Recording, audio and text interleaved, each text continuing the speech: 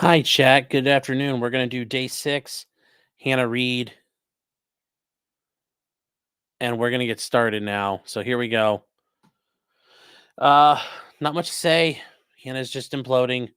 So let's keep watching. I'm sure she'll magically convince everybody not to send her to prison at some point here.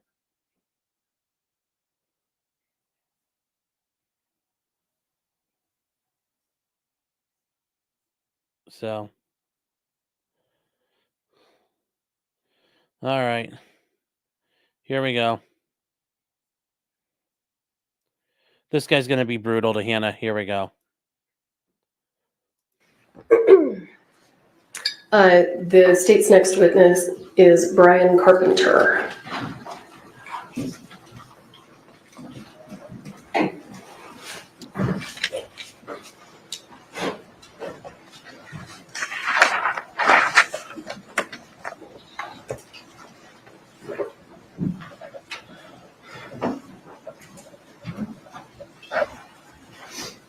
Mr. Carpenter.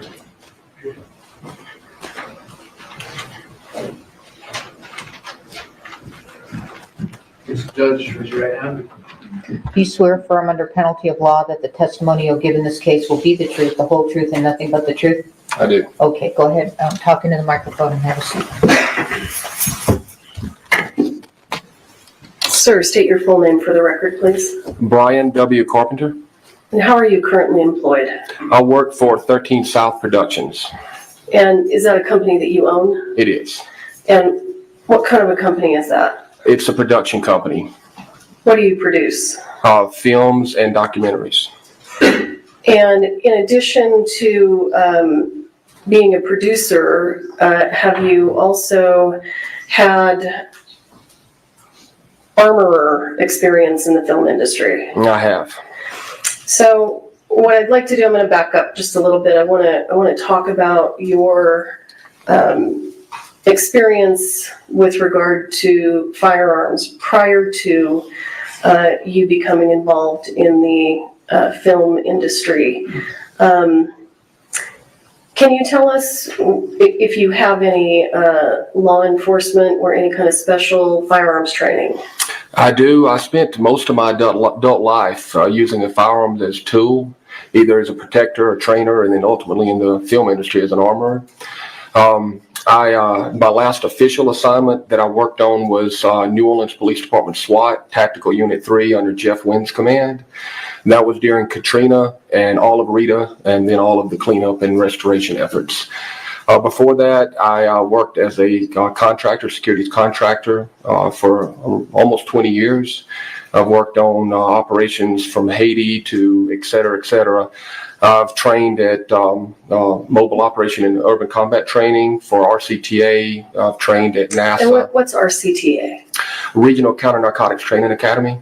Thank you, sir. And they have a Mount City there that's mobile operations on urban terrain. I've received my high-risk environment training and implementation certification there, level 1 and 2. I've trained down at NASA at Cape Canaveral for SWAT and some machine gun and select fire training. Had some really good mentors that advised me to get as much training as they would put out there. So I was very fortunate to have their guidance and direction over a 20-year career. Okay, and then how did you end up transitioning into the film industry? After Katrina, we were down there working, and one of my buddies came to me and he said, "Would you like to go and do some bodyguard work for an actor?" And I was like, "No, I don't think so." So I turned him down at first, and then he kept coming back to me. I said, "You told him you had somebody, didn't you?" And he said, "Yeah, just go talk to him." So I went and had a conversation with him, and it ended up being the movie Deja Vu with Denzel Washington and his crew, and I went to work for him for a little while on that show, and got some guidance from him, and that transitioned me into film, and I took my skill set and applied it there. And have you been employed on film sets in the role of armorer? I have.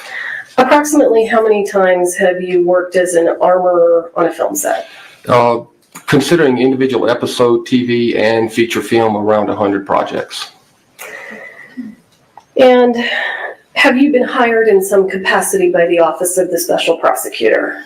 Yes, I was contacted, it seems now maybe it was a couple years ago, to come on as a expert witness and try to help sort out some of the intricacies of film and armor services. Okay. I would tender Mr. Carpenter as an expert in firearm safety on film sets. No objection, Your Honor. All right. Firearm, expert in firearm safety on film sets. Yes, Your Honor. Mr. Carpenter, in the time that you have worked on this case, have you reviewed documents and videos? I have. And can you give the jurors an idea of the types of things that you've reviewed in order to be able to render opinions? It's been a while now, and I've looked at quite a great deal of paper, video. I've watched police interviews. I've watched videos from the set of Rust that were taken. I've reviewed documents from the district attorney's office in the form of transcripts. I've reviewed firearms. I've been able to actually go and look at the evidence. I've also looked at the rounds that were used on set, including the dummy rounds, etc., and a plethora of other things. It's categorized. It's, I would say, thousands of pages of documents. Okay. And I'd like to begin by just having you explain to the jury generally what the role of an armorer on a movie set is, what their responsibilities are. First and foremost, an armorer's responsibility is the safety of the cast and crew, paramount above all else. Secondly, from that, it is to creatively give the director and the film the look and the feel that they want. In other words, if it's a military operations show, then you will need to help them sort what a military operations personnel would have, or if it's an intelligence officer, or if it's a police officer or SWAT team member, etc.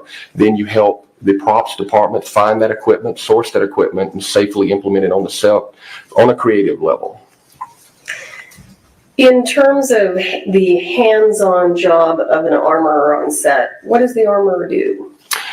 Hands-on, they handle the weapons as one might expect. So you get these weapons in from a verified, safe source. You collect the weapons on the set or wherever the delivery point is. You check those weapons, and then you secure those weapons until they're implemented on the scene, and then re-secure them afterwards in chain of custody type. And in terms of ammunition that is typically used on movie sets, we've heard a fair amount of testimony before you took the stand. We understand that frequently dummies and blank ammunition is used. Is that correct? That is correct. What is the armorer's responsibility with regard to that ammunition and quality control of that ammunition? Well, again, we get back to the first thing is making sure it's sourced from a legitimate and vetted place. I source most of mine from ISS, Independent Studio Services, out of California. They have a excellent safety standard there. They have an entire gun department where they check these weapons in, check them out. ISS is like the gold standard. They are like one of the best prop houses ever. So, this guy is just blowing it out of the water here for Hannah. This is not a good look, chat. So,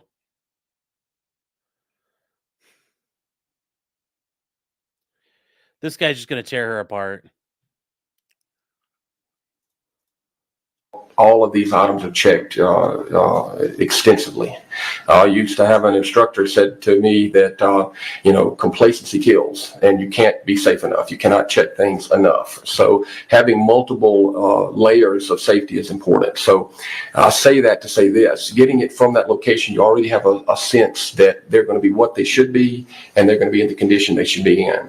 However, falling back to that last statement, when we receive these items in or an armorer receives those items in, it's important to also double verify that. So the first thing that would be done would be a safety check and an audit of all items that came in, including and especially any dummy rounds or blanks. So it's the armorer's responsibility to take those rounds from the supplier and double check them. That's correct. Now, in terms of the amount of discretion that the armorer generally has on set, can the armorer stop filming because of safety issues? Absolutely, you would hope that you don't get to that point because there's very few people that can call cut or just stop a movie in its tracks. There's 3 departments on a movie set that can cause the loss of life if not done properly. That's special effects, stunts, and armor services. Those 3 things are very important that safety be upheld to the highest level. And yes, if you find or see or find yourself in a position where something extremely unsafe is happening, you can call cut and stop the production.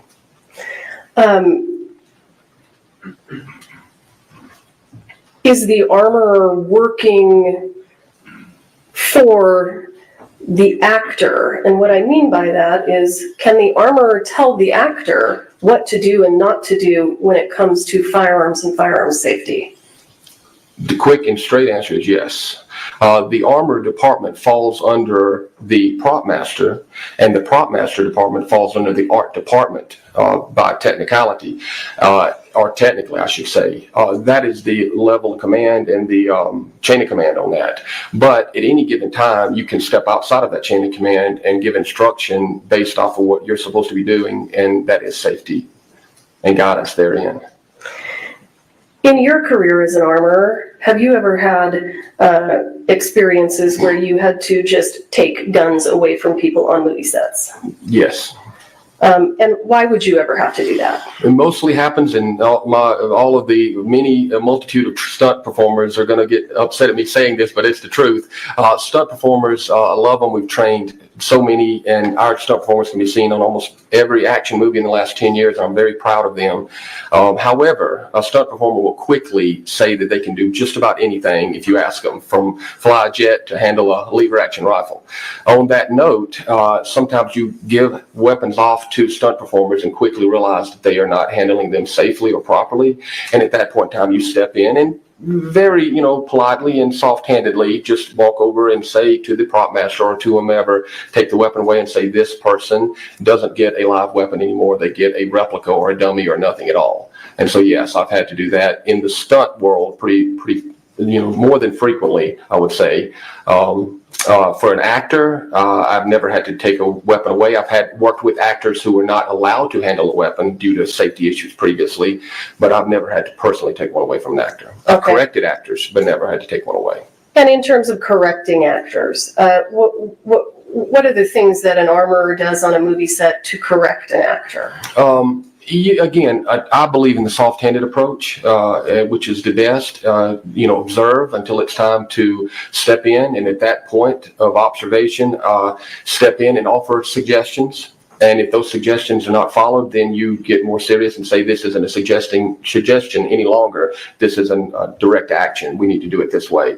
I had one particular scene where they wanted to walk into a motel room with submachine guns, fully automatic weapons firing at the guy that kicked the door open, and the guy that was coming into the room, the actor, was going to be firing two pistols at the same time, semi-automatic handguns, and the proximity of the room was too close. They wanted to do it in what's called a oneer, which is just straight through shot, where we're not going to break it up and have little small bits and pieces of the shot. And they were pretty dedicated toward that, so I had to step in and say, that's not safe and we can't do it this way. We're going to have to break this up and make it to where everyone's not in the scene and in the small hotel room together. And sometimes what you just described can actually affect the filming of the movie. It can. Okay. But that's the armorer's job, right? It is, and your job also is to... Okay, you're right. Your job is also to affect it in a way that, again, is soft-handed. You give the creative side of the team what they want in the look while giving them options of safety until it becomes, and hope it never becomes, a moment where you have to say, this just cannot be done this way at all. And generally they listen. I want you to walk the jury through the steps that an armorer takes on a movie set when they are preparing to provide an actor with a weapon for a scene. Okay. So you want me to get into the weeds enough to all the way from shipping to preparation, or just on the day of? Just on the day of. On the day of, you will have had time to prepare whatever item. And let's just say in this particular instance, it's a very simple scene. There's a revolver that the detective is using to chase a bad guy, right? You know what you're going to need for that day. Let's say he shoots 2 rounds at the bad guy, okay? And they want the revolver loaded with dummies. And the dummy rounds, as I think have been explained, are a specific entity unto themselves. You'll have your dummy rounds sequestered aside from your blank rounds that will be fired that day. It will already be safety meetings and discussions had with the props department, et cetera. So you know what you're doing, exactly what you're doing. It's on the call sheet, et cetera, et cetera. You take your firearm and you have it in, let's just say, a locked box or whatever you're carrying it to the set with. And when it's time for that scene to be shot, you go out to the scene, and at that point in time, you open up the box. And right when they're prepping, and you kind of get a feeling of this, you know when they're prepping, when they're bringing camera out and they're setting it up, and they call the actors out to the set, it's time to start clearing that weapon. You take that weapon out. You clear that weapon with at least 2 representatives on set. Anybody that wants to see it gets it cleared with them if they request. But generally, it's going to be your first AD and possibly the DP as well, or the director of photography, which is the camera. Who's the first AD in this case? And Russ would be Dave Halls. And who was the director of photography? Would be Halanya Hutchins. Okay, please continue, sir. The revolver would be cleared, showed to be clear and safe, and no obstructions in the barrel, nothing in the cylinder, et cetera, et cetera. You would talk about the type of rounds that you're firing. Let's say they're shooting half flash, which is not full flash blank. It's a half of a blank, right? Half flash blanks. And you would definitely take your dummy rounds out. You would show them, shake them, listen to them. It's an audible and visible view that you can look at it. You can hear it, you can feel it, right? So in terms of the dummy rounds, I just want to make sure, are you testifying that you show the individual dummy rounds to the AD and whoever else wants to see? Absolutely. And the actor? Absolutely. Okay. Yeah, the actor may or may not be on set yet, but when they get there, this is done again. So with the actor. And sometimes you'll have an actor that says, nah, I don't want to see it, or they'll just, brush it off. But as long as you've done your safety check with at least 2 other sources and moved through that process, then you've done what you should have done, along with your own checks. Having said that, you will wait until the scene is about to start shooting. Usually, no matter what they say, and they'll say, oh yeah, hand the gun out, hand the gun out. Well, to wait till they're about speeding sound, and there you got also the feeling of doing it enough till you know when they're really going to start rolling that camera. Because otherwise, you're handing off a weapon and then you're getting it back, and then the process just keeps slowing down. So you have to maintain that level of control there. At the last moment, you hand off the weapon to the actor, the scene is shot, and as long as nothing changes, meaning no one leaves or nothing changes on that set, you can stand there with that weapon, observing the scene until it's time to collect it back up. And you always want to be Johnny on the spot. When that actor gets through with that scene, they're going to be immediately looking to hand it to somebody, and they'll hand it to anybody. So you have to be there and collecting that weapon up safely and securely, maintaining muzzle discipline, et cetera, et cetera. And then if they walk off and they want to come back, then this process repeats again.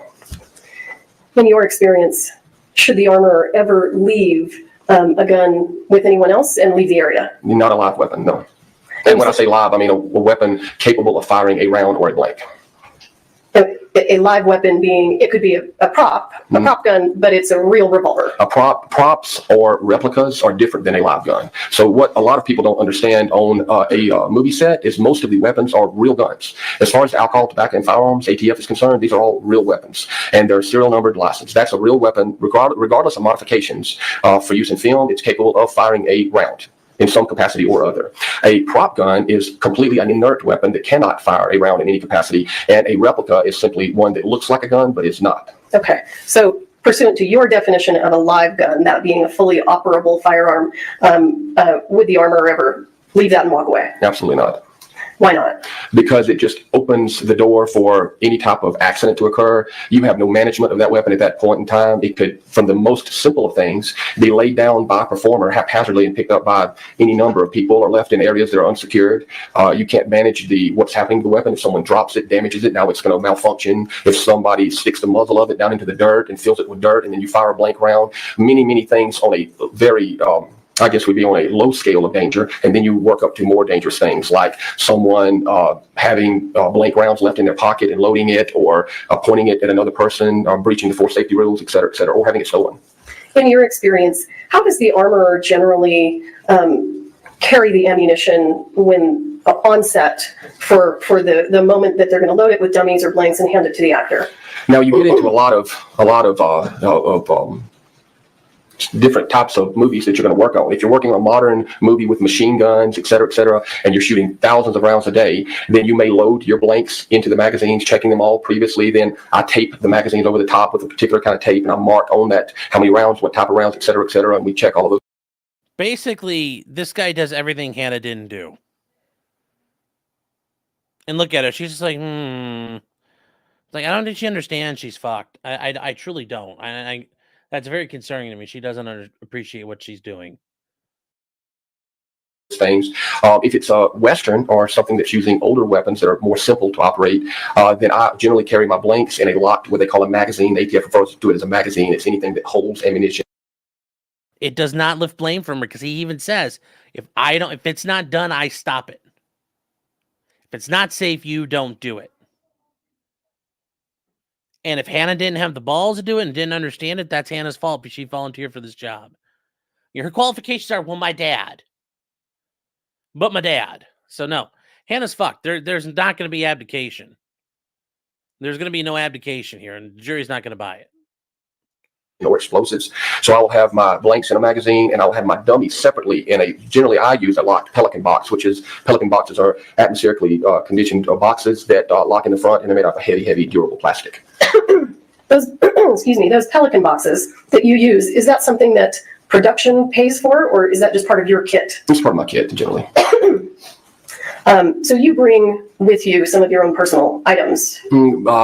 Sometimes our company, Dark 30 Film Services, would have rented a firearm. I generally err toward the side of getting them through ISS, but when it comes to ancillary items such as Pelican boxes or means of storing and categorizing all of this ammunition, I prefer to use my own system, which is what I'm accustomed to, and I feel very safe and secure. So I would bring those things. Okay. In your experience, are film sets frequently rushed environments? Yes. Why is that? Because in any movie, time is an exact equal to money. The more time you spend, the more money you spend. And that comes from even when they invite an actor to walk, you'll have a PA saying, our actor's walking 30 seconds. I mean, it gets down to the seconds, literally, on a film. So the more time you don't have your things in order, or you're not prepared to actually get what they say, things in front of camera and on camera, the more money you're spending. So any delay of any sort is an expense to the production and to the producers or studio. Can that rushed atmosphere have an effect on the armorer? Yes. And talk to us about the effect that it can have, and in your experience, what the armorer's responsibilities are. Well, I can say this, and this is something that I was also with my one of our very good mentors always told me. He said, if you're being rushed, that's the time to slow down twice as much. And so that's generally the rule of thumb. If the production is rushing you and they're pushing you, which they do, then at that point in time, you need to stop, take a beat, take a breath, and slow down twice as much as you were before, because that means you're getting into an atmosphere of unsafe behavior, and you're getting into something where you may miss something or have a misstep or overlook something, and that is not a place to be when you're in charge of safety. If you do what you just described and you intentionally slow things down for safety, do sometimes other people on the set get upset with you? Yes. And what do you do then? You have to be prepared to go home. If in lack of a better word, I've always, believed, and it's very important that if you take a role where you're in charge of other people's safety and well-being, ultimately, even in a circumstance of their lives, then it doesn't matter. Your ethos or your code that you work by is, I will do what's right, regardless of what it may mean to me downstream. And having said that, there's been more than one time that I've thought, well, I might as well go pack my things up and get ready to leave this movie set, because I'm definitely not going to rush things. Okay. It didn't happen, but it could have. In your experience, do armorers carry dummies or blanks loose in their pockets or a fanny pack? Different armorers could carry things, I guess, any way they chose, that they felt like it was secured. So, I'm sure they do. I don't. Why not? Because I don't feel dummy rounds are specifically spooky, for lack of a better word, also when you're using them on a movie set, because they're meant to recreate the look and feel of a real round, right? Or I should say the look without the BBs inside, which the audience would never know. So having said that, it's just a good idea to have those things in an area where you're in 100% control of them. So it loose inside of bags or inside of pockets just doesn't equate to that, as far as I'm concerned. But other people may be able to manage. In your opinion, should an armorer leave a gun with an assistant director and walk away? No. Why not? because that goes right back to the fundamental rules of gun safety. If you're not in control of of viewing this weapon and knowing where it is and who's handling it and what they're doing with it, then you've lost control completely. So you need to be observing these things, these weapons at all times.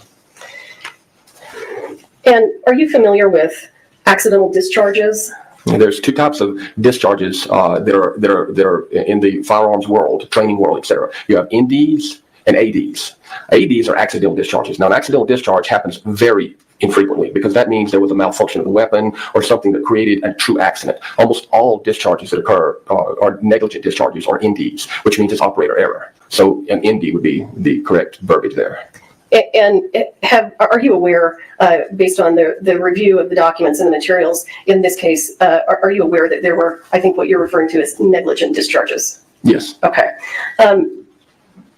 And are you also aware that with regard to those negligent discharges, Ms. Gutierrez was not in control of those weapons at the moment? It is my understanding, yes. Okay. So if there's a negligent discharge on a movie set, ultimately, who's responsible for that? It would be the armorer's responsibility. Now, obviously, that blame also can be split with whoever created the negligent discharge. But if you create an environment for the ND to occur, then the blame is on the armorer and on the person who actually had the negligent discharge. So it's a double-sided coin there. Okay.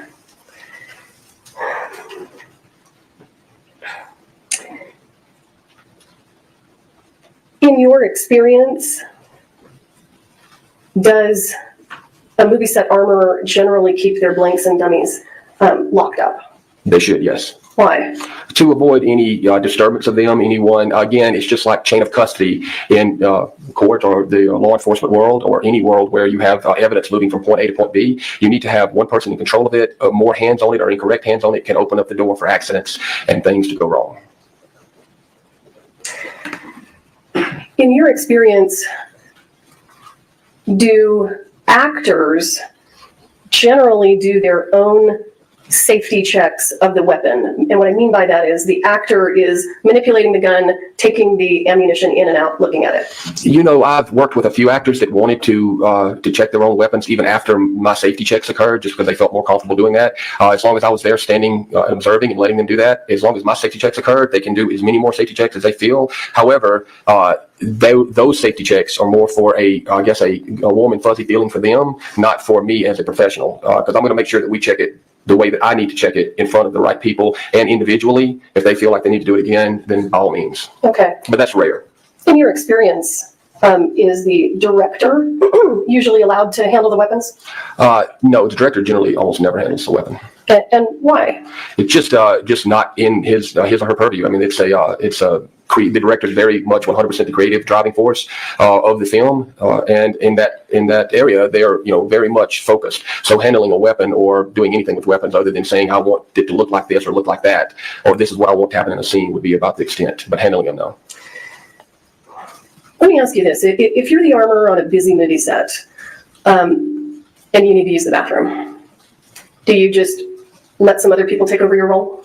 Well, you can let other people take over momentarily if you collect up all items, put them in an area, and do what's called a fire watch. In other words, you can bring over the prop master or someone who's in your department that's trusted, not just anyone, but someone who's trusted in your department, generally the prop master, and say, hey, I need to go to the bathroom. Then they will stand there and watch, not touch, just watch that cart or those items once they've been collected up until you get back. But it has to be someone, obviously, that understands what safety protocol is. In your experience, should a prop master be loading and unloading weapons?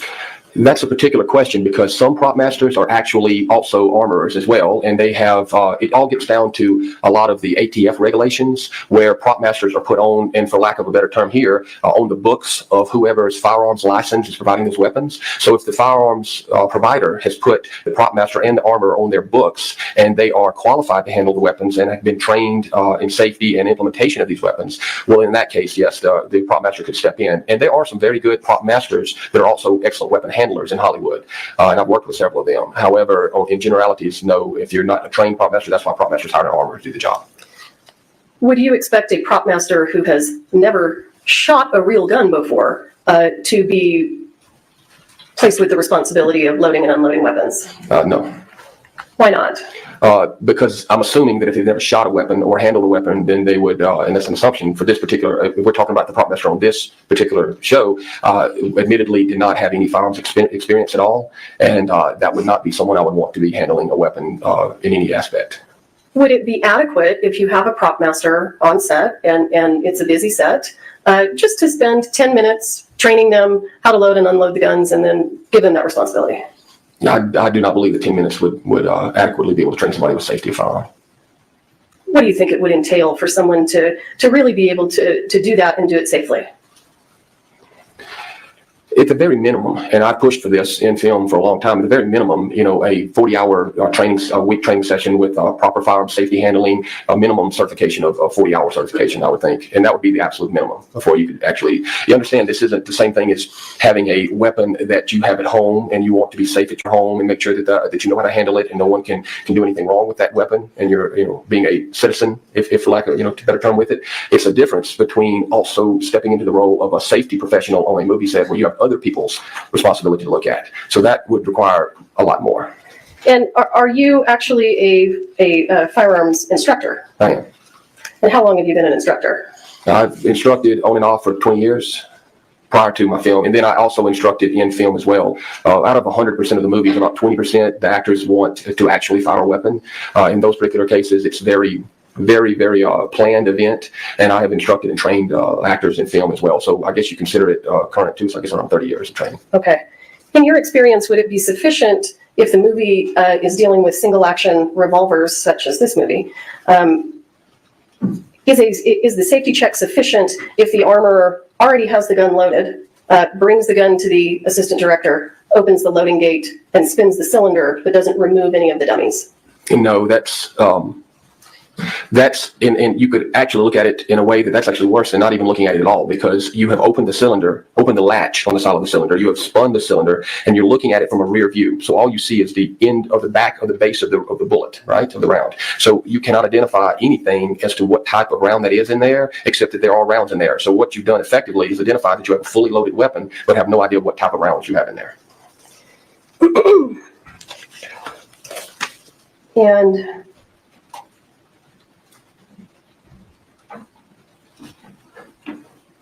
have you seen videos in this case of Mr. Baldwin in the church pulling his gun? I have.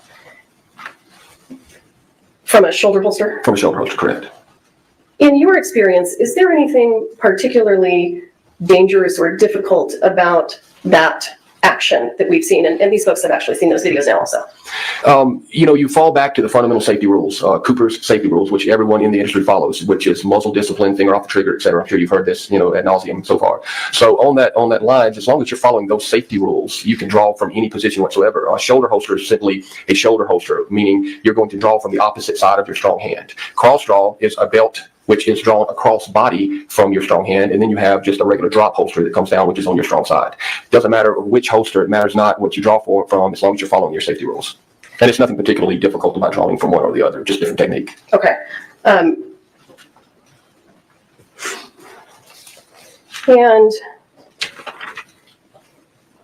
let me just review my notes real quick.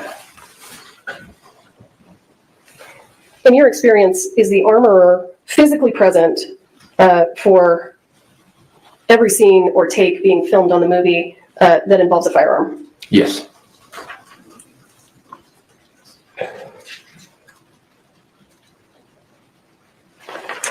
I should preface that by saying a live firearm, not a prop or a replica. Understood. And in this particular case, you indicated that you went to the evidence room and you viewed the firearms that are in evidence. Is that right? That's correct. So do you have an idea of which guns on this movie set were fake and which guns were actually real operating firearms? I know of the weapon that Mr. Baldwin was using. I know that he had a replica. I believe it was a Denix replica, and then the real weapon. Those are the only two I looked at. Okay. Have you seen videos in this case that were taken by Production Outfitters, which is a company that does behind the scenes footage? Yes. I'd like to go ahead and go through some of those with you now. Sure.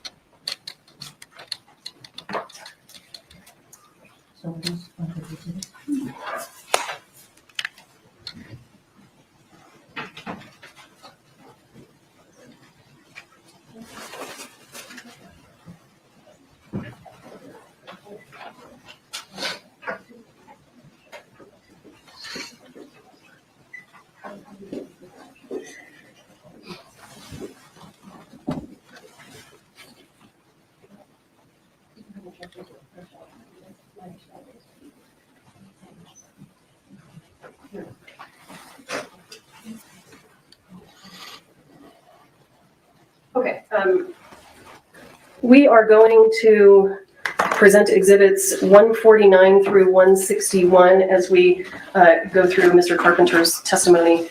I'd like to go ahead and move for the admission of them now and ask permission to publish. Any objection? No objection, Your Honor. All right, they're admitted. You may publish 149 through 161. Okay. Monitoring. All right, great. Mr. Carpenter, can you see your screen there? 50 years old, need my glasses on, okay? Guys, these are going to be really bad to watch. Just full of cringe here. Me both. All right, let's, I'm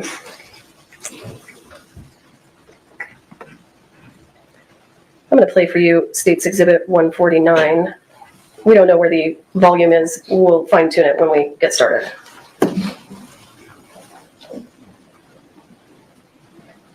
I don't hear anything. Mm-mm.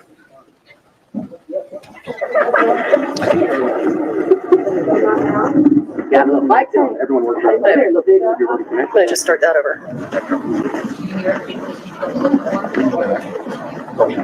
Can you all hear if you want it up a little bit more? Up, a little bit more. Everyone works right.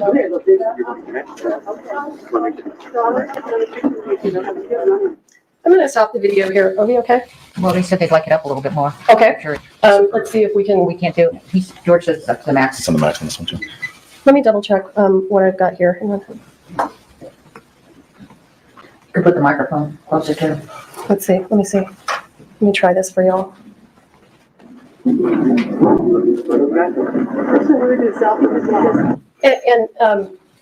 just so you know, because these are behind the scenes filming, I don't think we're really, there isn't a lot of close up audio of when these people are kind of mulling around.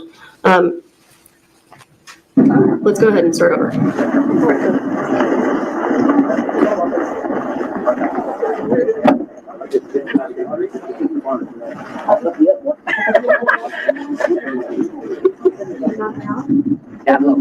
Everyone works right.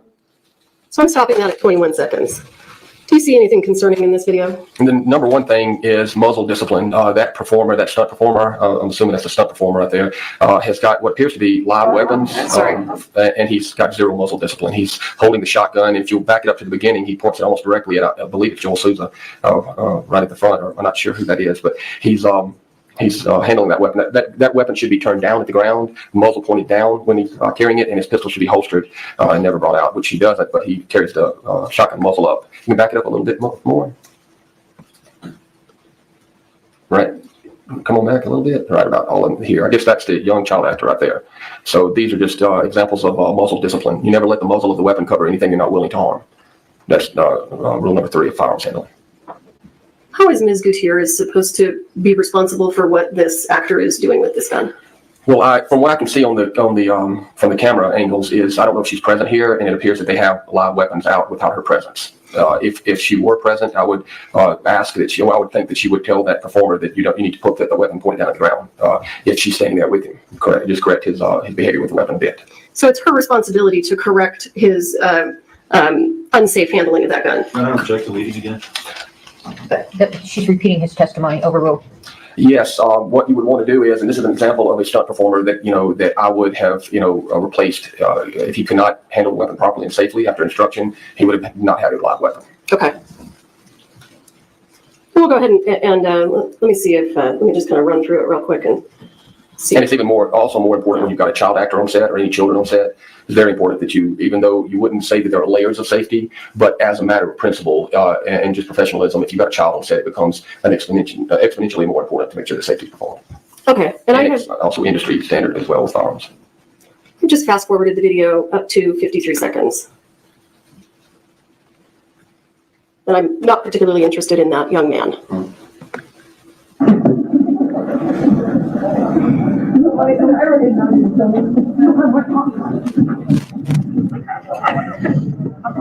Did you see the same stunt performer back there on that patio? I did. And what was he doing? He pointed it directly at the chest of the lady or the person in the white sweater, and then turned it around and pointed at one of the other performers.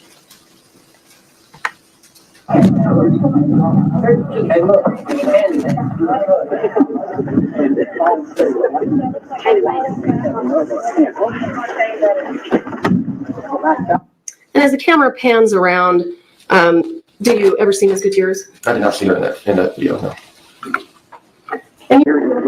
Join in behind him. And then bones come out. Okay. First comes out, and if he's coming to snatch you up. Put your hand, only thing throw your hand over the on the screen. Yep. Right? So we go wider and then send it back in. Yeah. What's your concerns, if any, about what we're seeing here? The same thing about that same stunt performer is the gentleman in the hood walked by him. He had the muzzle pointed directly to his back. And keep in mind, and this is very important, that knowing what we know now, and the reason we're here in court is that there were live rounds on the set of Rust. So you maintain one of the first safety rules is treat all weapons as they are always loaded. And that's to mitigate any problem that might happen downstream. So you have to assume that there may have been live rounds in any of these firearms that we're watching in these videos. There were live rounds there. So imagine the concern that you would have knowing that at any point in time, any of these handguns or long guns could have a live round in it. So then it makes it a lot more concerning when that double barrel shotgun's pointed at that man's back. Okay. He gets shot, right? And then what do I do? They come out and grab him? You're coming out around him. No, that's later. He sort of, got him, that's later. A little bit. Yeah, you grab him. Now, is it your impression that they're filming a scene right now? They're prepping to film. They're talking about creative decisions of how they want to speak, talk, stand, the action. But they're not actually filming a take? No. Should these actors and stuntmen already have the guns in their possession if they're not filming? No. Oh, but that's the same spot. Oh, is that later? The spot, yeah. He does get shot. Somebody just running past and just like that. I'm going to fast forward a little bit.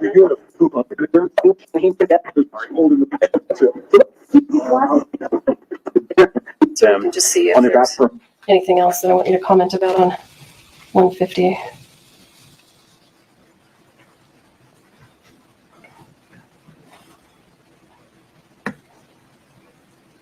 They're doing a rough rehearsal here, just going through it. So for the purposes of the rough rehearsal, is it acceptable for the actors, the camera isn't rolling yet, should they have the live firearms at this point? If the armor is present and the weapons have been properly cleared, yes, they can have the firearms at this point. Easy, Hollister. We got you coming with us now. And now you gotta fight your way free. So let him get loose a little bit, so throw an elbow back toward him. Ooh, got a little fight too. Come on, little piggy. You could honestly probably wrap the. Do you still have concerns about that muzzle? I would tighten that up a bit, just because of what they're doing here and with the young actor in it as well. But yes, and that's just my way of doing things. Okay, and I'm going to rewind and I want you to listen. Come on, little piggy. You could honestly probably wrap the shotgun if you wanted. Do you know whose voice that is? And I did not quite hear that. I've got bad hearing, sorry. Okay. Terrible hearing.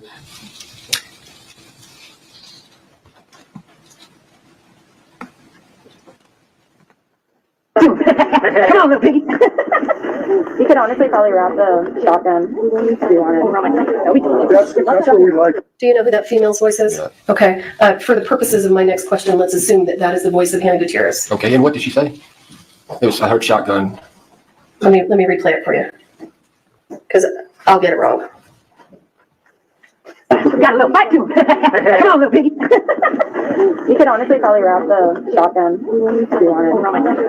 That's what we like. You could honestly Wrap the shotgun? wrap the For shotgun. the scene, I think, That's is right. probably what they're discussing. Right. Wrap it around him and hold him in place with it, right. So, assuming that's Ms. Gutierrez that we can hear, and she's present, Right. what should she be doing with this stuntman that we've seen with his bad muzzle discipline. Right. She, like I say, tightening him up, pulling off, discreetly and starting off, say, hey, look, be careful where you point the muzzle of the weapon. You're swinging it around pretty haphazardly. Hopefully it's already been checked and checked properly. Then, give him a little coaching.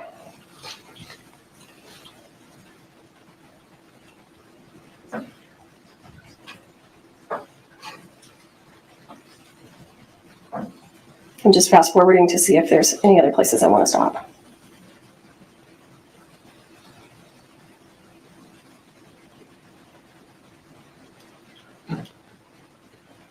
It's also of note here is if you're going to use that scene that way and you're going to handle the shotgun, then clear the crew out, get some proximity, in areas of safe zones that you operate within. There's a lot of people walking in and out. There's a lot of crew in and out of there, you just need to get that whole area under control a bit better. Okay. And where I've stopped it here, I have stopped State's Exhibit 150 at 5 minutes and 2 seconds. What do you see with regard to that shotgun right now? It's pointed at the child, the young child actor, young actor. And it's not, understand that if you're seeing, there are scenes in movies that require, weapons to be pointed in certain directions, but you take safeguards and measures prior to that. Just standing in the middle of a rough rehearsal and doing this thing is one level above him walking around with it in between takes. Okay. And should the actors or stuntmen walk around with their live firearms in between takes? No. Why not? Again, it opens the door to any unsafe act that might occur, from loss of the weapon, like we talked about, to leaving it somewhere. I've seen all of these things occur on a movie set, to lack of control. And at the end of the day, control is how you manage safety. Okay. Okay. All right, Tom, can we wire vertically, please? What's that?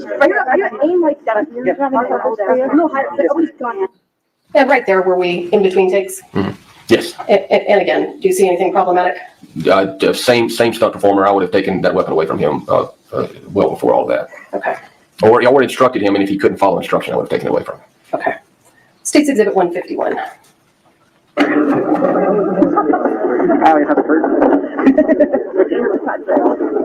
That was a 0. Do you see Ms. Gutierrez there? I did. And you've seen this video before, right? I have. I'm at 8 seconds, just for the record. 0. What is Ms. Gutierrez doing? She's holding that double barrel shotgun pointed up at her neck and face. Why would that be concerning to you? Never let the muzzle of the weapon cover anything you're not willing to harm. It's a fundamental safety rule. You treat all weapons as they're always loaded. Also fundamental safety rule.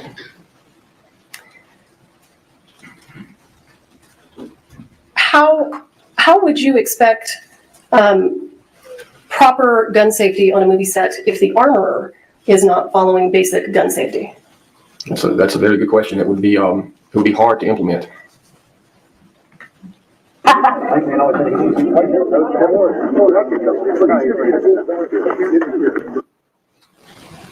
All right. State's Exhibit 152.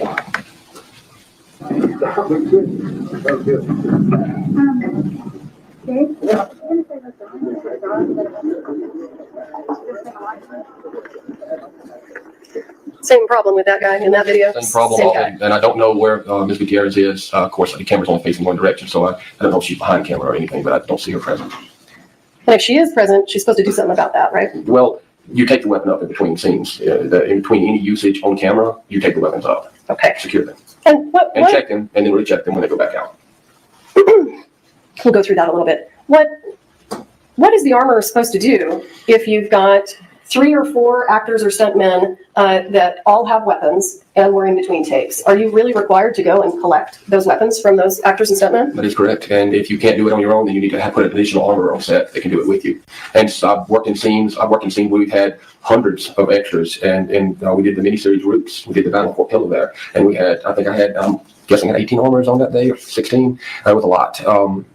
Exact number I can't remember, but I've had many gunfight scenes where you had a multitude of people shooting machine guns and around. And if you're skilled enough that you can maintain control in one small area of take, in other words, if they're filming a gunfight scene and it's just the area of the juror's box, then it's easy to control. But if they're spread out over a large area, you need additional help. But yes, you take them up in between scenes.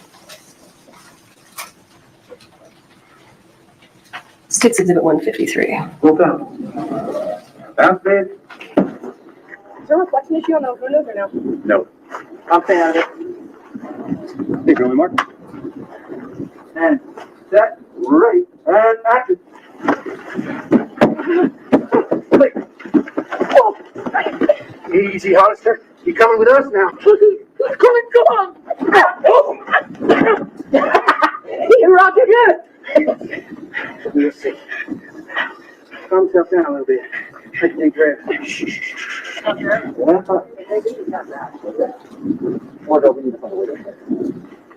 I still think maybe coming out of those here. Yeah?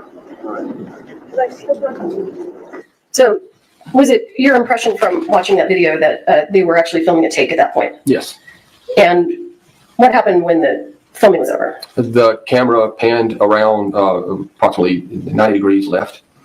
Well, let me ask you this. What happened with the actors' guns when the take was over? I didn't see the full end of it, but they were still holding them, standing there with them. Okay. And is that the point when the armor is supposed to come in and take them away? Yes, exactly. And if you're filming a scene, they can be secured right there. You can have your cart that you work off of. You're doing this scene. This is the scene with the firearms in it. You can assume, unless they're using a B unit, which is a secondary filming unit, you're only filming one scene at one time. So whatever that scene is that you're filming, you can be right there present to it, and then the camera goes to the next scene. So it's not as if there were 4 or 5 scenes filming simultaneously. Okay. So in this particular video, or in this particular circumstance, is it your opinion that Ms. Gutierrez needed to, when the camera stops, go in, take the weapons, and keep them secured until the next rolling of the film? Your Honor, objection leading. I think it's a direct question I was just leading. Yes, unless, of course, Question summarizing his testimony, so go ahead. and yes, unless, of course, they're going to still be in that scene. Let's assume that the weapons were properly cleared, made safe, and this is what I was talking about initially. If they're never going to change anything and they're going to continue to film that scene over and over again, then sure, leave it with the performers as long as you're standing there watching them. But the minute that they walk off from in front of that camera, the weapons come back to the car, come back to the armor. If they're in front of camera, This man is basically burying Hannah Reid. This is sad to watch now at this point, guys. I don't know about you. This is rough to watch. I mean, because there's nothing she can do. standing right there, and they're like, hey, stand right there, nobody move, 30 seconds, we're going to roll again, and then we can do that all day long if you want to. So in your experience, when the armorer takes the weapons from the actor, and then, a few minutes later, we're now filming we're going to do another take of that same scene.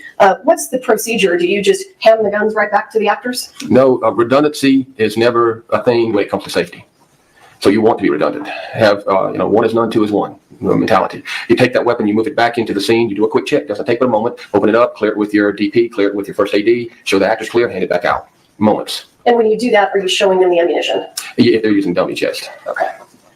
And you're showing them the same ammunition again? That's right. Okay.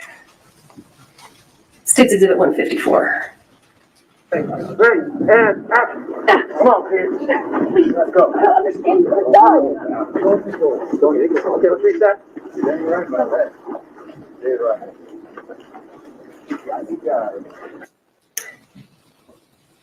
Do you have any concerns about that? Same, pretty much the same as before. Same guy, same behavior? Same guy. States Exhibit 155. Sounds like a Saturday night to me.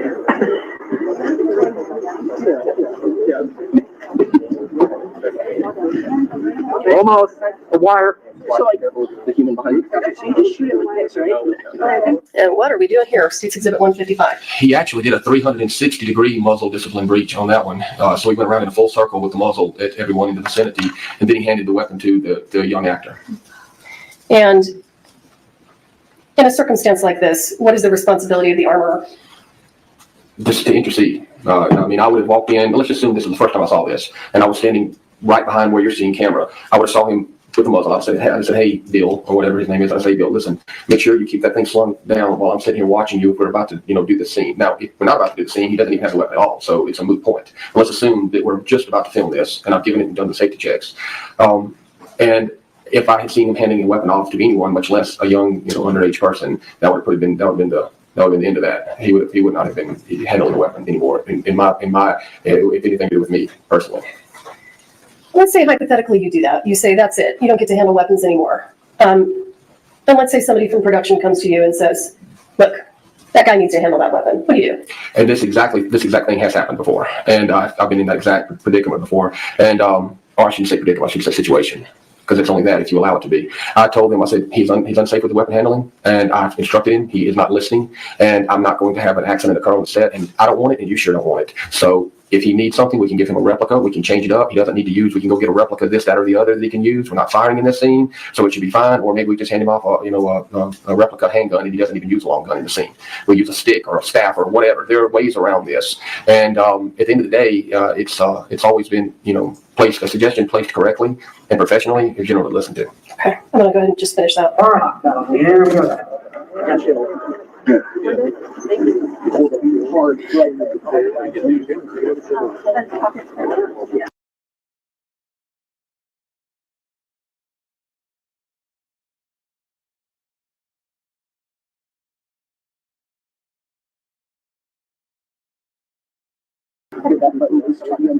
Sorry, guys. I was trying to say something there.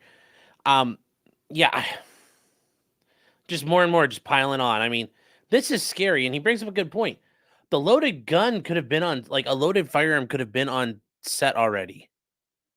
So somebody could have died already. These all people are potentially dead men walking. So after the weapon was taken back from the child, are you still seeing that same bad behavior from that stunt performer? Yeah, he's toying with the weapon at this point. States Exhibit 156. Hey, sure, y'all. Go ahead, put it on, put it in, put it on 24. 3, 2, 1. There you go. Yeah, do it. And did you just see Ms. Gutierrez come into the frame? I did. Hey, sure, y'all. Go ahead, put it on, put it in, put it on 24. 3, 2, 1. There you go. Do you see what she's doing? Yeah, she's just walking in frame, in front of frame. Does she have anything in her hand? Could you back up one more time, please? I was watching the stunt performer behind him. Okay, she's carrying the double barrel shotgun, it looks like. Muzzle end up. Is that a proper way to carry that gun? It is not. Is that a safe way to carry that gun? It is not. And you see the stunt performer in the rear swinging that handgun around, which what I was watching, he was actually pointing. He was talking and pointing with his firearm. Now, you asked previously why you don't hand off live firearms to stunt performers. One of the reasons, there's your reasons right there. If they don't have it in their hand until they need it, then there's no chance of them being unsafe with it. I'm going to try to get up to what you're describing. You saw that in this video? Yes, it's the guy with the Right there. right there. He's talking and discussing what he's doing and using his pistol as a pointing stick. Again, we have to assume all weapons are always loaded, and in this case, may well have been. Okay. We're going to take our morning bathroom breaks. Please don't talk among yourselves or anyone else about the evidence received here in court. Carries. All right.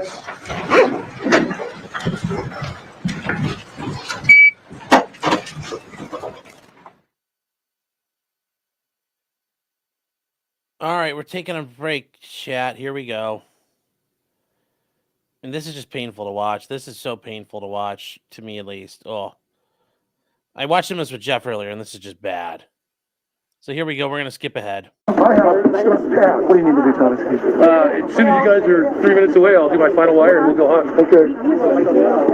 You're hot? No, I'm not hot yet. Okay, wait. I want to see where the camera so everybody knows the time. We'll get all that back once we wire him and we know it's going to be. Is the battery off the run now? Did you see anything noteworthy in that clip? Just muzzle discipline. You said muzzle discipline? And also a weapon. Get a little closer to that microphone, would you? My apologies, I'm sorry. Muzzle discipline, but more importantly, there was a weapon exchange that occurred with, I didn't see a safety check between those weapons. Not sure if it was a replica that she was handing off or a live firearm.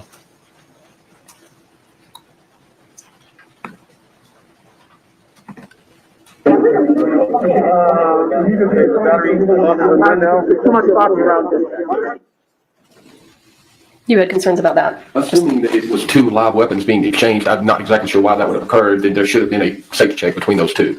If he had a replica, then that would have been a good thing that he had a replica previously. But then if she handed him off a live gun at that point in time, there should have been a safety check. But more likely in this particular circumstance, he's wired at the back and he's about to do a stunt where they're going to probably do a dead man snatch. They're going to snatch him into that wall, probably when he's been fired upon or whatnot. Having said that, they probably took the live weapon and handed him a replica, a soft replica, so he wouldn't get hurt when when he lands on the ground, metal object in his hand and whatnot. So that probably was an exchange for a soft rubber replica gun. Okay. That's the assumption. I'm not sure. And do you have a comment on Ms. Gutierrez's handling of that shotgun that she's carrying? She's still carrying it by the muzzle end. That looks like a different shotgun actually than the previous one. Okay. States Exhibit 158. So let's wait before we hit the mark. Yeah, otherwise he can catch us. No, I'm not saying you won't get that on the rim. I don't know if you Okay. You know what I'm saying? Yes, yes. How, Thomas, how much blood do you think's gonna come out?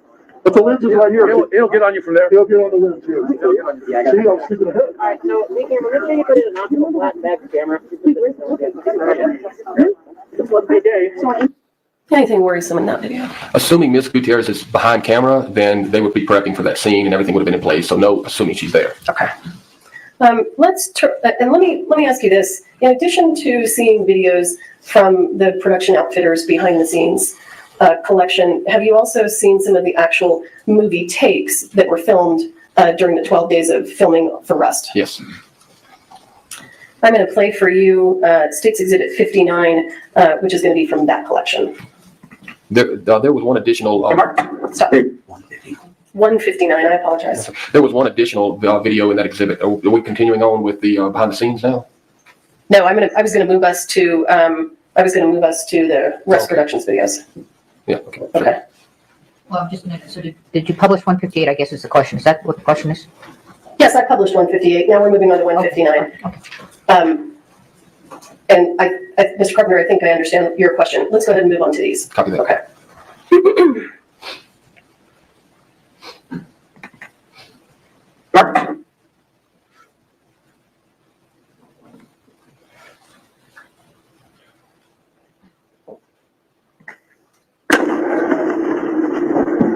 Set, ready, and action.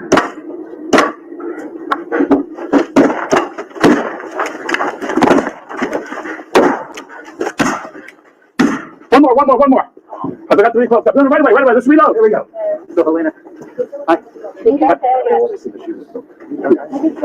go. Come on. Well, I had to go closer because Danny did, so. You want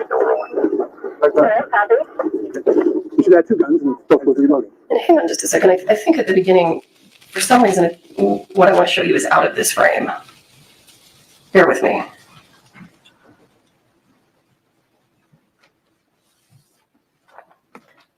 Mr. Bowe, how can I do frame by frame? Oh my gosh, come on. And I will say, yes, her shoving in her fanny pack full of bullets is hilarious. I mean, literally, she's just like digging around for random rounds. Okay.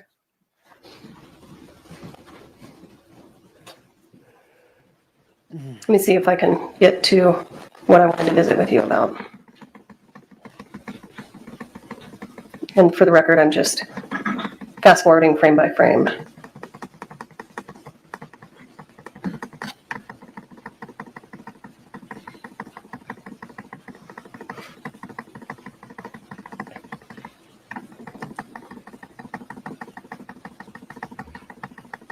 Sorry, that takes a long time. I apologize.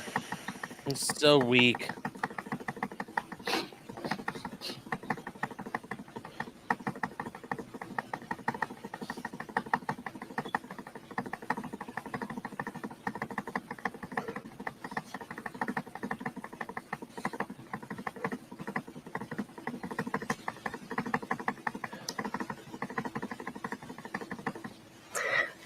Let me ask you this.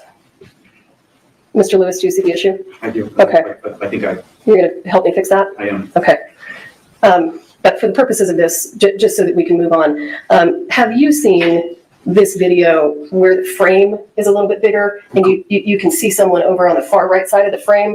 I can't play it on that. I know. Okay. I just want to make sure this is the right thing. That's it. Okay. We'll swap it out. I'm gonna show you the one that has the wider frame. I apologize for that error, but we'll go ahead and go through your testimony now. So the other wider frame of this video, what do you see over on the right hand side? Well, you have two cameras operating in that particular scene. If this is the one I'm thinking of, you've got an A cam and a B cam, meaning they're filming it from two different locations. So you're actually seeing from one of the camera angles that has an entire operating crew behind it, which will have a first aid. So they'll have a camera operator, etc., behind that camera. So imagine a crew of people, a few people behind that camera, and then you've got the other camera that you're actually seeing in frame being filmed. And a lot of times in an action sequence, they'll film it from two different angles, so you can cut and chop it up in editorial. So that's what you're going to be seeing if it's the video that I'm remembering correctly. Okay, and the gentleman here will pull it and we'll play it. Generally speaking, and we're going to play the other video. Well, you know what? Let's move to the. I think this is. I don't recall if this is Cam A or Cam B. Oh, okay.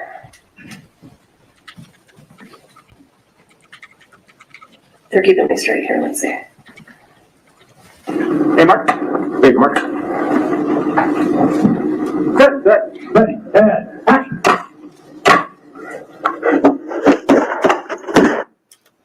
What's happening there? Do you see this over on the right here?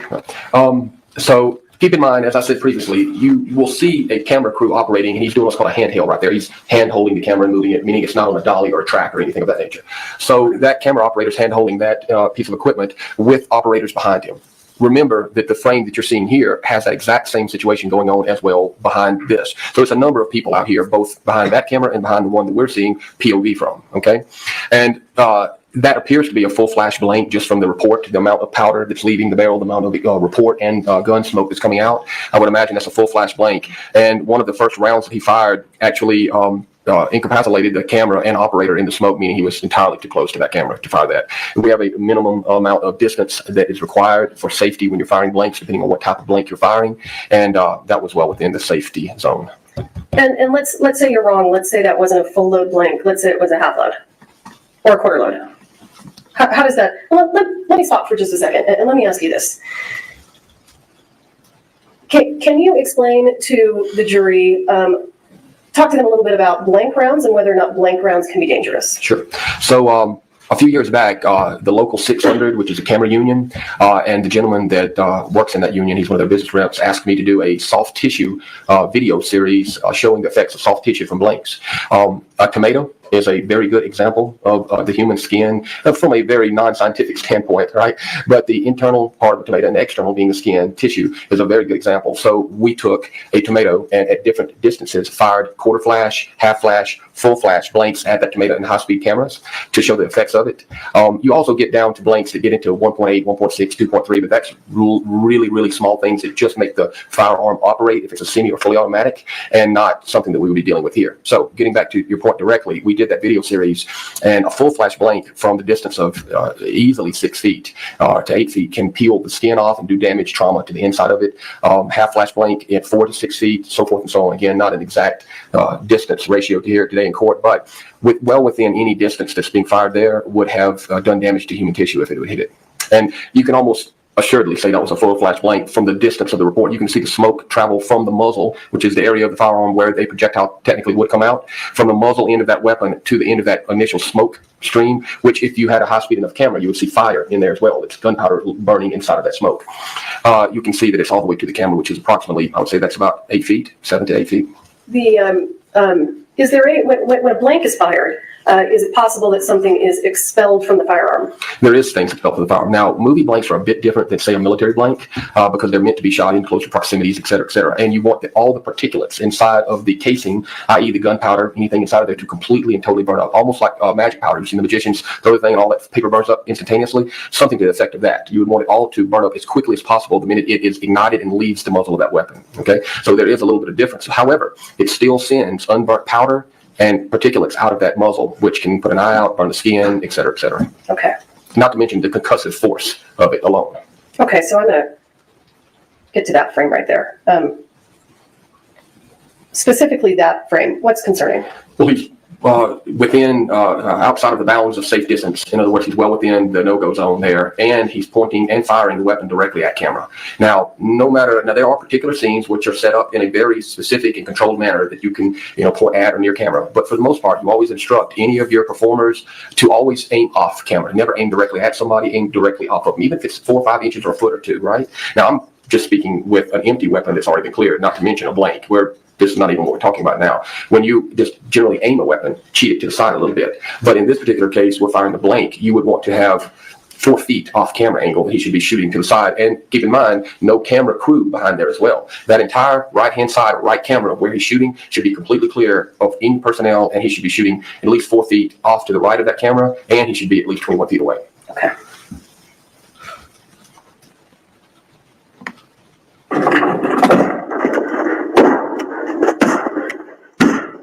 One more. I forgot to reclose up. No, right away. Let's reload. Here we go. So, Halanya. Hi.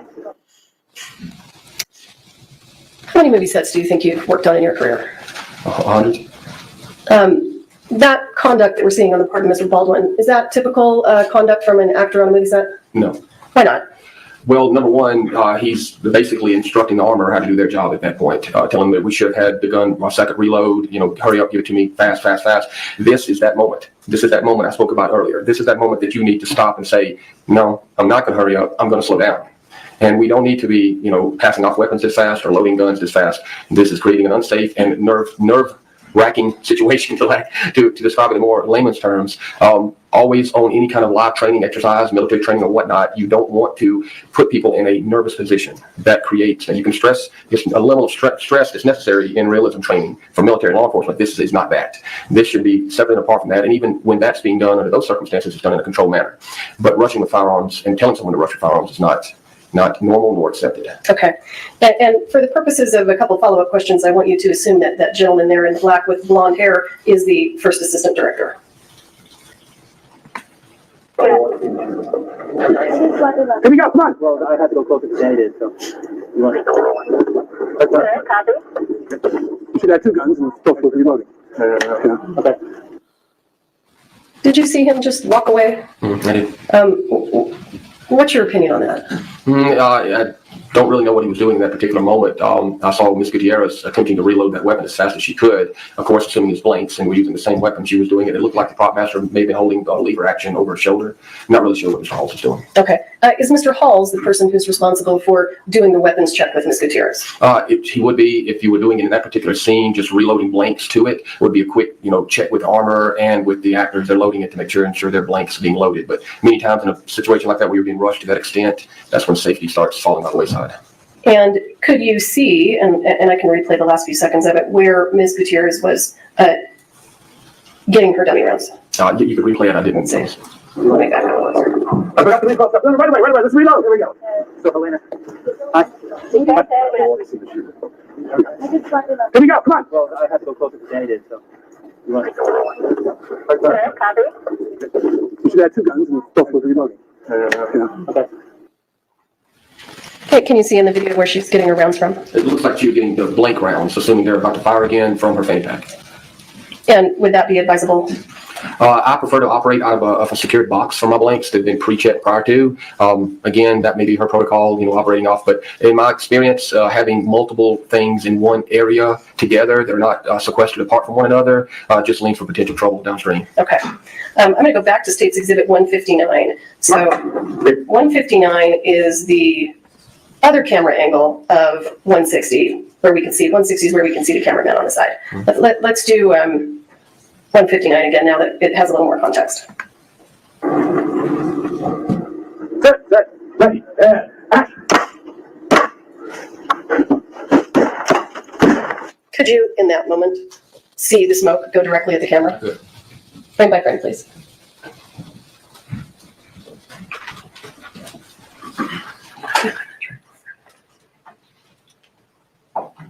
That might be more than I can do. Okay.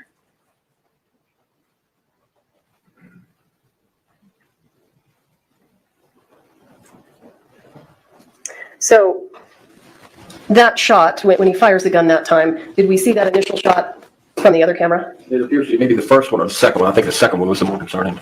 Okay. Not sure where that started from.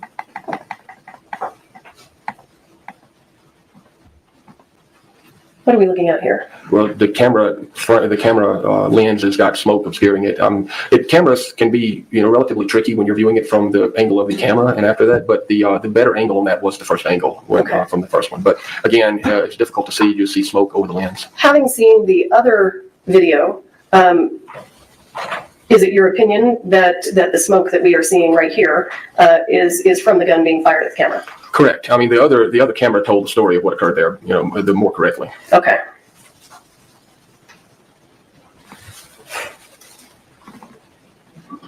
Big Mark. All right, State's Exhibit 161. No, just, Yeah? When you drop your arm, that means he's 10 feet away. I can't see how close it is. I want to be almost up by the time he gets here. No, I'm going to go into this. yeah. So let me show you something. Hold on. Step back to your original mark. So 1,000, 2, 1,000, 3, I'm getting up. Right. Then when he drops his arm, I'm letting it out. He drops his arm, that means Brady's close. I'm going to start to really get up. Okay. Do you see anything concerning here? He's doing what we saw previously in one of the other videos with the stunt performer. He's using the weapon as a pointing stick, as if it's his finger. And you've seen this video before. I have. And what is your understanding about what that gun's loaded with? It's loaded with probably full flash blanks, but blanks. Okay. When Mr. Baldwin behaves this way and is using the revolver as a pointer, what is the responsibility on the part of Ms. Gutierrez?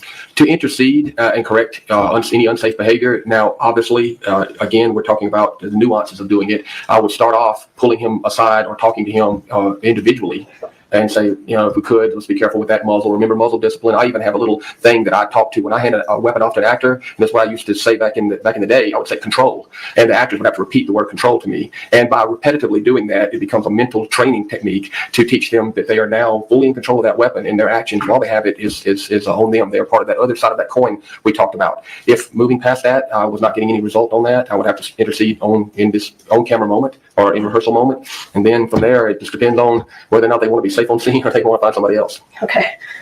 All right, we will go ahead and play from 23 seconds. Here we go. Let's try. Everyone needs to be right here, like in the path of the gun. Could you please move? Did you hear that? I did.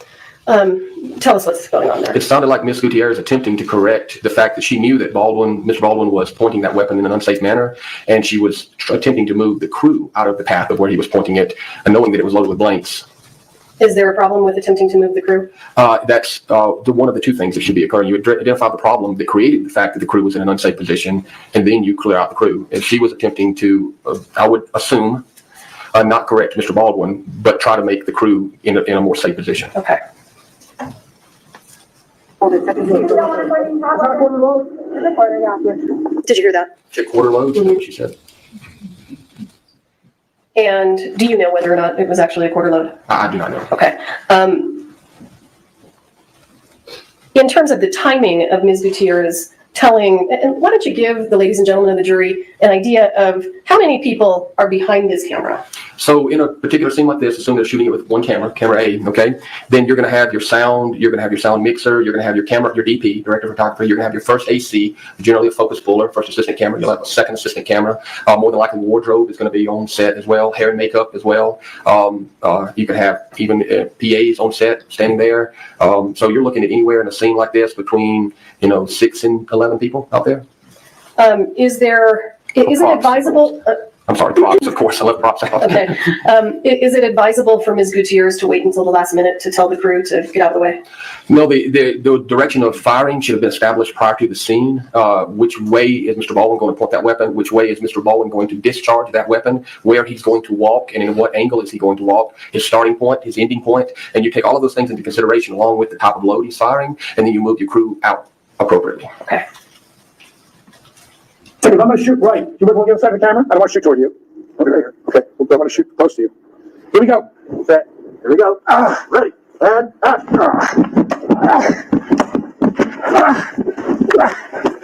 go.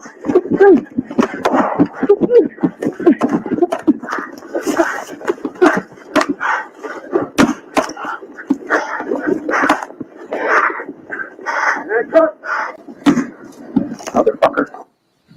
So, can you give us an idea? Is it important when you're on a movie set and you hear the word cut, is it important that the actors not continue to fire the guns? Yes. And then when you say cut, everything stops, and it's not just from a creative standpoint, it's also from a safety standpoint. Keep in mind, you're dealing with stunts, special effects, explosives, et cetera, et cetera. So when the word cut is said, everything should cease immediately. So in this instance where Mr. Baldwin was firing the gun after the word cut, is there anything that you would have done? I would file that under the category of going, as the old saying goes, off script. He went off script there and fired for whatever reason that I guess he felt he needed to, but I would have probably said something to him about that as well. Afterwards? Okay. I would have asked him why he did it, and I would probably phrased it in a way that it was like, is something wrong with the firearm? Did you have it cocked with your finger still on the trigger? Why did that extra round go off at the end? Yeah.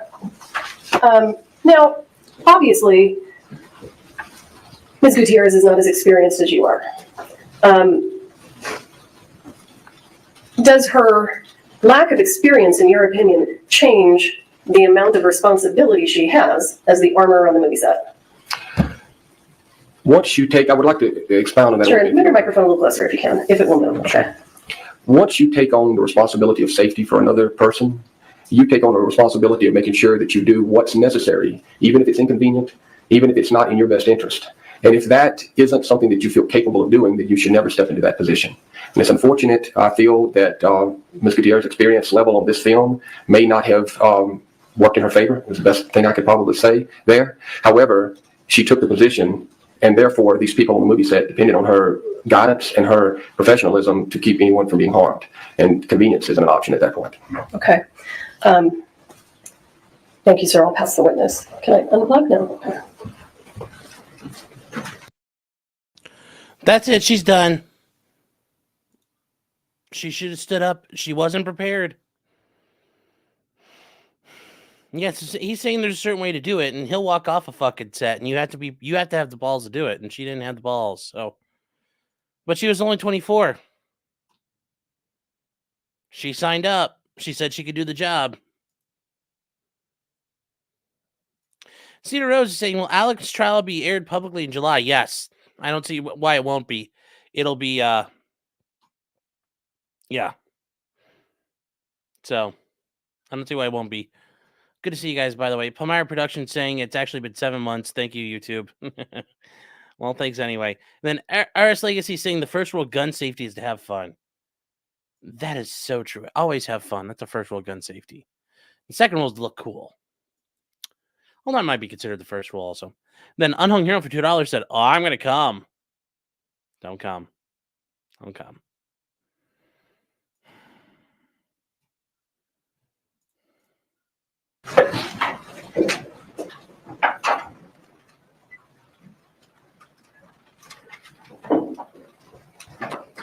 Cross-examine. Thank you, Your Honor. Good morning, Mr. She's cheap. Carpenter. Sir. Yes, sir. I want to first talk to you about your experience and background. It sounds like you were in the police force for how many years? I worked on and off in different law enforcement groups since about, I want to say about 94 up, and I would bounce back and forth in different departments. How many years total were you in the police force? If you count total, I would say probably 4 or 5. Okay. You were in SWAT? I worked on New Orleans Police Department SWAT near Katrina. Okay, sir. And you were in Katrina? That's correct. And then you also worked after that. That's when you started in the movie industry. Yes, sir. Okay, sir. So how would you say in total, how many years do you have firearms experience? Including film? Yes, sir. Yes, sir. I would think. Makes me feel old. Probably 30 plus years. Okay, and in 30 plus years, I take it you've developed protocols, you've developed best practices over that time. That's probably evolved. Yes, sir. So, sir, when you started, is it fair to say you probably didn't have those same practices you have now? That would be correct. Okay, and you've been trained both in the military, the police and the film industry, and over time you've developed those series of practices and protocols. Correct. Okay, sir, and do I understand from that there is no national certification of armorers? That is correct, especially in the southeastern United States. Okay, sir, and that means there's no governing body that certifies how much training or experience armorers have to have? Correct. Okay, and I know that you said earlier that 40 hours of training was something that you would think would be required. Am I wording that correctly? Yes, sir, as a minimum. Okay, as a minimum. Now, and that's from your experience and background, but that's not in any kind of protocol or written format as in an armor. That's correct, sir. And those hours, if I might add, would just be for safety handling. If you're going to additionally add the work as a professional armorer, you would need some OTJ, some on-the-job training under tutelage. Okay, sir. So ideally, there would be a national body that would have a set hours, 40 hours minimum, then on-the-job training a certain amount, And that would be the practice before an armor is certified. Yes, sir. Okay. Now, at the time of this movie, obviously in 2021, that was not the case. Is that correct, sir? To the best of my knowledge, yes, sir. Okay. And also, there's a difference now, is there not, between union and a non-union armor? Well, you can be in the union and work on a non-union show. The union armors, depending on which union you're in, like the 44 out of California has different regulations and different safety standards. So really is the point of union gauges and follows the craft a little bit better, but it kind of interchanges depending on which job you want to work on. Okay, now from working over the course of your career, there's different tiers. There's lower tier movies, lower budget, and there's higher tier movies. Correct. Okay, sir, and I think you said that in your practice now, where you're at now, you try to work with the higher tier movies. Is that right? That's correct. Okay, sir, and you're established, you have your production company, you try to work with the reputable suppliers like ISS, correct? Yes, sir. And you're aware from your experience that people just starting out, that may be working on these lower tier movies, you're not going to have the kind of resources, management support, that kind of thing. Is that a fair statement? Would be.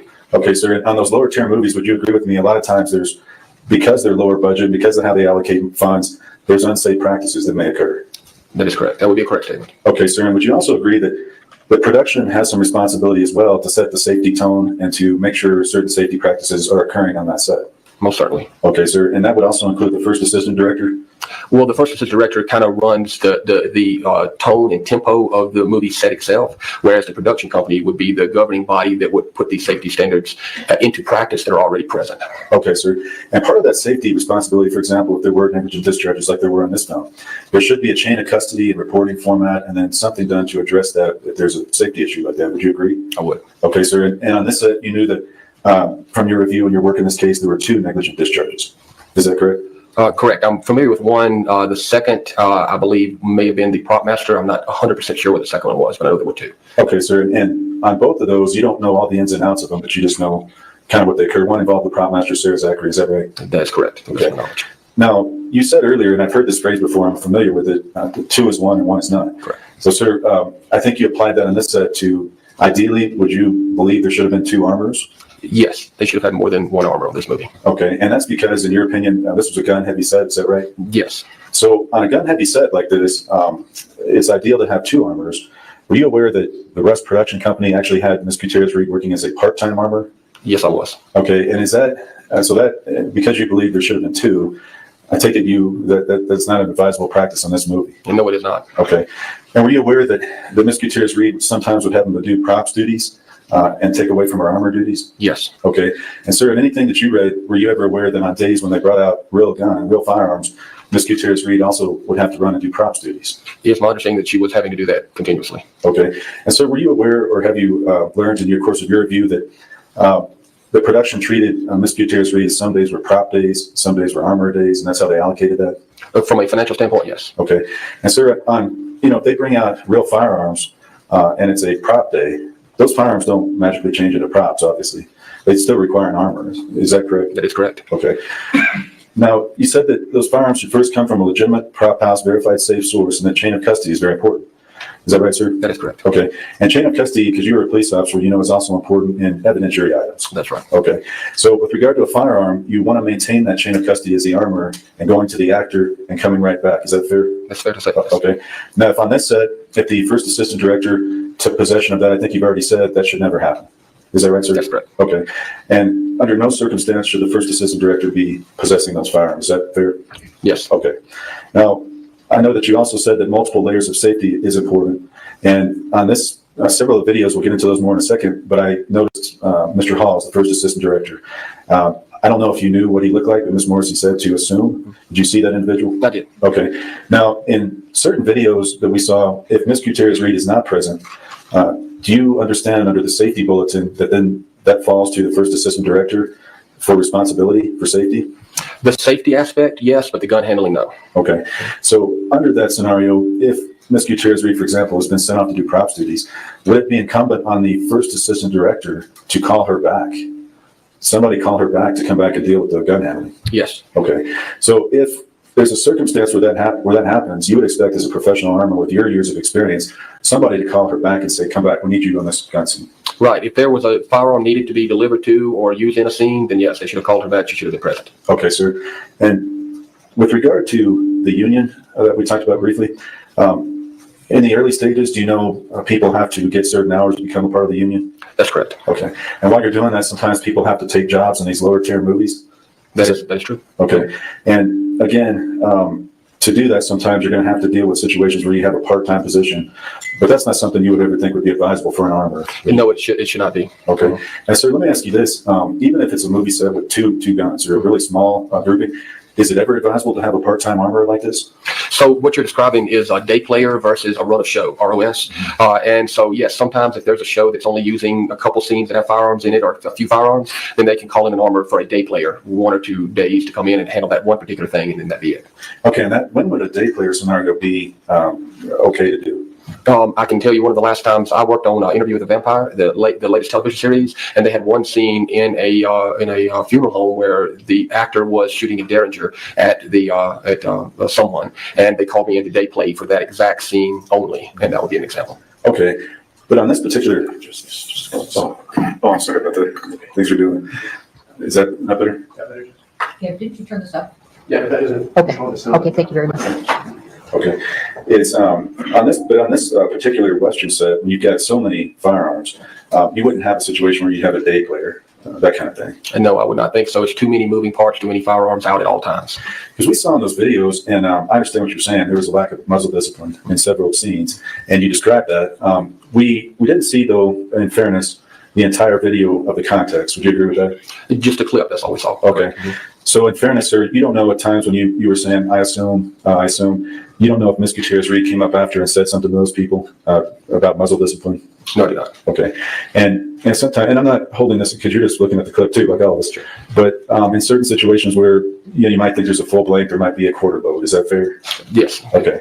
So in fact, another scene I think we were looking at, you talked about replacing a replica with a live weapon, and he was going to get thrown back into the wall. In that instance, I don't know if you were totally sure whether that was a replica. No, I was not. No. Okay. On the Rust set, there were primarily real firearms. Are you aware of that? Yes. Do you know, sir, how many replicas there were? I did not at that count. Okay. So in general, every time the Rust set had guns out on that set, they should have had the armorer present doing armor duties. Is that right? Yes. And in fact, I think you said they should have had 2 armors. That would be very fair. Okay. And sir, with regard to the industry, you may have answered this if you have, I'm sorry, but is there any specific licensing requirement for armorers in the industry? It is not. Okay. Is there any specific checklist or written protocols for duties of an armorer? Industry standard and safety protocols put out by IATSE and SAG, et cetera, and CSATF. But aside from those guidelines put out, that's pretty much industry standard. There's no hard and fast rules other than just what's expected on set. Okay, so I know with your professional experience and how long you've been doing this, you've developed very good practices and best practices. But in terms of an armorer just starting out, there's nothing really to guide a specific checklist, for example. Nothing short of the Cooper's 4 rules. Cooper's 4 rule. But I want to talk to you about that for a second. Those are what you described. Treat every firearm as loaded. Don't point at something you don't want to destroy. And keep your finger on the trigger guard unless you're ready to shoot, those kind of things. That is correct, yes, sir. And sir, you saw several clips with Mr. Baldwin violating those rules? Correct. Okay. And I think towards the end, I want to talk about that a little more, but he was using the firearm to point at people? In that particular scene, yes, sir. Okay. And he also, I think, did you notice if he had his finger in the trigger guard in any of those? In that particular scene, I noticed that he did not. He had it on the trigger guard on the outside. Okay. And was that the one where Ms. Gutierrez-Reed was present? That was one where she advised crew to step away from the line of fire. Okay. So do you know whether she had also told Mr. Baldwin before the scene to make sure he didn't have his finger in the trigger guard? No, sir. Okay. Now, in that particular video, clearing the line of fire is an important part of what an armorer does. Would you agree with that? Yes. Okay, sir. And Ms. Gutierrez-Reed did indicate she was trying to do that? Yes. Okay. Now, with regard to vintage weapons in this type of Western set, in your experience in training, do they require any specific training for safe use? Not apart from what we talked about, the basic. They're not a complex weapon system. They're very rudimentary weapon system. In fact, one of the first modern types of firearms in that category. So aside from just safe weapons handling, they don't require any specificity in that. Okay, sir. Now, I know that you testified earlier that you're a big proponent on training. Very. Sounds like, okay. Now, were you aware on this rest set that production had a one-day training with all the actors in production? Yes, I heard that. Okay, sir. And to you, with your background experience, to you, Would that have been advisable to have everybody trained in mass on that one day? It would not have been advisable. It all depends also on the level of experience for each individual actor. Some may have more experience. You can vet them out pretty quickly by just speaking to them for a moment and see how they, what actionable words they give you back for your questions. Having said that, you make your decision on who needs more training or less training based off of that. But having a one-day mass training is. I mean, once again, this is not going to help Hannah. Well, she was in over her head. Well, she took the job. I mean, at some point, it's still on her. Other people might be responsible, but so is Hannah. Not the best way of doing it. Okay, sir. And with regard to the stuntmen, were you ever aware in your review of this case that they were not participants at that training? Did not know if they were or not. No. Okay. You talked about the steps an armor should take to prepare a particular scene. Now, one of them, and can it vary by the complexity of the scene? It would very much, the basic fundamental safety things of checking the firearm, doing an audit on the firearm weapons that you're going to use, the ammunition you're going to use, that remains a standard. Now, you're exactly right in the fact that if you're using a M249 or something that's a complex belt-fed weapon system, crew-served weapon system, then you would need to have more training, more time spent with it in a complex, in this particular case, we're dealing with the more vintage, as you said, rudimentary weapon. Yes, so yes, to answer your question directly, yes, the more complex, the more time needed. Okay. And sir, did you know on the day, October 21st, that production was about 2 hours behind schedule? I was aware that they were behind. I didn't know exact time. Okay. And in a situation where, I know you said you need to slow down, but you knew they were probably in a rush situation that day, at least a little faster. Correct. Okay. Now, is it advisable in those instances to have a safety briefing before a scene with firearms every time? Yes. Each day you should have a safety briefing if firearms going to be used, and camera can rush all they want to, or props can rush all they want to, but those three areas of the set that are dangerous, they need to always take their time. Okay. So, sir, I want to ask you if you would assume that for a moment that Baldwin is in the church, he's has the weapon, Ms. Gutierrez Reed is outside, she's not aware that he's going to be using that weapon.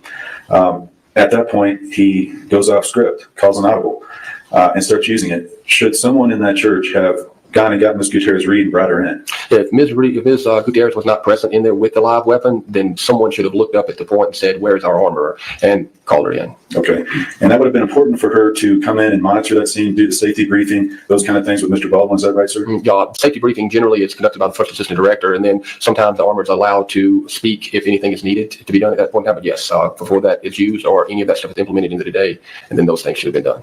Okay, sir. And as part of that, would you expect that they call her back in? She needs to take the weapon, do that safety check you talked about with Mr. Halls, the first assistant, and then once that's cleared, it goes back to Mr. Baldwin? That's correct. Took the weapon, cleared it with at least her DP or her first assistant director, a two-part check, and then obviously the actor that's handling it and anyone else in the room. Okay, sir. That wanted to see it. Yes. Excuse me. Okay. And were you aware whether Ms. Gutierrez Reed was having to attend to prop duties on the moment of the 21st when Mr. Baldwin did do the rehearsal scene? No, sir. I was not aware of what she was doing. Okay.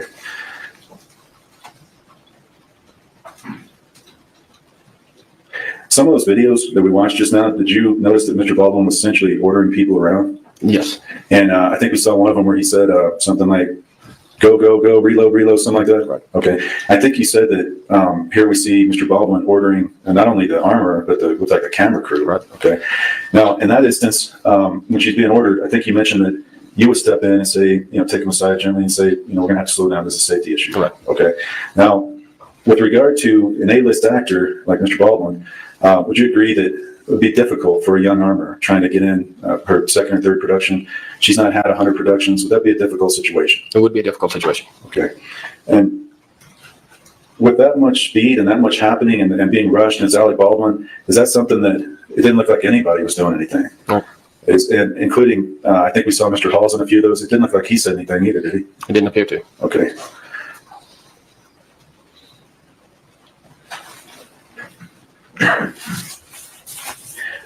With regard to the props department, I forgot to ask you something. Miss Sarah Zachary was the props head. Were you aware of that? Yes, I was. Okay, and were you aware of whether she was Miss Gutierrez Reed's boss as part of that department? Yes, typically the prop master is the boss of the armor. Correct. Were you aware whether Miss Zachary had training in the use of firearms from Seth Kenny? No, I wasn't aware of that. The only knowledge I had of her was her statements that she was not proficient with firearms. Okay.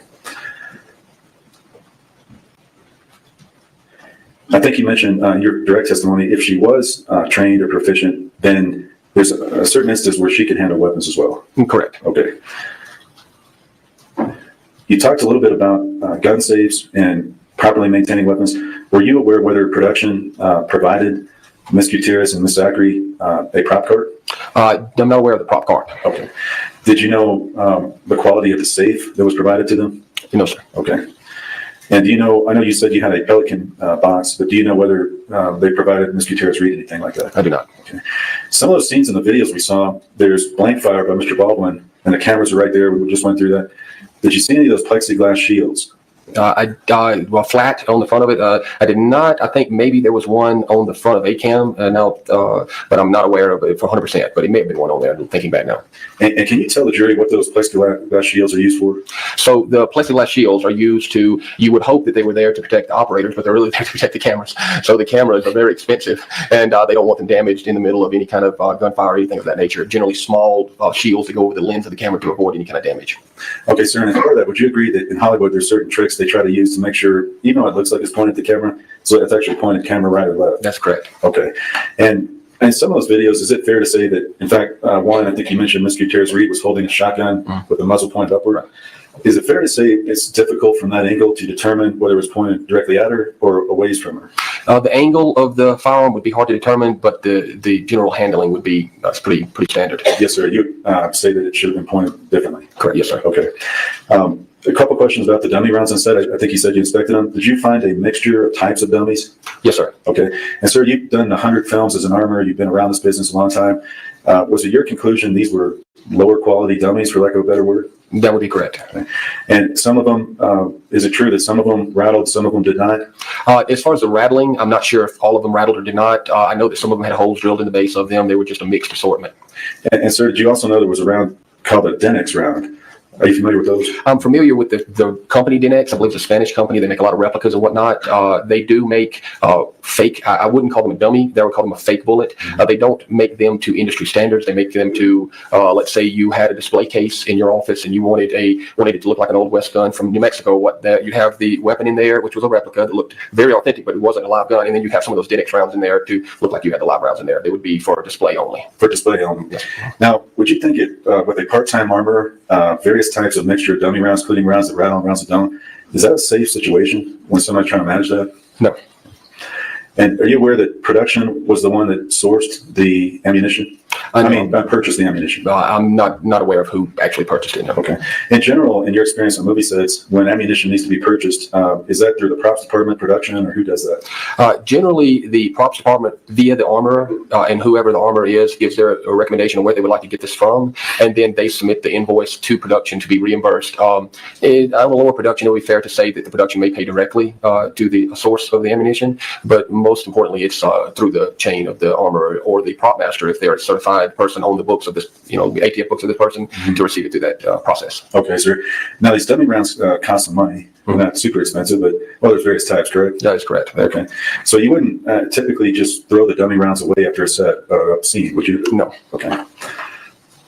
I think you mentioned that obviously live rounds never have a place on set. Correct. Okay. So as part of the safety bulletins, you mentioned Mr. Baldwin had a replica Denix 45 and also the real 45 Colt. Is that true? To the best of my knowledge, yes. Okay. Under safety bulletins, isn't it advisable to use rubber weapons whenever possible? Yes, absolutely. So in the tragic situation when Mr. Baldwin was doing the blocking rehearsal, with your training experience and how long you've been in this, would it have been advisable never to use a real weapon in that scene? Absolutely. And in fact, under a blocking where you're not even filming, would you ever want to use a live weapon? There's absolutely no need for it unless the actor specifically requested, in which case we fall back to the protocol. We talk about the armor being present, et cetera, et cetera. You can, in a blocking scene, literally props many times have Nerf guns or you shoot your finger. It's just for drawing focus and trying to make sure that everything is in the right spot that it's supposed to be in. Yes, sir. Okay. And so with regard to that, if Mr. Baldwin, I don't know if you're aware of this, if he always preferred the real weapons, is that something that would have been advisable? It would have been a bit outside the norm. I have worked with some actors that from time to time wanted to use the real weapons. It just costs more time and effort on the armorer's part to be present each time you're doing a blocking scene with something that's not necessary. Okay.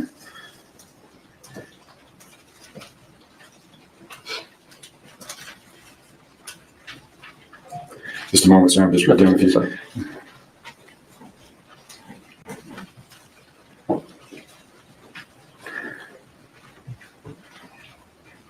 Okay, I want to move to the videos, just that we watched now. 149. Again, we're not certain if Ms. Gutierrez-Reed was present or not in that particular video. Is that the one with the camera panned 90 degrees, or was that just? And I'm sorry, that was the first one we watched. Where the young actor came up close to camera? Yes. I can't see behind camera, so not sure who was there. Okay. Now, I know that you mentioned that with regard to the next video we played, we know now that there were live rounds on set. That's right. So Mr. Baldwin need to treat the real weapon as if it was loaded. That's right. Okay. Now, in the review of this case, you're not certain when those live rounds appeared on set. What day, is that right? No. Okay. Or how they got on set? No. Okay. But in any event, Mr. Baldwin at that moment should have still treated that weapon as if it was loaded, going back to the other rules. Correct.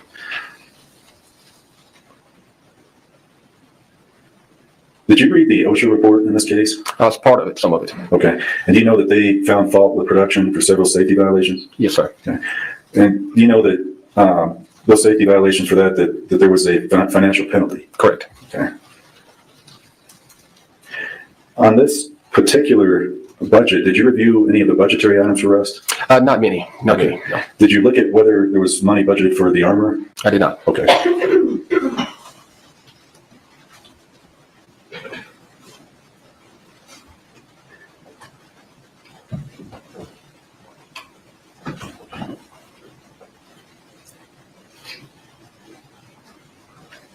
And one more on video 158. I know that there were some assumptions made about various things, but is it fair to say Ms. Gutierrez-Reed may have instructed, if we can't see it on the video, she may have made those instructions? Remind me which one 158 was, please, sir? That one, sir, and I'm getting a little confused, but Baldwin's yelling, one more, here we go, come on. Gotcha. Okay.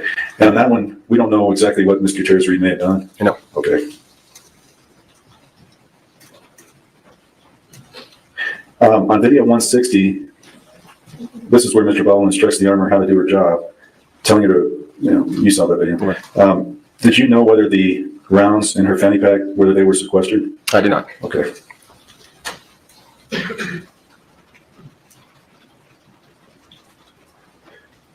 Who, in terms of the blocking of the scene, directs that? Is that the director? The director generally blocked the scene along with the director of photography, the DP. They work together.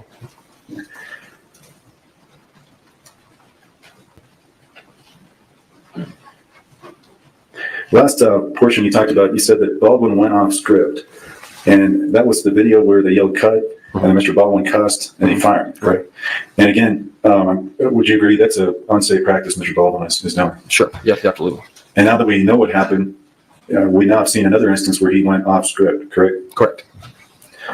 You want to have just a moment? You don't have no further questions, sir. All right, thank you. Redirect.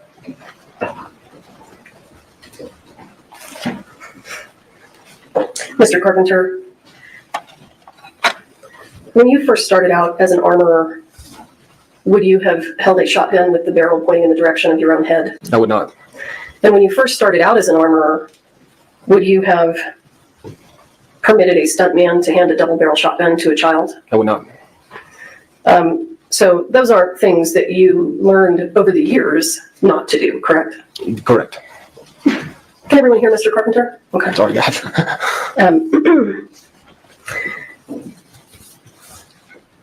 The dangerous handling of the shotgun in the videos by the stuntman, was it ongoing?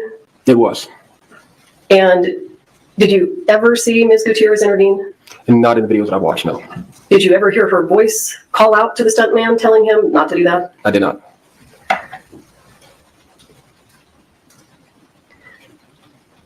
And during those videos that we saw with the stuntman and the gun, he was actually on numerous occasions pointing the gun at people, correct? Correct. And he was doing that when cameras were not rolling. That is correct. Is it the armorer's job to make that stop? It is. Regardless of whether this is their first movie or their 100th movie? Correct. The safety protocols are in place to mitigate accidents. And they're there for a reason. Now you have to follow the standard of safety, i.e. checking firearms, checking rounds, checking dummies, and maintaining, again, I know I've said this more than a few times, maintaining 4 safety rules in their entirety.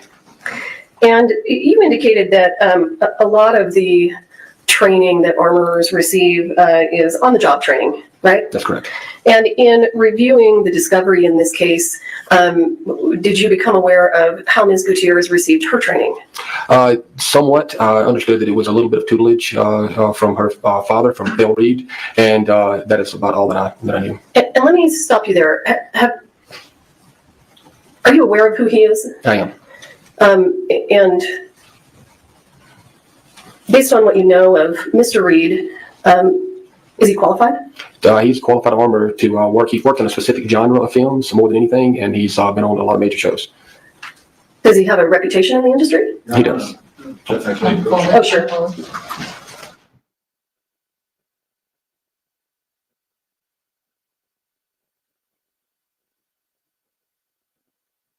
I mean, why? What? We don't want him now? Like, is that the problem? We don't want more. Does Mr. Reed have a reputation for being qualified? Yes.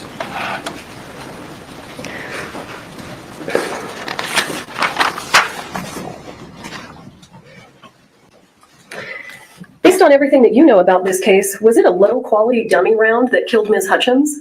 No. And whose responsibility is it to ferret out any possible live rounds on a movie set? It's the armorer's responsibility. And sir, I want to ask you, have you ever worked on a movie set where you discovered live rounds? I have. And how did you discover them? I came in initially as a day player, then left the show. Unfortunately, the prop master had a health issue. The show called me back in to run a show for the rest of the show, so I'd been gone and did not know what they had, what the equipment was, et cetera, et cetera. So the first thing that you do is an audit of the entirety of their equipment. So I went to the safe, went through all the safe, all the firearms, looked at everything, went through all of their dummy rounds that they had available. And I picked up, you've done this long enough, you can just pretty much know it by feel. I picked up a box of 12-gauge rounds that were used for set dressing, which is just decoration such as this handkerchief or that pair of glasses on a set in a scene where these bad guys were just loading their guns, getting ready to do something bad. And that had apparently been used in a scene prior to me being on the show. I picked up the box of shells and they were in a plastic container. I immediately felt the weight was wrong on them. And I took one out, looked at it, and it appeared to be live to me. I took it back to the workstation, dissected it, and it was a live round. At that point in time, regardless of the health issues the prop master had, I immediately contacted him and said, what happened? And I said, we're shutting everything down. We're taking everything out of this truck, getting rid of everything on the set immediately. And he said, absolutely. Okay. That's what we did. So you actually just stopped production? I stopped our part of it. Nobody was getting a firearm out on set, period. Okay. They can film the scene on the beach if they want to, but no one's getting a firearm at that point. And you found the live ammunition by just doing your inventory, correct? That's correct. On a movie set, whose responsibility is it to maintain chain of custody of a gun? It is the armor. And whose responsibility is it to maintain chain of custody of ammunition? The armor. In your opinion, should Ms. Gutierrez have given the gun to Mr. Halls? No. Should Ms. Gutierrez have given the gun to Mr. Halls and then left the room? No. And let's say that she's got prop duties. Is that an excuse for an armorer to leave the room and leave a real gun out of her sight? Unfortunately, no. When you are an armorer on a movie set, and let's say you also have prop duties, how do you prioritize those things? They generally, if it's a movie where they only have a few firearms, you can work props on the days that there's no firearms present and armor on the days that weapons are present. But on intermingling, the two never shall meet. In other words, if there's firearms on set and you're doing prop duties, you're an armorer. You're not a props person because you cannot do both jobs adequately. Okay. And are you aware that October 21st, 2021, she was actually, that was one of her armorer days? I was not aware of that. Based on your review of the documents in this case, who loaded the gun before it was handed to Mr. Halls? Ms. Gutierrez.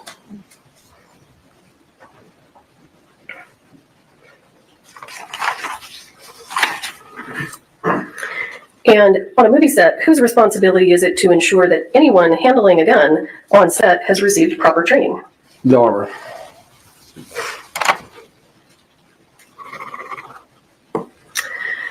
Mr. Bowles asked you a question about whether or not it would be difficult for a young armorer just starting out to perhaps ruffle the feathers of, I think he referred to him as an A-list actor. And you indicated that that might be a difficult position.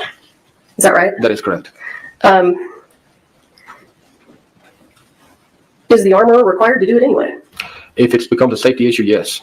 In your opinion on the set of Rust, was it a safety issue? Yes, it was. You were asked some questions about Ms. Zachary being Ms. Gutierrez's boss. And I want to ask you, in the film industry, can the prop master tell the armorer what to do with regard to firearms? They can administratively tell them what to do with firearms, i.e., we're not going to use any today on scene for this reason, or maybe they choose to get the firearms from a different location that the armorer wants. But from a safety standpoint, the armorer is the final say. And you were asked some questions about the safe that was used to hold the guns in this case. Were you aware that Ms. Gutierrez actually picked out the safe? I was not.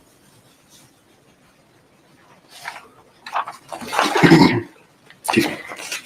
And you were asked some questions about Mr. Baldwin demanding that he have his real gun during the blocking. Who permitted the real gun to be used during the blocking rehearsal by Mr. Baldwin? Objection and speculation. What are you going to say about approaching from now on? Come up on every objection. I wonder if they're making him do that because they were getting all spicy and fighting each other. Because I don't know how that works otherwise.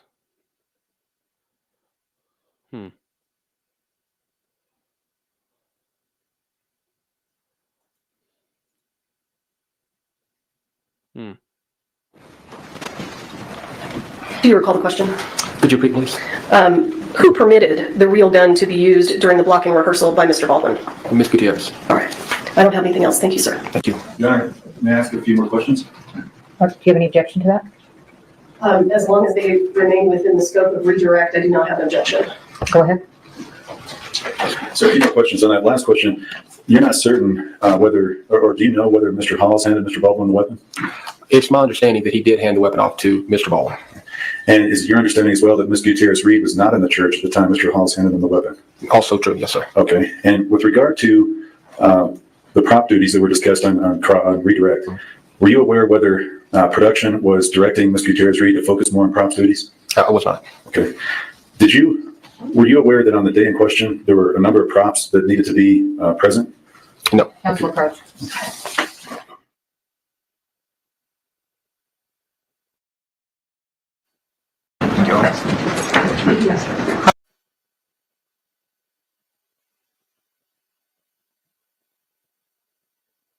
All right, real armor, Hannah. There you go.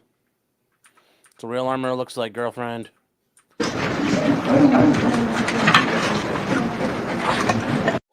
That's a professional. Do you swear or affirm under penalty of law that the testimony This guy's one of the producers. you'll give? Record. My name's Ryan Winterstern. And would you spell your last name for us, please? Winterstern.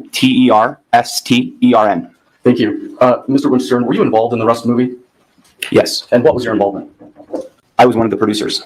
And as a producer of the movie, can you give the jury an idea of what your description, your job description was as I don't know what that objection, that last one would have been. I think the judge is also just like, hey, we're getting close to the break time because, I mean, really, we pretty quickly get to break here. So, I mean, within like 20 minutes. So I'm not sure what the judge is doing there. a producer? Me specifically, or the producers in general? You specifically. I was one of the producers who helped procure the financing for the film. Okay. And were you on the set of the filming pretty regularly? Yes. Okay. Would you say that you were on the set every day? Yes. Okay. And what would you typically do while you were on set? It just depended on the day. Sometimes I'd be a liaison to the actors. Okay. The primary reason that we've asked you here today is because the defendant testified at an OSHA, or actually it was an Occupational Safety Board hearing.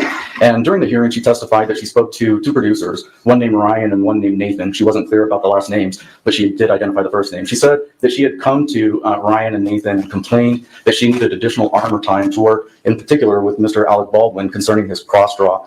Do you have any recollection of a conversation with the defendant about her needing additional armor time? I don't recollect that conversation. Okay, and do you believe that she had that conversation with you, that it would be something you would have remembered? I believe so, that I would, if the conversation did happen. Okay, did you have many conversations with her? I don't believe so. Okay, so it's likely something you would have remembered, you say?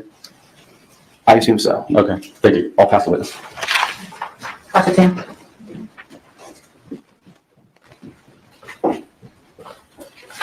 Good morning, Mr. Winterstern. Good morning. I believe you said that your involvement pertained to financing, right? Yes. Okay. Is the financing of a film gathering investors to contribute money for the funding of a film? Is that what you mean by that? That could be part of it. Okay. Now, can anyone just invest in a film, or do you have to be an accredited investor with a high net worth? I believe anyone could invest in a film. Okay. Is it true that a film that's made here in New Mexico can have, it actually receive about 40% of its costs back as a transferable and sellable tax credit?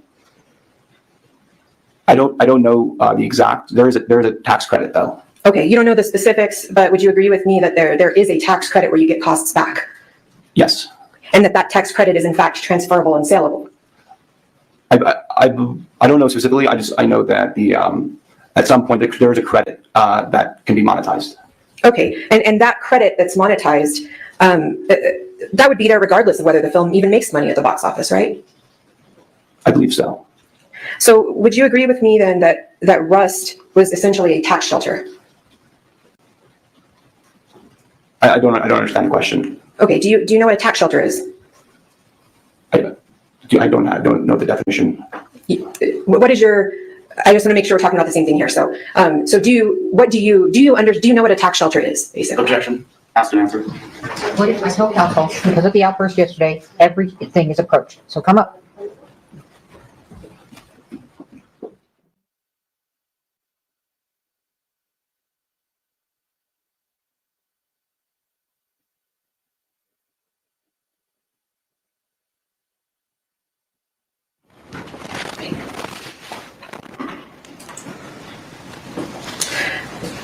Now, you're one of the producers on this film. In the beginning, were there 6 producers for the film? Or was it 10? There were, I believe there were 6 people listed as producers. Okay, and who were all the producers of Rust? So there was myself, Alec Baldwin, Ryan Smith, Angel Nigam, Matt Del Piano, and Nathan Klinger. Okay. Now, to me, I'm not greatly familiar with film. That sounds a little top heavy to me. Is that normal for a low budget film to have so many producers? I don't know specifically. I would say it could. Sometimes yes, sometimes no. Okay. And part of the producer's job, you mentioned financing, but it also involves the budget for the film, right? Well, I mean, in terms of what? In terms of the budgeting for how funds are going to be allocated to make the film. Oh, a budget is made, but that would be by the line producer. So you're saying that just the line producer makes the budget? Is that what you're saying? Yes, the line producer is the one who creates the budget. Did you have any role in helping create the budget? I received the budget. I saw the budget, so I was part of the process in terms of I was able to see the budget. All right, and you then approved the budget also, right? Objection.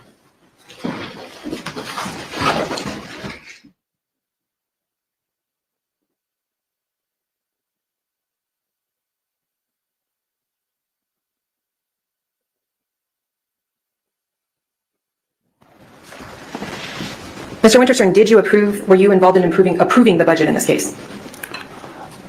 I would say that my role was to procure the financing to match the budget. I see, okay. And you became involved in this film, it was several months prior to the actual filming, right? Yes. How many months was it? I don't know for certain, but roughly I would say 3 to 6 months would be safe. So for 3 to 6 months before starting to film, you collaborated with the other producers to plan this film, right? Yes. And you planned who to hire? Can you be more specific? Sure, who to hire in terms of the hierarchy, for instance, Gabrielle Pickle. Yes. Okay, and who to hire in terms of who's going to assist with props, armors? No, that would come more closer to production. Okay, well, you were a producer, right? Oh, so, but I guess the question is, did you have any involvement in the process of hiring the armors? No, not that I can recall. But your planning did involve what resources to allocate, right? To the various departments for the film? No, not that I recall. Okay. Are you aware of the original budget for this film? I think you did say you were involved in the financing and reviewed the budget. So were you aware the original budget for this film was $7,000 for the armor, $7,000 for an assistant armor, and also funding for a full-time prop master? No, not that I recall. Okay. Are you saying that you don't recall what it is, or that that's not what you remember?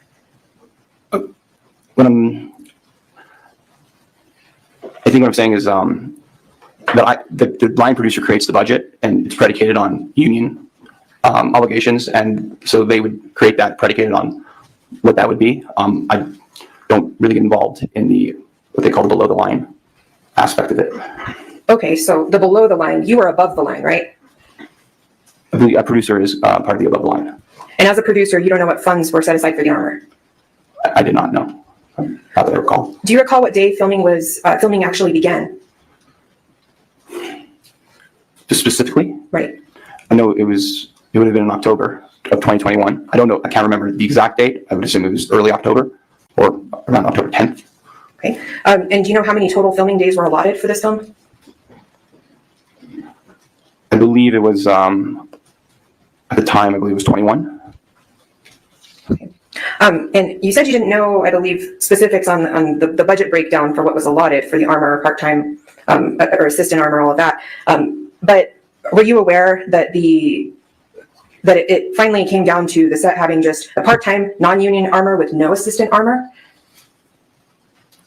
Like I said, I wasn't involved, so I don't recall specifically how those decisions were made. Were you aware that Hannah Gutierrez was only working as an armor part-time? She was also working as props. Were you even aware of that? Council Board. Was there an objection there? Yes, he said.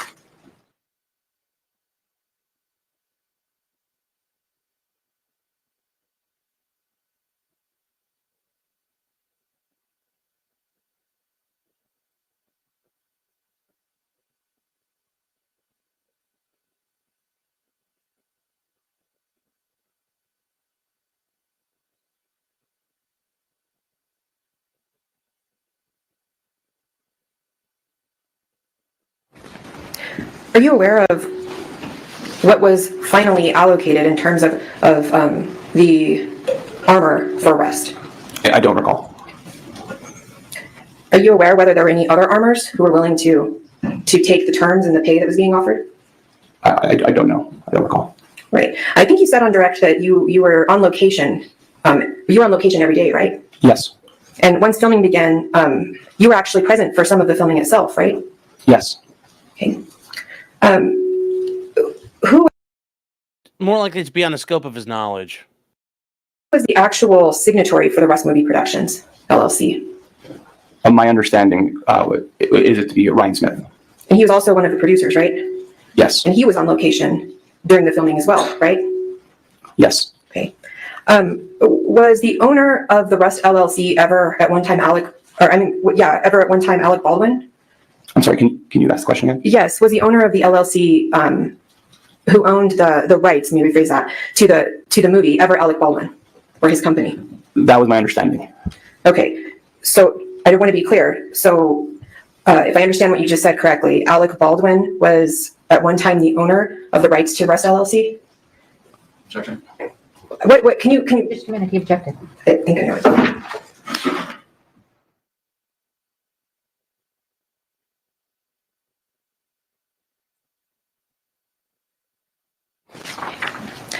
So with respect to ownership of the movie rights, what was your understanding of Alec Baldwin's ownership? That he had at some point commissioned a script or through his company, and that him or his company had controlled that script. Okay, and you said had controlled that script. Did Alec Baldwin, to your knowledge, ever sell the rights back to Rust?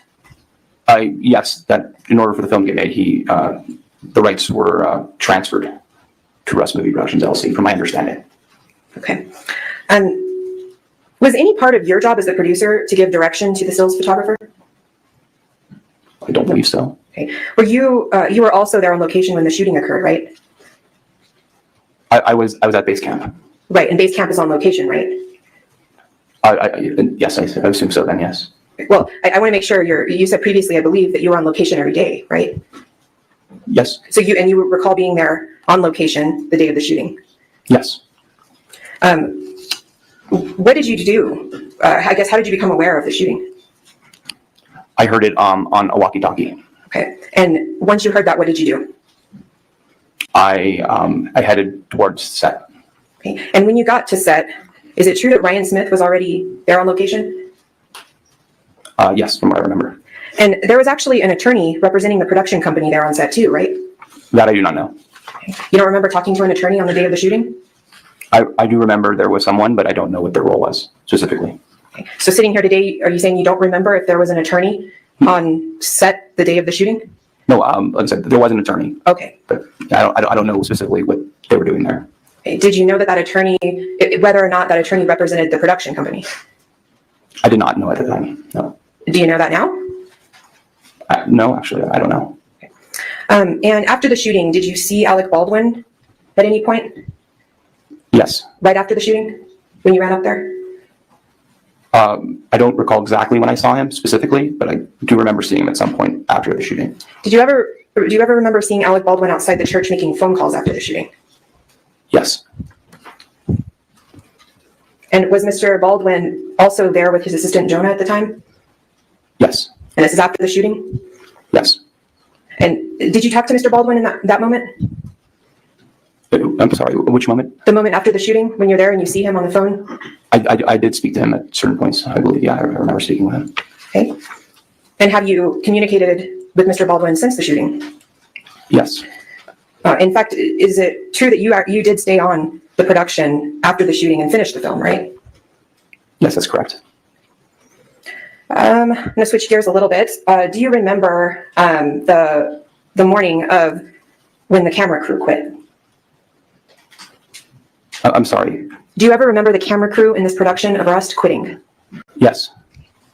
Were you aware of any of the grievances, without telling us right now, were you aware of any of the grievances that the camera crew had about, were you aware of any of the grievances that they had throughout this production?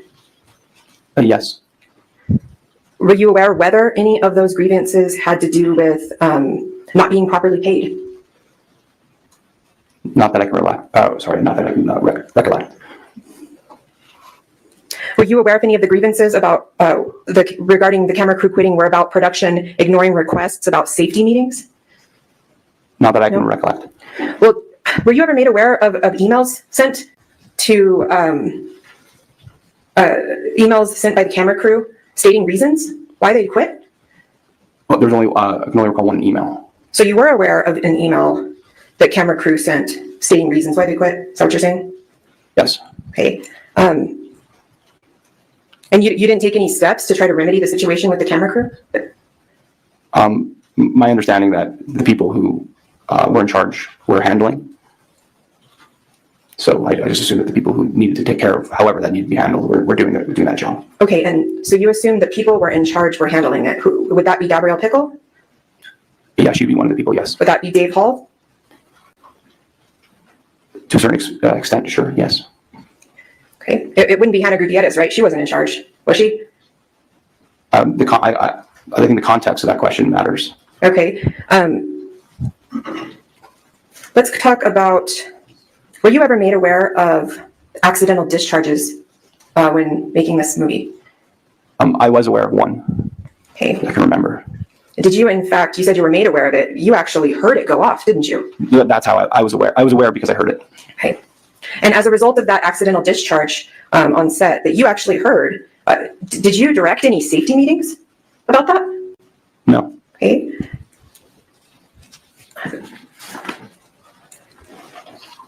Do you believe that's not your responsibility to direct safety meetings? or to tell your people that you need to do safety meetings? I heard this accidental discharge. My understanding is that the AD department is the safety officers. Okay, AD, is that David Halls also? Dave Halls would be the AD, yes. Okay, but AD worked for production, right? Yes, And you're a producer, right? yes, And Alec Baldwin was a producer, right? yes, In fact, Alec Baldwin was not only the producer, he was also the star of the film, wasn't he? yes. Would you agree with me that he would have significant influence over things that happened on that film? I would say as an actor, yes. And as a producer, right? But like I say, it depends on the context. Okay, and as an investor that benefits from those tax shelters?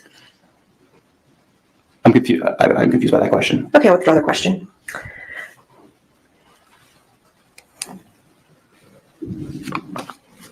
Just a minute, Your Honor.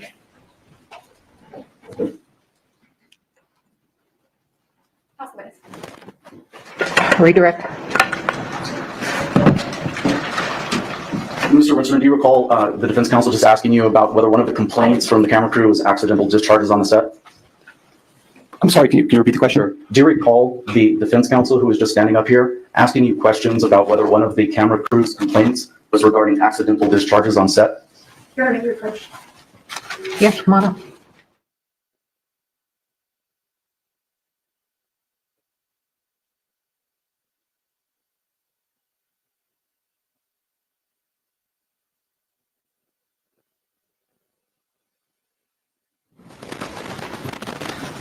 You were aware of at least one accidental discharge on set, correct? Yes. And who would you expect to be in charge, the person responsible for ensuring that there are no accidental discharges on set? My assumption would be that it would be Overruled. I would say it would be both the AD department overseeing safety and also I would assume the role of the armorer. Okay, thank you. All right, you're Nothing further. excused, thank you. All right, we're going to take our lunch break. Please be back downstairs at 1 o'clock. Please don't talk among yourselves or anyone else about the evidence received here in court. Thank you. All right.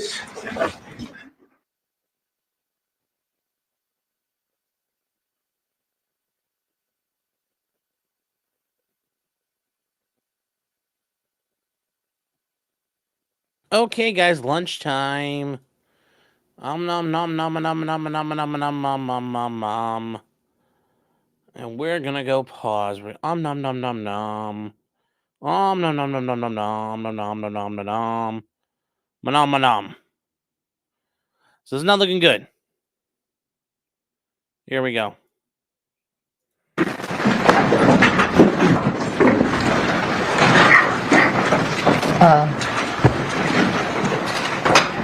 Does she hang on? I can't see.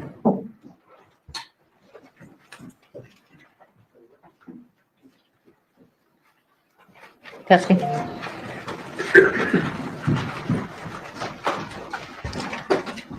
Next witness. Yes, Your Honor, thank you. The state called Nathan Klinger. All right.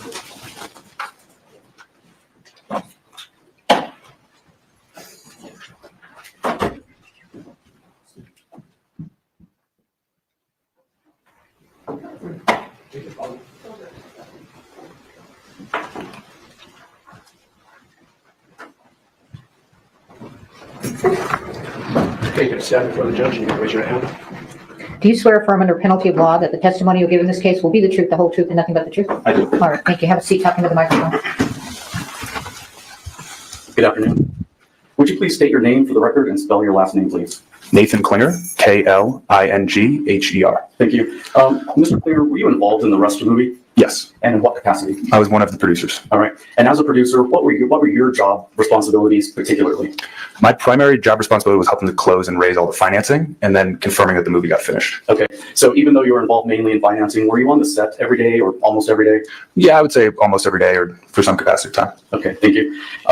The main reason we've asked you here today is because the defendant, Ms. Gutierrez, testified at an OSHA hearing that she had spoke to two producers, one named Ryan and one named Nathan, that she had asked you all for additional training time with Mr. Baldwin. Do you recall any conversation like that with the defendant? I don't recollect that conversation, and I feel confident I would. Okay, so if she had approached you with this conversation, you believe that's something you would remember? Yeah, correct? I believe that, yeah. All right. Did you have very many conversations with the defendant on the set? No, very few. I don't recollect many conversations at all. Great. That's it. Pass the witness. Prosecuting.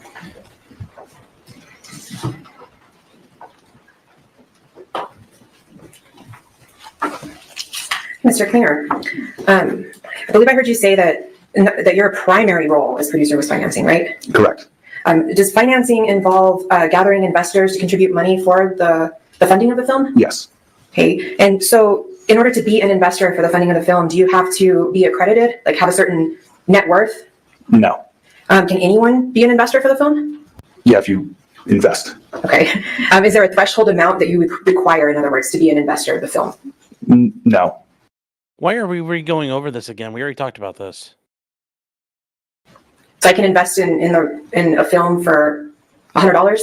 Yes, but yes, you could. But what? That would be a lot of legal work for a very small investment. Okay, so is it fair to say you're looking for big investments, right? I would say so. And do you know, do you have any knowledge of Rust's, if any of the Rust's costs were returned, or the amount, how much of Rust's costs were actually returned by New Mexico tax credits for filming here? Not directly, I don't believe. Are you aware of any of Rust's costs being returned by New Mexico's tax credits? What do you mean by returned? I guess I mean by being able to claim costs as a tax credit. Yeah, a percent of the budget would be a tax credit. Do you know what percent of the budget is a tax credit? Not directly. My assumption is somewhere between 20 and 25%. Okay. All right. Who would be responsible for determining the actual budget? And what I'm looking for is basically what was in each envelope for various things to film. Do you understand? Yeah, the line producer, I would believe. And who's the line producer? Gabrielle Pickle. Great. Does the line producer also collaborate with the production team on budget issues? Yes. So as a producer, do you have any oversight over the budget? Yes. Okay. Do you know what funds were set aside for the armor in the budget? No. As a producer, do you consider yourself responsible for ensuring there were sufficient funds available for, let's say, below the line workers to have a safe production? I didn't build the budget, so I wouldn't have knowledge of directly what was allocated to what. Okay, so you don't consider yourself responsible for that part? No. Do you recall any safety issues on set? I recall when Lane Looper quit, he flagged some safety issues. Okay, and Lane Looper actually sent an email, did he not? Yes. And was that email a day before the shooting death of Ms. Hutchins? Yes. And as the producer, did you do anything in response to that? I confirmed the necessary day-to-day production staff who oversaw the set were on that email, and yeah, I made sure that they were aware of it, yeah. Okay, and when you say the necessary production staff, who are you referring to? Gabrielle Pickle and Roe Walters. Okay. Did you do anything to allot more armor days to the budget? No. Were you aware of an accidental discharge that occurred on set? I don't believe so.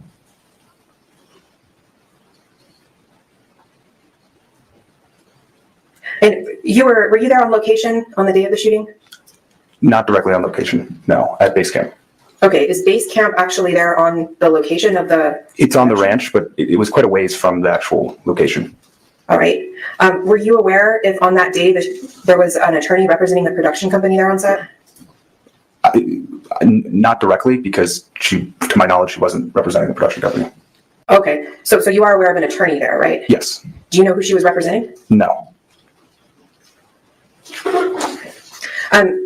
After you became aware of the shooting, did you actually head up to the church? Yes. And did you do anything when you went up there? I remember I helped carry some pews so the ambulance could drive in. Okay, did you help carry those pews out of the church where the shooting had occurred? No, they were already outside of the church. I just helped move them out of the way of the sort of entrance to the church. Okay, and the producers, how many producers were there actually? I believe there were six. Do you know, are there two producers by the name of Ryan? Yes. Okay, what are their last names? One was Ryan Smith and one was Ryan Winterstern. Okay. Now, you said that you were there, I believe, on the day of the shooting. You told us your role. Are you aware, or I guess, were you ever interviewed by law enforcement? No. Just a minute, Your Honor. No further questions. Thank you. Redirect. Just one very quick question. Are you the only producer with the first name Nathan? Yes. Thank you. Your excuse. State calls John Ziello.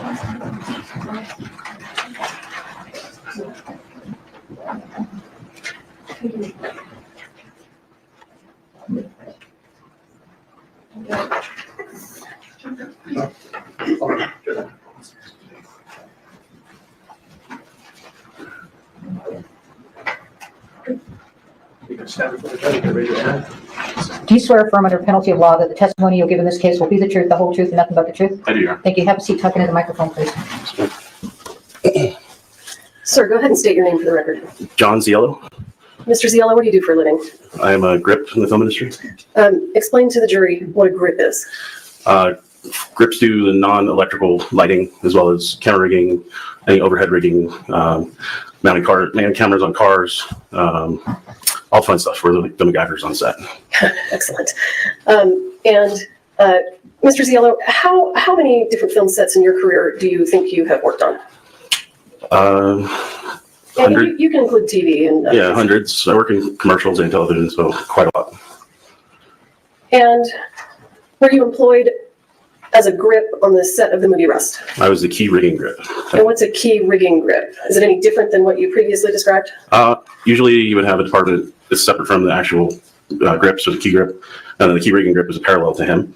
So you have your own department separate from his, but you carry out orders basically from the DP together. So. And the DP being the director of photography? Yeah. And was that Ms. Hutchins? Only in this case, yes. During your career, how long have you worked in the film industry? 15 years. And during the 15 years that you've worked in the film industry, if you can estimate for the jury, how many times do you think you've worked on movie sets or TV with armorers? Somewhere neighborhood of 30 to 50 maybe. Okay, a fair number of times. Yeah.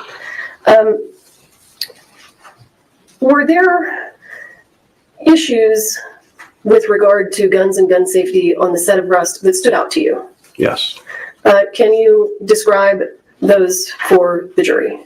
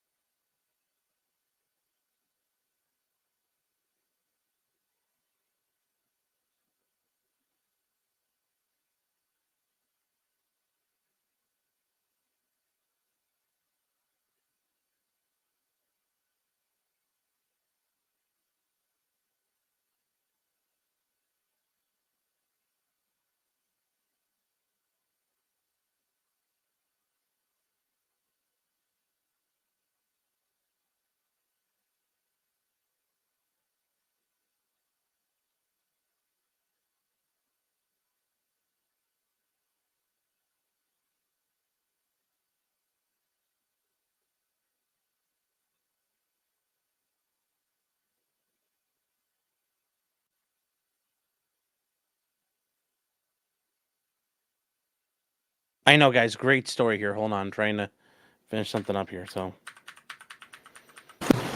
When you were working on the set of Rust, did you personally see issues with firearm safety that concerned you? Yes, I did. Will you explain to the jury what's coming to mind as I'm asking you that question? On two separate instances, I came across the cart where they moved the guns around. The armors would bring them to set and set their cart up. And on two separate instances, I came across that cart basically unmanned with nobody around it.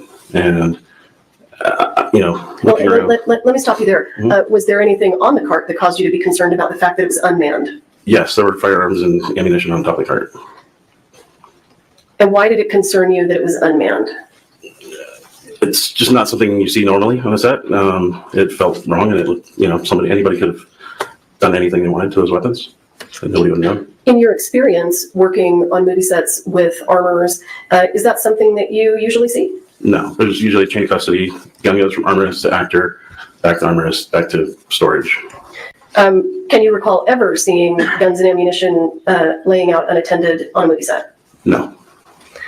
Was there anything else with regard to firearm safety that you witnessed that caused you concern? One instance, we had a large scene in the cowboy town, like in the main part of the western town, and there were a lot of guns involved in the scene. We had finished the majority, like the big wide part, and I ended up standing next to an actor who still had his pistol in his holster, was not in the current scene because we had moved on to another scene, and he was playing with it, messing around, and I just jokingly was like, "Hey, don't shoot me, with that, quit messing with that thing." And, I stand right next to him, and it's not something you normally see. So was Ms. Gutierrez supervising that actor when he was playing around with his gun? No, he was standing by, either waiting to go in again, possibly, or hanging out after he had just finished. I'm not sure. In your experience working on film sets with armors, are the actors generally permitted to walk around with their real prop guns and manipulate them? Again, there's usually like a strict chain of custody, and it's armorist, gun back to armorist, back to storage. You don't usually see them left with the actors. In your career, have you ever seen that you can recall? I don't think so. Okay. And sir, were you present on set on October 21st, 2021? Yes. I want to start, why don't we start at lunch, okay? Did you have lunch with the crew that day? I did. And how did you get back? And just to be clear, how far away is the lunch area from the town and the church? About a quarter mile. It's walkable, but there's vans, and you get rides typically. And I had my personal vehicle on set, my truck, and I would use it to go back and forth. Okay. And on that day, did you drive yourself to the lunch area? Yep. And did you drive yourself back? I did, but I also picked up Helena and drove her back with me on that day. And where did you drop Ms. Hutchins off anywhere? Yeah, right at the church. I dropped her off in front of the church. And just to be clear, were you in the church at the time of the incident? I was not. Let me ask you this, were you close enough that you heard the incident? I was about 100 yards away. I heard everything. Well, I heard the gunshot go off. Do you have experience with real firearms? Some. When you heard that sound and you were, I think you said about 100 yards away, did you have any idea what it was? I honestly didn't know if it was part of the scene. I didn't know if they had started or not. I did not. It didn't raise any major concern to me until someone came out yelling, "Call 911." And is that something that you heard on your radio, or did you see that with your own eyes? I saw that with my own eyes. I heard them yelling. To call 911? Yeah. And what did you do when you realized that there was some type of an emergency? I immediately ran into the church. And what did you do when you got inside the church? I saw Helena laying on the floor being worked on by the medic, and Joel was to the left, and our dolly grip Ross was attending him. And at that time, all the pews were still really tight up on them, so I immediately started chucking pews out of the way, and I moved the dolly, and I cleared room for them to work on Helena. And did you stay in the church while they were performing life-saving measures on Ms. Hutchins? Yeah, I did. I was, excuse me. I was directly involved in first aid with her for a number of minutes before the paramedics had arrived on the scene. And when you say that you were directly involved in first aid with her, do you have any first aid training? No, I was just assisting. The medic was having trouble keeping the oxygen mask on Helena's face. She was flailing and tearing it off. And myself, the gaffer, Serge, and our Steadicam operator, Reed, were all around helping stabilize her. I had her head and neck, Serge had her arms, and Reed had her ankles, I believe. Was it apparent to you that she had suffered some type of a serious injury? Yeah. And why was that apparent to you? She was bleeding and in pain, and I saw the wound and realized that it was life-threatening in the area there was. And when you say you saw the wound, where was that? Entry was under her right armpit, I believe, and exit was just inside of her shoulder blades, I think. And did you see both of those, the entry and the exit? Yeah. Okay. And then at some point, were you relieved by paramedics? Yes, paramedics showed up and we all fell back and let them take over. If you recall, when you were in the church attempting to render aid, did you see Ms. Gutierrez or hear Ms. Gutierrez? No, they cleared the church pretty quickly. I pushed past whoever was maintaining the door at that moment and went in. But they were trying to keep everybody out of there. Okay. And at some point then, did you leave the church? Yes. And when you left the church, where did you go? I left the church because they were calling a helicopter and a lifeline or whatever you call it, and they needed a landing zone cleared. And I immediately jumped on Channel 3 with Teamsters and called for the water truck to come over and clear out the landing zone. And I started trying to get vehicles out of the way. I actually hopped in a police vehicle, tried to move it, and quickly had an officer come up and say he would do it. I'm sure. Did you take note of anything when you were outside the church? Did anything catch your eye?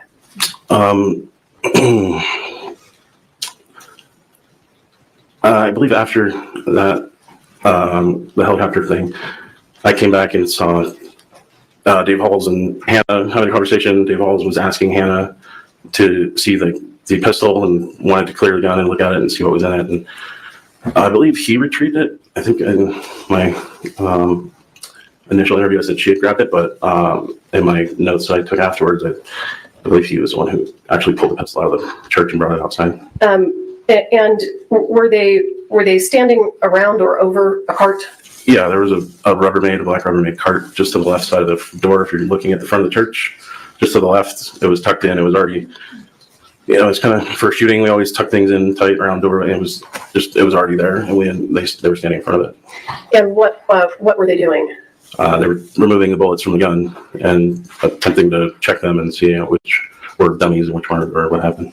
And did you have any concerns about that? I did. It immediately felt wrong to me, and I thought to preserve it, I pulled my cell phone out and actually held it up, tried to record that happening.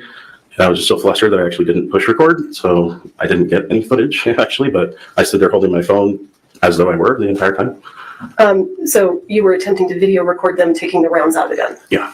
Did you happen to see what happened to those rounds? Yeah, they took them out one by one, shook them, checked them, and I believe they ended up on the Rubbermaid cart as they were going through them. Okay. And was this a rather stressful event for you? Yeah. Were you interviewed by the police in a trailer on October 21st? Yes. And have you had a chance to review the statement that you gave? Yes. Can you tell the jurors what your thoughts are about the accuracy of your statement? Honestly, it was pretty inaccurate. I had just found out Helena died 5 minutes before that, and I was very emotional. And after watching it, several times I misspoke in that. And why do you think that you misspoke and had some errors in your statement? I don't know. I think I was just flustered, and I think I said there were 5 bullets when there were 6. It wasn't anything big. It was just simple, errors. Do you recall in that interview describing the armorer as a blonde person? I believe I was talking about her assistant, or who I thought was her assistant. Okay. But no, it wasn't. I wasn't trying to describe Hannah. Okay. You understood that Ms. Gutierrez was the armorer? Yes. Okay. Thank you, sir. I'll pass the witness. Cross-exam. Thank you, Anna. Afternoon, sir. Okay. Do you recall when you gave that statement mentioning that the blonde hair's assistant had brought the firearm into the church? Right. And the blonde hair assistant on the movie was Sarah Zachary. Were you aware of that? Yes. Okay. So at the time, at least, when you gave that statement, you indicated that it was Sarah Zachary who had brought the firearm in the church. I believe I did, yeah. Okay. Now, you stated today that you gave that interview shortly after this had happened, and it was traumatic. Is that obviously? Yeah.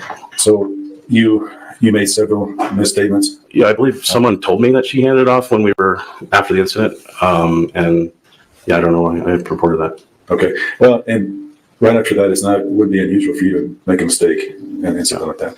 Was it hard for you to even think and concentrate? Yeah, definitely. I was still crying in there. And when they interviewed you, were you still on the set? Were you still there? Yeah, they made us wait around to be interviewed. Anybody who was directly involved. You also talked about the cart on direct. Mm-hmm. Yeah. If you need it. No, it's fine. Go ahead. Okay, sir. You also talked about the cart, and you indicated that when they came out to load, it was the Rubbermaid cart. Yeah. And you recall also that you thought it was the special effects cart? Yeah, the special effects guys had a lot of gear in and around that area for the scene that was happening. They had a bunch of poppers set up in the church, and I believe their firing station was in that area, so that's why I indicated that.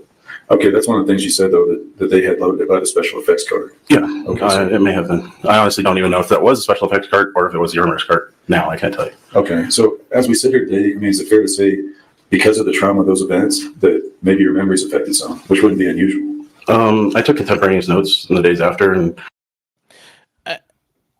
this is how you know this guy's a professional. Something went wrong, and I need to take notes because he knows shit's going down. Either way, the funny thing is, are you sure your notes weren't wrong? Are you sure at this point, it does not matter. And I mean, here's an argument I'm sure the state's going to make at the end of this. Even if there was sabotage or somebody else fucking with the guns, Hannah created the environment where that could happen. And does that show due care or reasonable conduct? No, it doesn't. So I understand what they're trying to do here, but at this point, she has screwed up in every other way possible. She's created the environment where her idea of somebody did it. Well, if you had done your job, that wouldn't have happened. So I don't know why they're hammering on this path. I don't know why they think this is going to help them, because that's what I would say if I was the prosecutor. It's her fault. No matter what you say, it's her fault. Well, Alec Baldwin would pull the trigger. You loaded the gun. Well, somebody else touched it. You let that happen. I don't see how she thinks she can win on these arguments. So just something that's been mulling through my mind as I'm typing on some things out here. So curious to know what you guys think. I have a pretty good recollection of what happened in that time frame. Okay. I want to ask you about the incident you were talking about with the car. Heck yeah, they're traumatized. I mean, this dude's like, I work in films, and like somebody actually died, like number one, and number two. It sounds like even though these guys are like, they're not like Helena's best friends, they have working relationships with these people, not just on this set, but on other sets. They're familiar with her. And yeah, I mean, that's going to fuck with anybody, especially when you're like, it's like you're sitting in the office and you're like, the guy across the cube farm from you gets his head blown off. You're going to be like, I wasn't ready for that.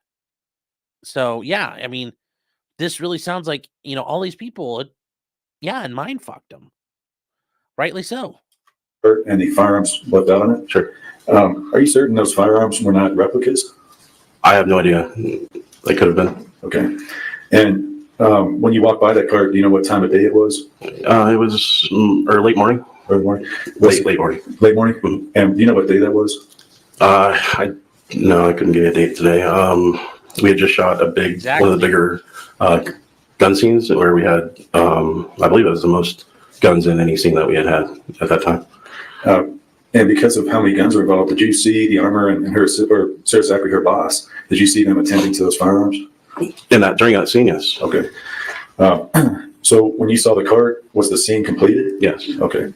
Did you see them still dealing with the firearms? No. We had moved on into another building, I believe, around the corner, and that cart was left behind. Okay. And then you didn't know whether they were replicas or not. Did you report that to anybody? No, I did not. Okay. And the other instance, I think you were talking about kind of joking with somebody that had his firearm still. Did you report that to anybody? No, I did not. Okay. Yeah, have any further questions? Just a couple quick calls. Okay, redirect. Your Honor, may I have just one moment? I'm sorry. Oh, sure. Mhm. Sorry about that.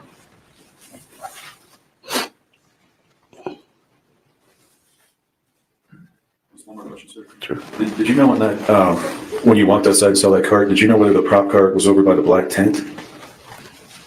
When are you referring to? Yeah, I'm sorry. When you came out and saw them unloading the firearm, was the prop cart, do you recall it being a black tent or not?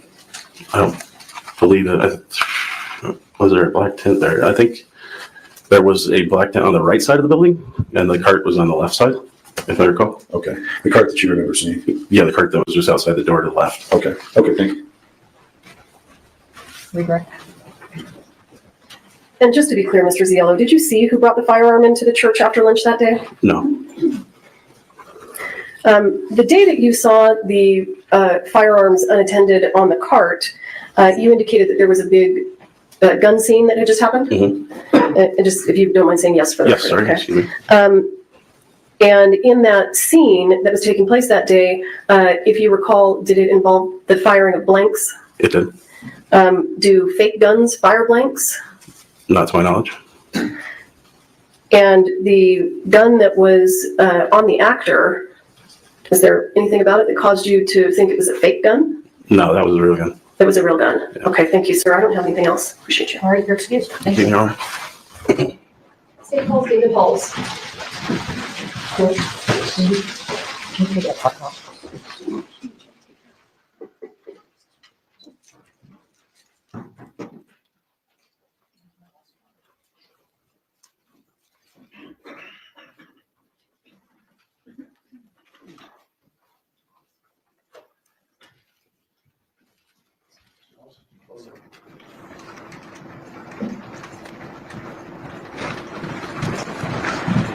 Stand before the judge, raise your right hand.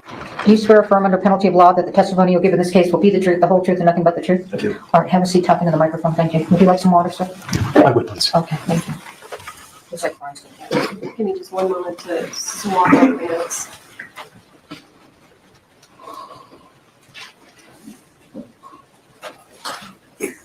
State your full name for the record, please. David John Halls.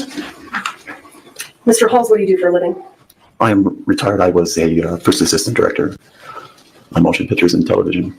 How long were you a first assistant director? Since the mid-90s, I think we could probably use for motion pictures 94, since 1994. Okay, and I'm going to ask you to move that microphone a little closer to you, okay? And in October of 2021, were you employed on the set of the movie Rust? I was. Or were you employed in that capacity as a first assistant director? I was. Can you explain to the jurors what a first assistant director does? A first assistant director is responsible for creating the schedule. First assistant director will do that in collaboration with the director and producers. That's a process of taking the script and breaking it down.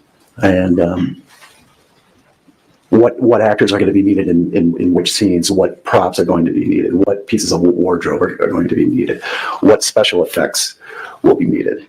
And that is all broken down into a software program that's pretty universal in the industry. And that generates documents that can be distributed to the different departments, the different department heads. And my department, the first assistant. Wow, I didn't know we were going to get to him today, but after this guy, I think the state could close their case. I know they got like 30 witnesses, but Chad, I don't know what more you need to prove. So, sorry to step away, but God, I am glad we're going to get to hear him. But yeah. Did you touch the gun? No, I didn't do anything to it. Once again, I don't know what they're going to ask this guy that they think he's going to crack on, but we'll see. The assistant director's department is kind of the contact point for the cast. So it's really a position of disseminating information. This is all during the pre-production process. And then once production shooting begins, the first assistant director would be, an analogy would be you're the shop foreman or the site foreman. You're overseeing and making sure that the production is following the schedule, that things are moving efficiently, and that people are given, the cast crew are given the information that they need to know. And sir, as the first assistant director on the set of Rust, were you what's called a safety coordinator? Yes, that is part of my title, yes. And what do you do as a safety coordinator? It's to make sure that the different departments and cast are following the safety protocols, that there are written safety protocols that are produced in an alliance between the different unions and guilds in the industry, Screen Actors Guild, the unions that represent the technicians. And it's just to observe to make sure that mitigating any safety risks.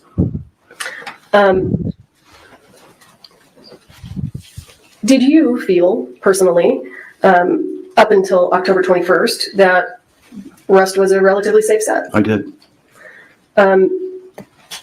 Did you yourself have any concerns about Ms. Gutierrez's behavior as armor? I did not. And is part of your role as the first assistant director to be a part of the safety check of firearms that's taking place on set? Yes. Can you just describe for the jury generally the way that should work? Yeah. I was going to say typically, but usually, all the time, whenever there's a firearm on set.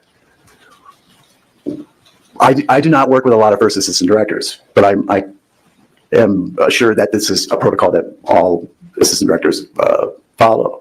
That whenever a firearm is on set, I make an announcement.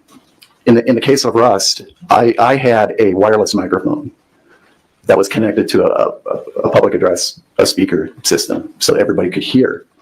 And all the time, whenever there was a firearm on set, I would make an announcement there was a firearm or firearms on set. I'm inspecting them with the armorer. If anybody else would like to inspect the gun, now would be the time. You're certainly welcome to do that. I would also, if there was ever an incident where the firearm had to be fired, a blank, I would make that announcement. There will be live fire in this shot. Ear and eye protection are provided. Please protect your ears. On the set of Rust, can you tell the jury what the safety checks with Ms. Gutierrez consisted of? It's really what I just said. That whenever. And let me stop you and ask a more pointed question. I guess what I'm interested in is, did Ms. Gutierrez load the gun in front of you on any occasion? Just kind of walk us through your experiences with blanks, with dummies, with Ms. Gutierrez. And let's, for the purposes of these questions, let's assume that there's going to be blank firing, okay? Yes.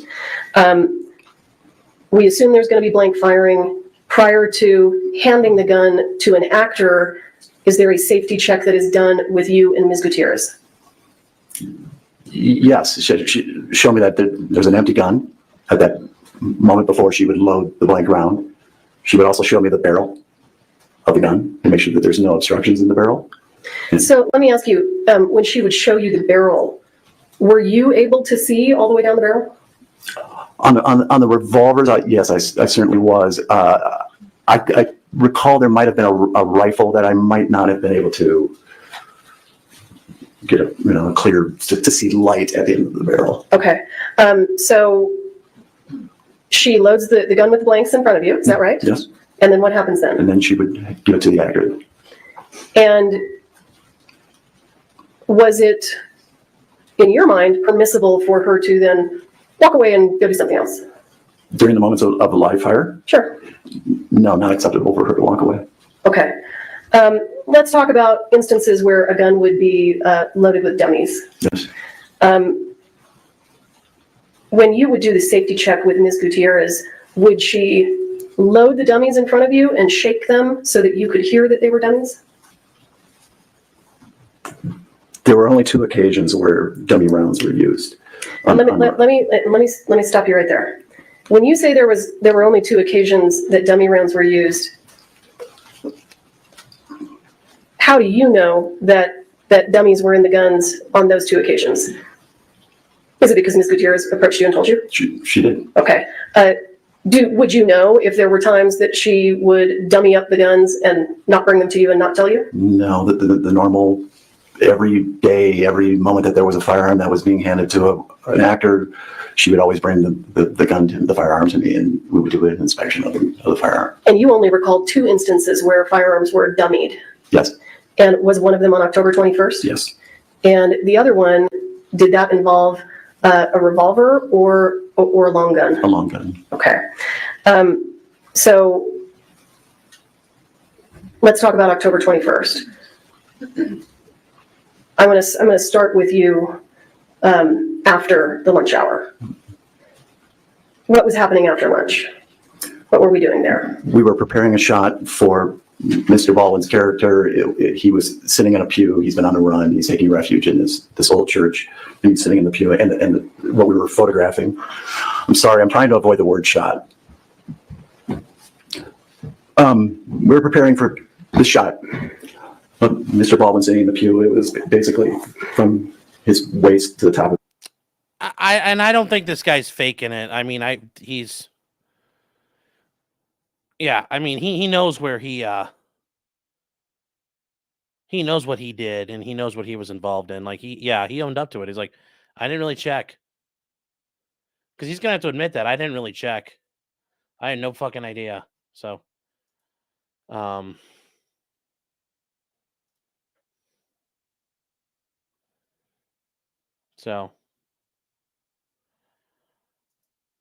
yeah, he's full of shit. I don't know. Either way, he seems a lot more remorseful than Hannah ever has been. Will Baldwin take the stand? No, because he's got Fifth Amendment issues. So forcing him to show up would be kind of an asshole move. So, I mean, it's not like he's some douchebag sitting in the county jail. So, I mean, serving him, his attorneys would oppose it anyway. And it's what is he going to say? I guess. Yeah, he got probation. He is not in jail. He did not get jailed for this. He's on probation, and that's part of his proffers to testify. So we'll see. His head and his action was just to pull out the revolver. And in the story, he's pointing the revolver at 2 U.S. Marshals that have come into the church. Okay. That was what you were intending to do? That's what we were preparing to, yes, lighting, yes. And this has been referred to as blocking the shot. Is that your recollection? You could refer to that. You could say that, yes. Can I just, there's been a lot of talk about rehearsal. And I'd just like to clarify, if that's okay. Let's finish this line of questioning first, okay? Ooh, talk about rehearsals. He's been watching the trial. He's been watching the fucking trial. I think that's evidence he's been watching this. So, yeah. Good job, bro. You kind of tipped his hand there. Yeah, he wants to go rogue. Yeah. I want to talk about this thing about rehearsals. There's been a lot of talk about rehearsals. Like, yeah, not a smart move. Not a smart move. Guys, if you are a witness, don't watch what's going on ahead of you. Don't do it. You make it harder for everybody. So was this a rehearsal or was it just setting up the shot? Immediately after lunch, we were setting up the shot. Mr. Baldwin was not called to set. And is that common that was Mr. Baldwin considered first team? That is what we refer to in the motion picture industry. That is what we refer to the cast as first team. Okay. So when the shot's being set up, is first team usually there? No. Okay. They don't come in until it's ready to shoot. Yes. I mean, there are occasions that we might have shot a shot with cast, and now we're going to do it at a different angle and do lighting, and they might stay there. Okay. It just depends on the amount of time that would be needed to prepare the shot. But Mr. Baldwin was not present at that time. So on October 21st after lunch, they're setting up the shot. Do you recall who was in the church? I do. Go ahead and tell us who you recall being there. Ms. Hutchins, Joel Souza, Serge Svetnoy. Did you say Serge Svetnoy? Yes. Okay, go ahead. Ross Adiego, Reese Price, Thomas Gandy, Roman Gandy. This is during preparation. Mm-hmm. Okay. This is Mr. Baldwin arriving on set.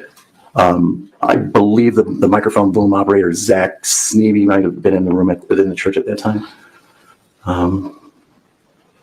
Was Ms. Mitchell in the church at that time or not yet? I don't recall seeing her at that time. Okay. You know what? Mr. Souza would not have been. I don't think he was in the church during the preparation time.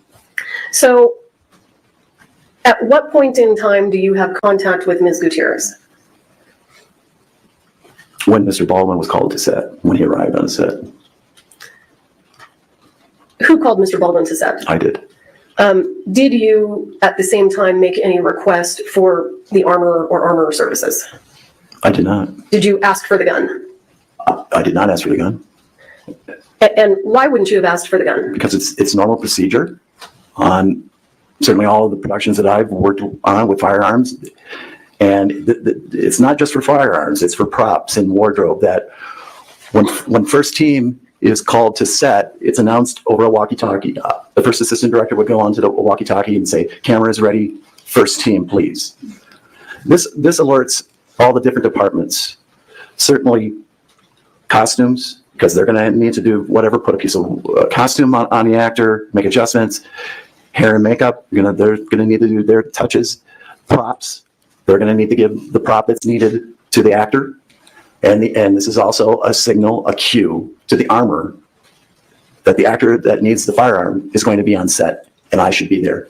The armor, I should be there to give the gun to the actor. Okay, so you didn't actually call for the gun, but you agree that Ms. Gutierrez may have understood that it would be time for her to come into the church? Yes.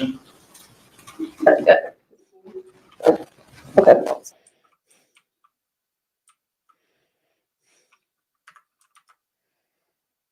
Really? I mean,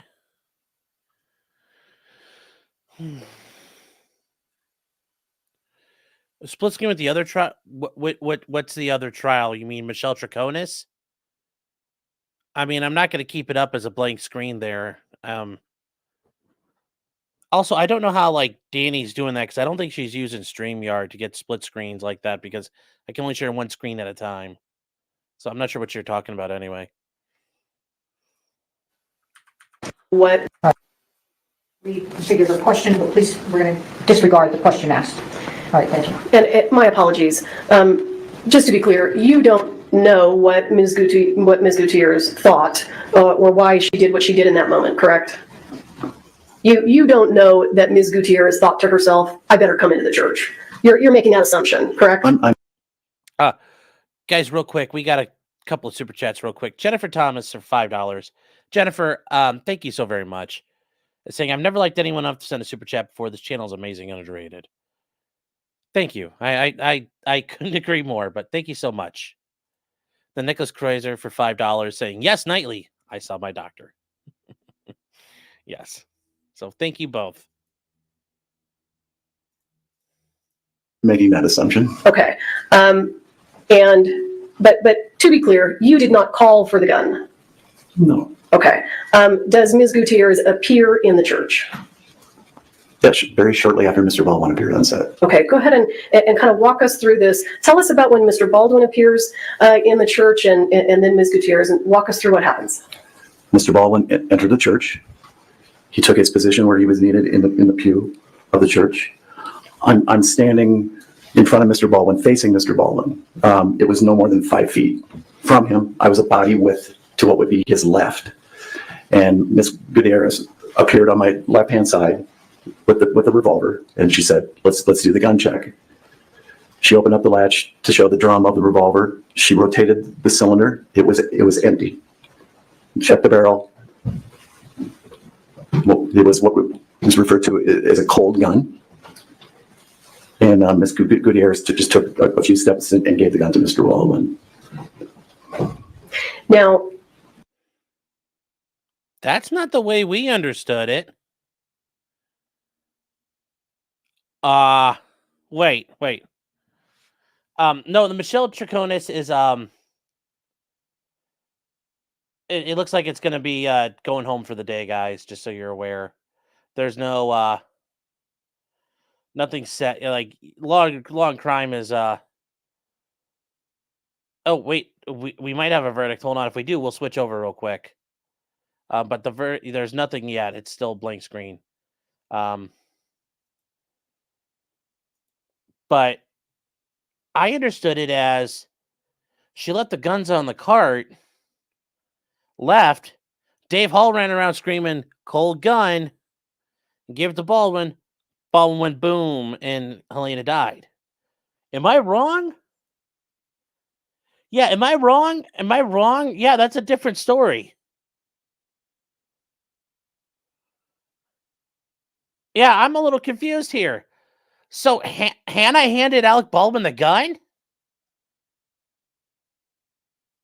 That's what he just said.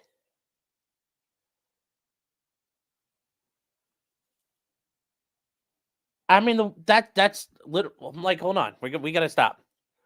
He did, but he ran for immunity. We're gonna back up in a second. Here's the problem: if you get immunity and you lie, don't fucking get immunity. Now you get fucking perjury charges too. So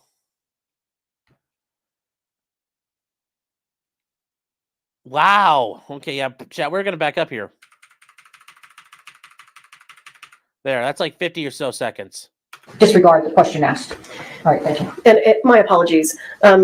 Just to be clear, you don't know what Ms. Gutierrez thought or why she did what she did in that moment, correct?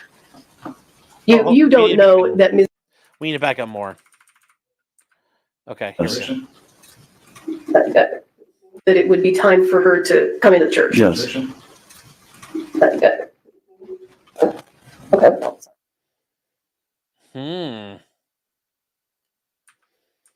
So talking about Hannah coming to the church. Please, we're going to disregard the question asked. Here we go. All right, thank you. Here we go. Let's figure this out. My apologies. Just to be clear, you don't know what Ms. Gutierrez thought or why she did what she did in that moment, correct? You don't know that Ms. Gutierrez thought to herself, I better come into the church. You're making that assumption, correct? I'm making that assumption. Okay. But to be clear, you did not call for the gun. No. Okay. Does Ms. Gutierrez appear in the church? Yes, very shortly after Mr. Baldwin appeared on set. Okay, go ahead and kind of walk us through this. Tell us about when Mr. Baldwin appears in the church and then Ms. Gutierrez, and walk us through what happens. Mr. Baldwin entered the church. He took his position where he was needed in the pew of the church. I'm standing in front of Mr. Baldwin, facing Mr. Baldwin. It was no more than 5 feet from him. I was a body width to what would be his left. And Ms. Gutierrez appeared on my left-hand side with the revolver, and she said, let's do the gun check. She opened up the latch to show the drum of the revolver. She rotated the cylinder. It was empty. That's not what we were told. That's not the story we know. The story we know, the guns were left on the cart, and Hannah was told to get lost. Can't be in the church. Too much COVID problem. Check the barrel. Well, it was what was referred to as a cold gun. And Ms. Gutierrez just took a few steps and gave the gun to Mr. Baldwin. So she gave the gun to Alec Baldwin. That is not the story we have heard for over 2.5 years now. That is not the story we've heard. Yeah, the official story has always been David Halls said cold gun and said, here you go, Alec. And then he, oh, Fox sent me an article.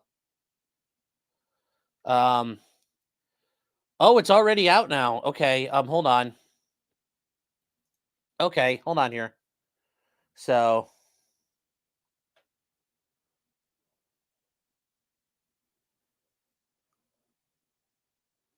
hold on here, guys. I'm trying to read this real quick.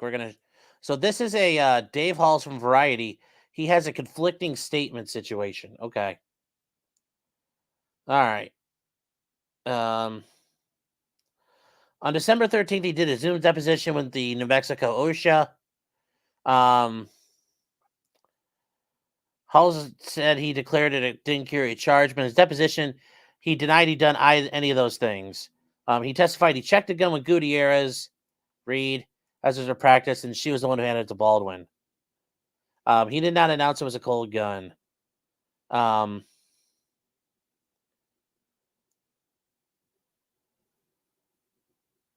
So they're claiming that he's mistaken.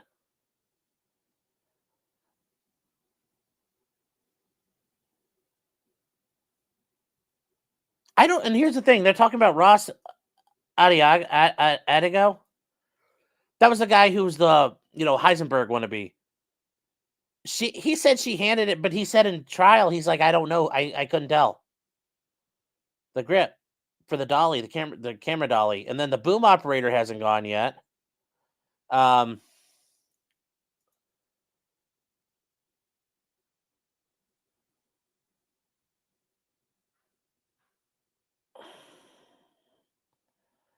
Yeah, this is interesting.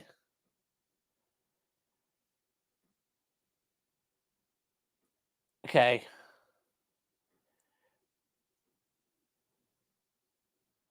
Yeah, this is interesting. This is.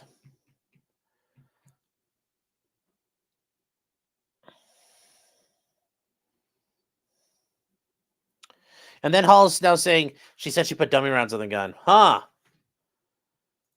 Wow, that's very fucking interesting.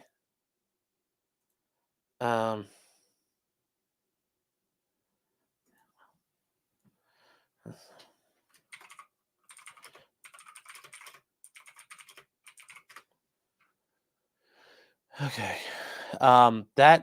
This is fucking weird, chat. So what the fuck actually happened?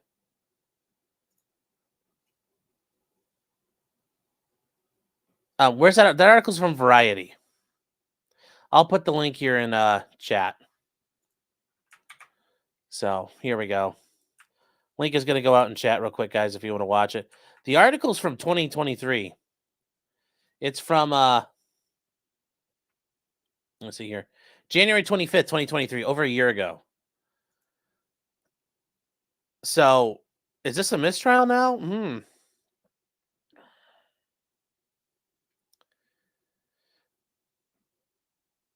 Yeah, this is ooh. Yeah. Huh.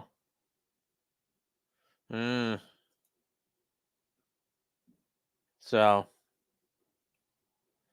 let's see. Now, it's your recollection at that point in time that the gun was empty. It did not have dummies in it. It absolutely is empty. Okay. And you looked at it, correct? I looked at it, yes. Now, let me stop for a moment. Were there any opportunity, at any point in time during that day, did you sit in for Mr. Baldwin? I did. When was that? After lunch. Okay. And when you sat in for Mr. Baldwin, was the firearm in the church? No. Okay. So why don't we talk a little bit about that? Why are you sitting in for him? Explain to the jury how that happens. Well, usually there's a stand-in for the actor, a person, and most times it's a person that matches the height and hair color look of the actor. There was a stand-in for Mr. Baldwin, and when I entered the church after lunch, the stand-in for Mr. Baldwin was there, and because of COVID, I wanted to keep the amount of people in the church to and I typically do that anyway. Outside of the pandemic, before the pandemic, just in smaller spaces, I would try to keep. What I usually say is, if you don't have to be there, please don't. So, because of COVID and just generally, I'd like to keep only the people that are needed for the shot there. I said, his name was Bill. I said, Bill, it's okay. I can sit in for Alec, and it was a good opportunity. Just as if I'm sitting in the pew right now, I can observe everything, the crew preparing, and that's what I did. Did you need to have a firearm at that point in time? I did not. No. Did you have a firearm at that point in time? No, I did not. Were you using anything to mimic a firearm? I recall holding up my hand like this, is bigger. Just so that they could set up the shot? Yeah. Okay. So after the setting up of the shot, after you sitting in for Mr. Baldwin, just to be clear, it's your recollection that Mr. Baldwin came in and Ms. Gutierrez came in around the same time? Yes. Okay. She does the gun check with you. You see an empty gun. To your recollection, Ms. Gutierrez hands the gun to Mr. Baldwin. Is that right? That's correct. What happens after that? How do we end up with a gun that is no longer empty? I did not see the gun taken away from Mr. Baldwin. I'm still in the same position, facing him, body width to his left, no more than 5 feet in front of him.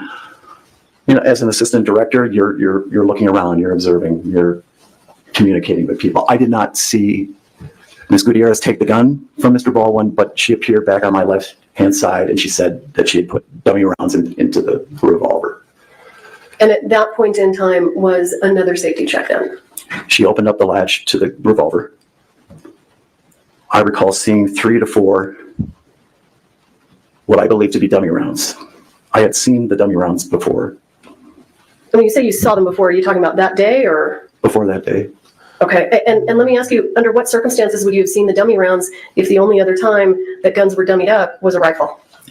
Yes, and I believe on that day, I did see those dummy rounds on her cart. Okay, so you were familiar with what they looked like? that had a very distinctive bright brass end to it, what would be the end of the bottom of the shell casing, and all the primers were depressed, meaning that this has already been a bullet that has been fired. And But sir, let me ask you, you indicated that you only saw 3 or 4, you didn't see 6. I don't recall her fully rotating the cylinder. Okay. You don't recall her fully rotating it? I do not. Okay. And even though the cylinder wasn't fully rotated, did you let that safety check sort of pass? I did. Okay. And what's your recollection about what happened to the gun after that? She took a few steps to Mr. Baldwin and gave Ms. Baldwin the gun. Okay. And let me ask you, sir, were you criminally charged in this case? I was. And did you enter a no contest plea to negligent use of a firearm? I did. And why did you do that? When I say why, what in your mind caused you to be, what caused a plea to negligent use of a firearm to be appropriate? What did you do that would justify that? I was negligent in checking the gun properly. Okay, that's the reason that you took that plea, is that right? That's correct. So, to the best of your recollection, Ms. Gutierrez hands the gun to Mr. Baldwin. Walk us through what happens after that. The revolver is placed, Mr. Baldwin had a holster that the gun was basically at his chest.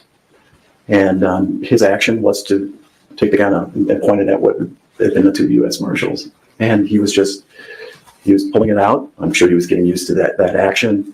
He was in communication with Ms. Hutchins about where to point the gun. Do you recall, sir, was Mr. Souza also in the room? He was. Was Mr. Souza also participating in how to set up this shot? Do you recall? No, I just recall that it was communication between Mr. Baldwin and Helena. Okay. And then what happened? The gun went off. When the gun went off, what did you think happened?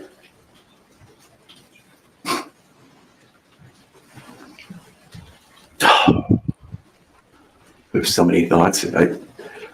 Honestly, the idea that it was a live round of ammunition that went off was just it wasn't computing. It wasn't, and it was my thought was that a blank round had been loaded, and there had been another instance that an actor was killed from a blank round, and I just thought that there was something in the blank round, a wadding. I had heard at one time that maybe they used pieces of wax to keep the black powder in the blank round, or was there an obstruction in the barrel?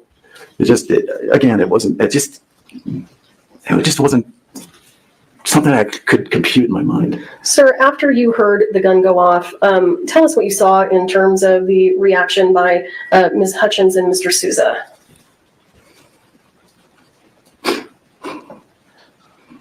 Ms. Hutchins is to my left. Yeah, here's her reaction. Ah! Like, what the fuck is her reaction? She got a fucking hole blown through her. Like, ah! Like, what does she think gonna happen there? Like, hark! The life force is draining from my body. Or, yeah, like she died. Yes. It's like, no, she screamed blyat as she died. Like a true Slav.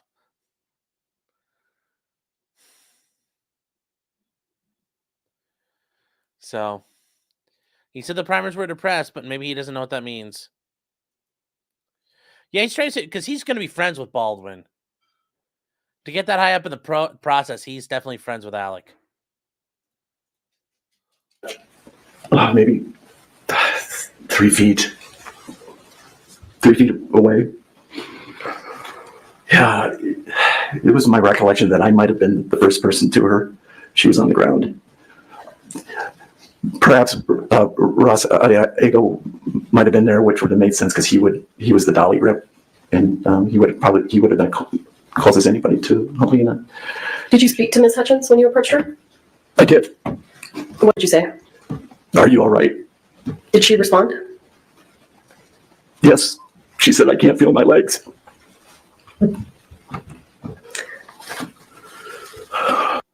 I can't feel my leg. Lieutenant Dan, your legs don't work no more. They ain't there, Lieutenant Dan. But yeah, so she was paralyzed. I mean, in reality, she was likely alive for a little while, and then became unconscious, probably from her lungs getting compressed from the fluid in her chest, and yeah, then she died. And that wound to her spinal cord would have probably been mortal anyway. So. And when you're ready, just tell us what happened after that. And take a break if you need to. I immediately left the church to make sure that 911 was being called.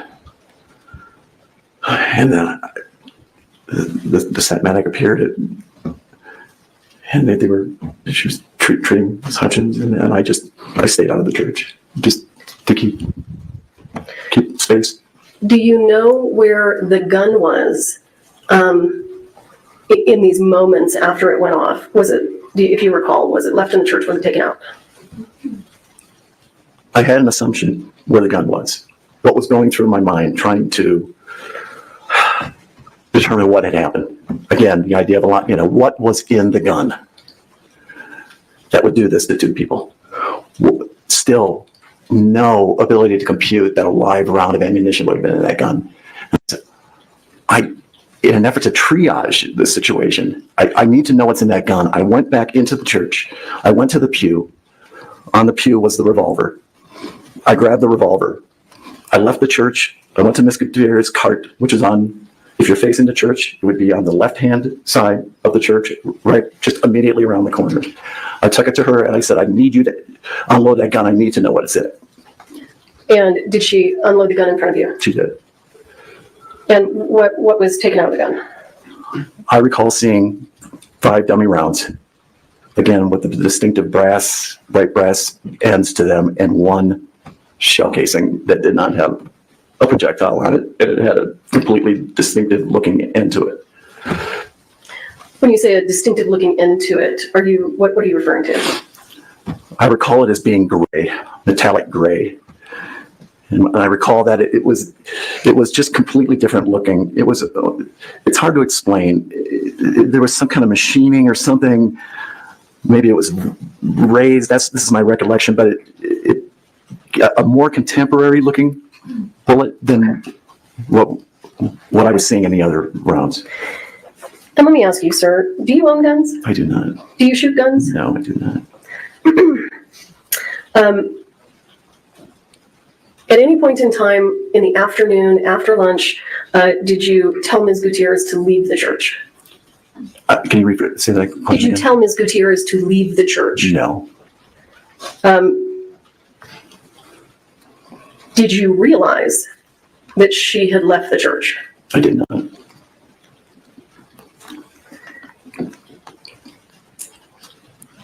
Did you have an expectation that the armorer would stay with the gun?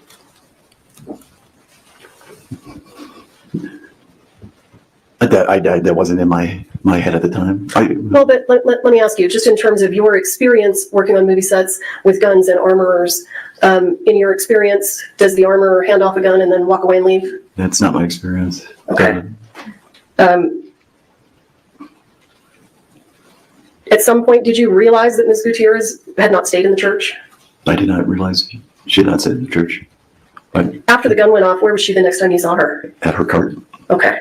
And you just didn't know whether she was in the church or not? I did not know. Okay.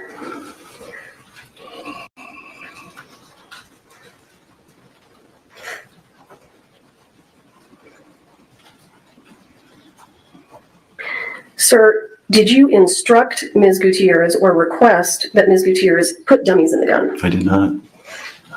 Did you hear anyone ask her to put dummies in the gun? I did not.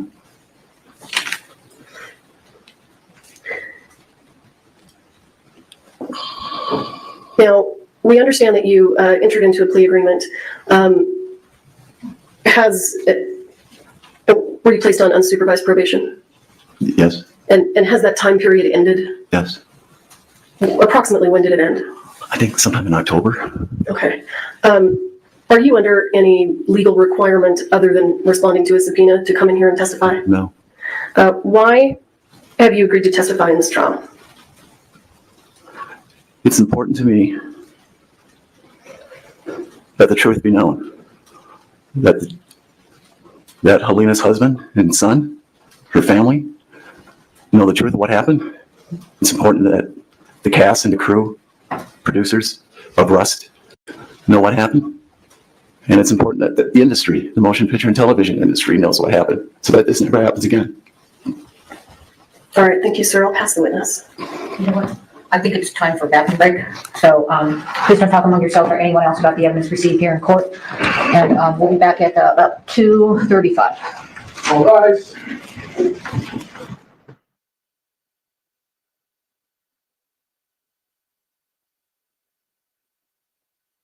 All right. So let's see what happens here. We're going to take a break and we're almost caught up, chat. Thank you, George. Here we go.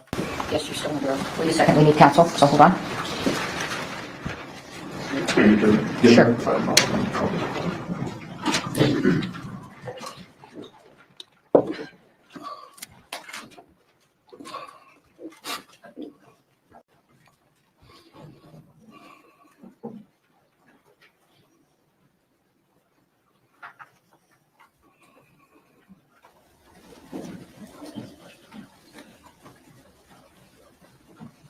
Oh, God.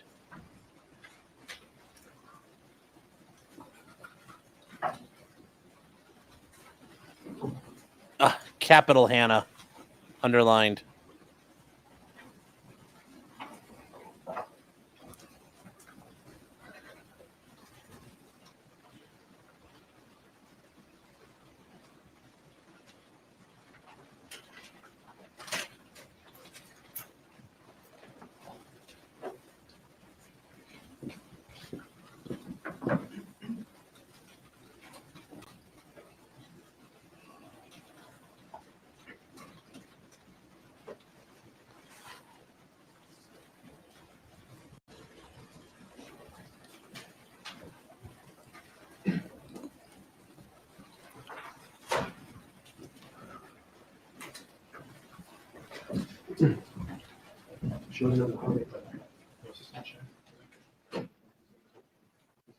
What the hell are we doing? Come on. I thought we were like going to go. Oh, they waiting on the jury?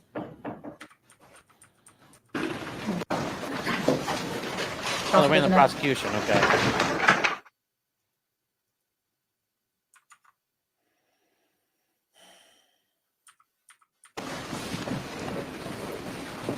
Only 20 minutes behind, chat. We'll get there.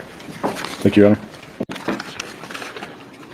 Mr. Charles, good afternoon. Good afternoon. So I want to start with a question that we have. Can you say again what you saw when she unloaded the gun after the shooting incident? That's a jury question. Yes. I recall seeing 5 rounds, which were dummy rounds. They had the bright brass ends to them, holes drilled in the side of the shell casing. The projectile still on top of the shell casing, and then one shell casing without a projectile on top of it with a distinctively different looking end of the ball. Mr. Halls, on that portion of it, when you say distinctively looking in, can you describe that a little more? It was a metallic gray color versus the bright brass coloring of the other rounds, and it just, from my recollection, there was a different kind of style to the end of that bullet. In my mind, there was maybe some raised machining, if you will, or something. That's just my recollection. Okay, sir. And do you mean the end of the casing? End of the casing. So you're talking about the top of the casing, the end of it. Are you talking the top that would be empty or the bottom of it with the primer, where the primer would have been? If the end of the casing is round, okay, I'm looking at a full circle of the end of the shell casing. Okay, I'm just trying to figure out, there wasn't still a projectile on that round. There was no projectile on that round. So you're just talking about the casing and the top of that. I'm talking about where the primer would be. Where the primer would be. So that's on the bottom of the round. Yes. Okay. And you said on the bottom there's a distinctively gray kind of color? Counsel, can you approach?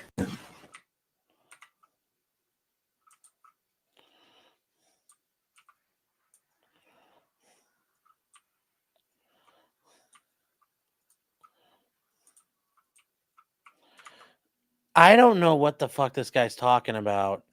Machining raised marks on the what is it, some weird crimp he's looking at? Like, it doesn't make any sense to me. They need some. Yeah, no, he was told this later, he didn't see at the time, maybe, but I don't he said it was empty, he said it was a cold gun, now he's contradict. Yeah, something's weird here. Something is weird. You know, the way he's talking about rays, it sounds like, is he talking about the casing, or was it the bullet? Because it sounds like a semi-wad cutter or something. He's talking about the head stamp, maybe. I don't know. So, we'll see. Okay, sir, just one moment. We're going to pull a picture to show you. Yeah, you got to show him a picture. You tell us what the fuck you're talking about. Mm-hmm.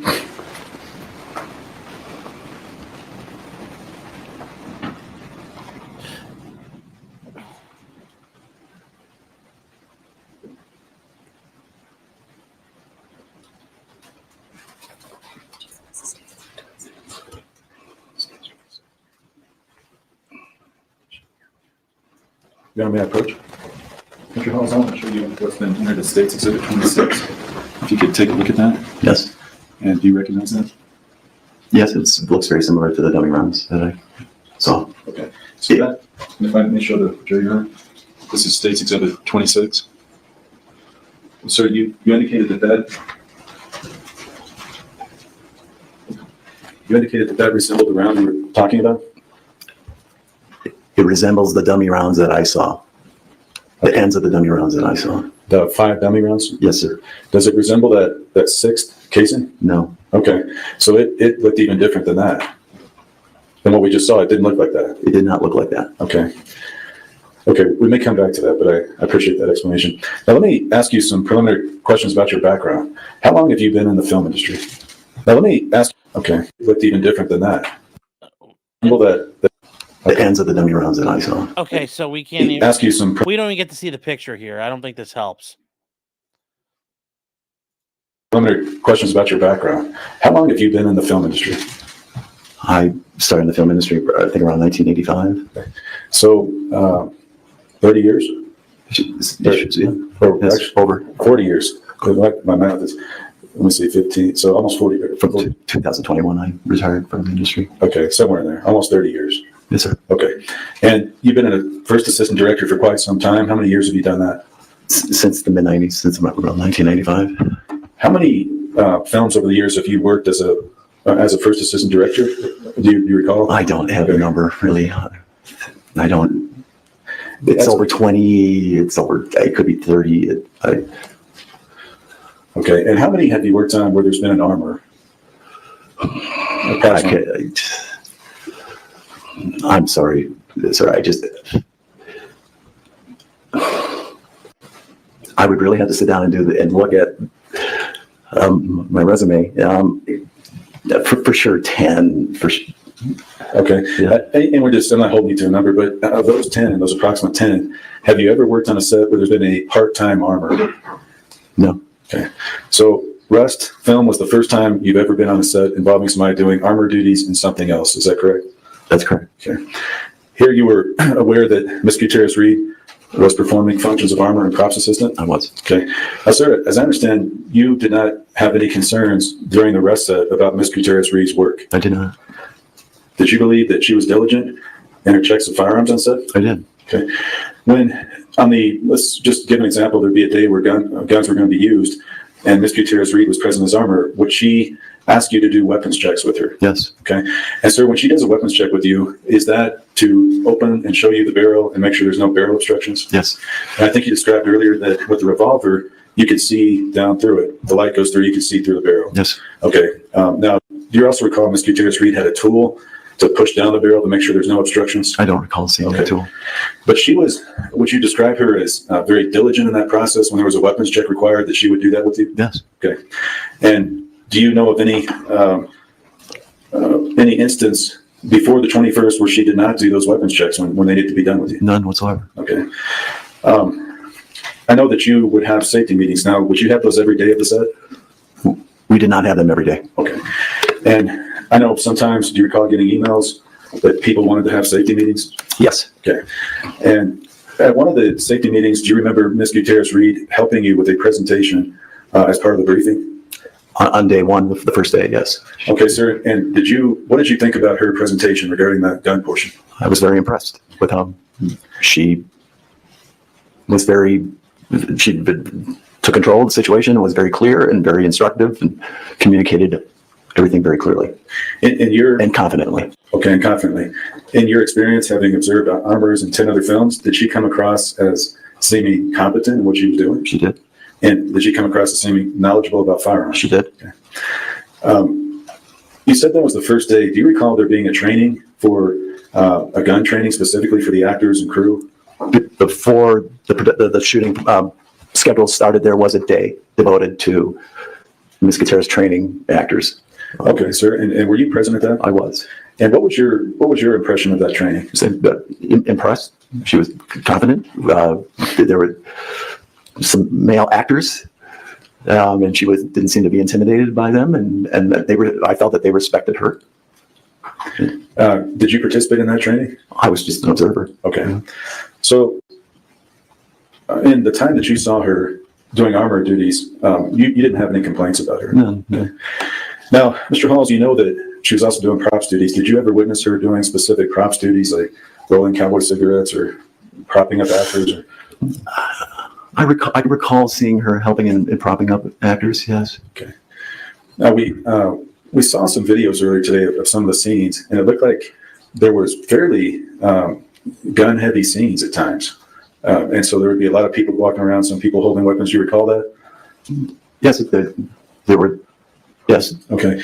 Now, there were a couple instances where it appeared that muzzles of weapons were getting traced across people. Now, do you recall anything like that? Can you clarify? Sure. There was some testimony, and some videos where, for example, a stuntman was holding a weapon, and he was kind of turning around, and it was coming across the muzzle across other people. Mm-hmm. Do you recall anything like that? I don't recall anything. Okay. Some of those, it appeared you were present on the videos, but do you remember any instances where you felt like there was an unsafe condition with the way people were pointing their muzzles? I did not. No. If I did, it was part of my practice that I always, I would say, please point the gun away. If their action as an actor was to point it at another actor, I would say, please, especially live fire situations, please make sure you're pointing the gun away from that actor. So your habit in practice was, if you saw something like that, you would tell them, please point that gun a different direction. Yeah, yes. Okay.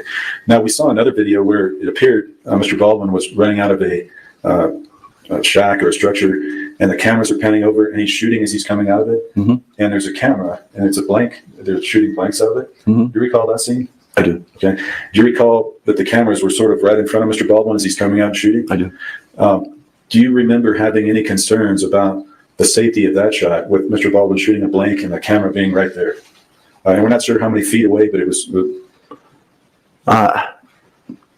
There was a number of situations where whenever there was a camera that needed to be close to a gun being fired with a blank, I would ask the operator, do you feel safe? I would suggest that they would put we call them Fernie pads, but they're basically a packing blanket that you would see when you're moving furniture or something. Typically, people can wear in that situation. Okay, sir. So, and you had a lot of experience leading up to that movie, but when you saw something like that, you said your habit and practice was to talk to the person behind the camera. Mm-hmm. Okay.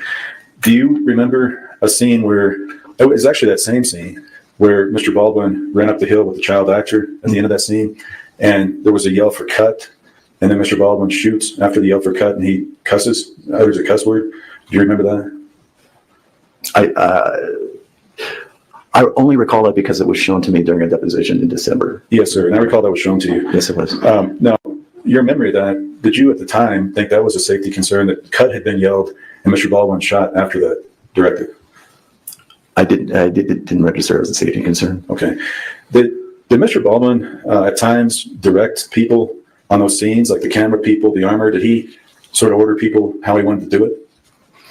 Again, this is recalling what was shown to me in the deposition, and he was clearly pointing a gun and asking the person that he was pointing the gun at in the direction to, please move. Okay. Move away from where he's pointing the gun. Do you remember at times Mr. Baldwin rushing people to keep going, reload, let's go, let's go, let's go? Do you remember that? Again, I was shown a video where Mr. Baldwin says, let's go. I don't characterize that as Mr. Baldwin rushing people. Okay. I think I characterize it as an actor in his moment. I'm ready. Okay, let's go. There was never any Mr. Baldwin rushing anybody. Okay. So you never felt like Mr. Baldwin was rushing? None whatsoever. Okay. Now let me talk to you about, you became aware of 2 negligent discharges on set, did you not? I did. And do you remember those were approximately October 16th, 2021? Approximately, yes. Were you present and witnessed either of those incidents? I was. Which one or both? Both. Okay. At the time that you witnessed them, you know then that one involved Sarah Zachary? Yes. And the other involved a stunt double? Yes, Blake. Blake. Yep. Okay. What did you do in response to each of those safety incidents? I didn't do anything. When Blake's long gun went off, I said, "What the F is going on in there?" And he replied, "It just went off." Okay. And so you questioned him briefly. He said that the gun just went off. Did you ask him anything else about it? I did not. And how about with regard to Miss Zachary?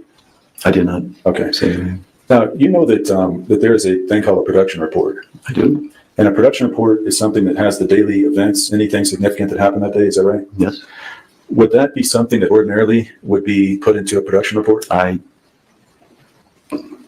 It's such a rare situation. I couldn't answer you. I don't think it would be a normal thing. Well, but whose responsibility would it be to make the production report? It would be the second assistant director. Okay. Would you have any responsibility to report that yourself? I would. And now, would this be something that you would consider noteworthy that maybe someone up the chain would want to know about?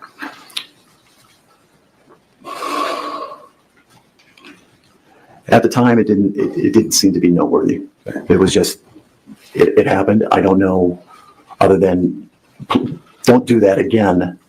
I don't know really what else could be done. Okay. If we stop, call a meeting, don't do that again.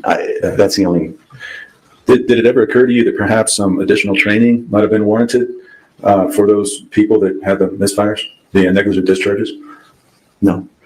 Why did it not occur to you that maybe they needed some more training, for example, on how to hold that hammer and prevent that from falling too quickly? Why did that not occur to you?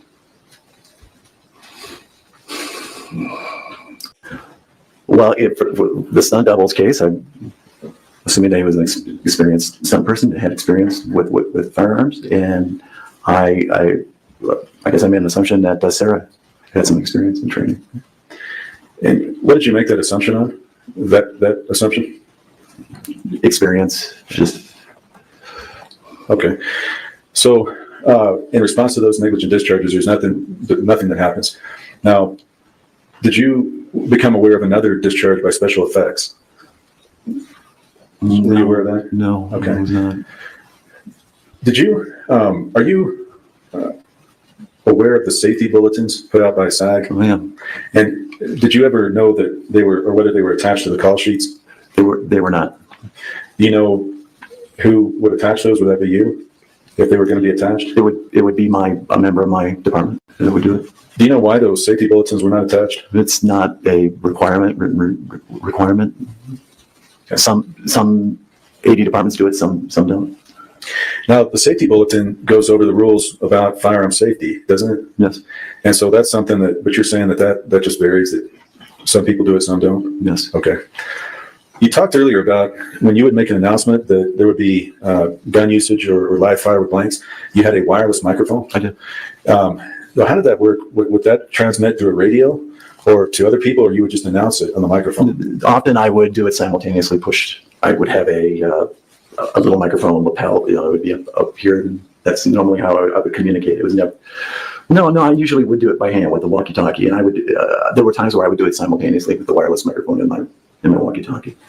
So if you, that wireless microphone, would it just transmit into the general area around you? Yes. And then if you do that at the same time as your walkie-talkie, did that effectively communicate through your radio with your microphone? I mean, did that have any issues with that? None that I'm aware of. Okay. Now, what channel, I know there was different channels, and I said, what channel would you normally communicate those announcements on? Channel 1. Channel 1. And do you know whether the armorers were always on channel 1 or if they had a different channel? They better have been. Well, and I'm not saying any given time. I'm not talking about a given moment at this point. I'm just asking you, did the armorers have another channel? Not that I'm aware of. Okay. Sometimes the departments might designate another channel to go to for a private conversation. Typically, channel 2 is devoted just to if there's a longer conversation that needs to happen. People can go to channel 2. Okay. And then props, do they have their own channel? They're on channel 1. Okay, channel 1 is props. Okay. Yes.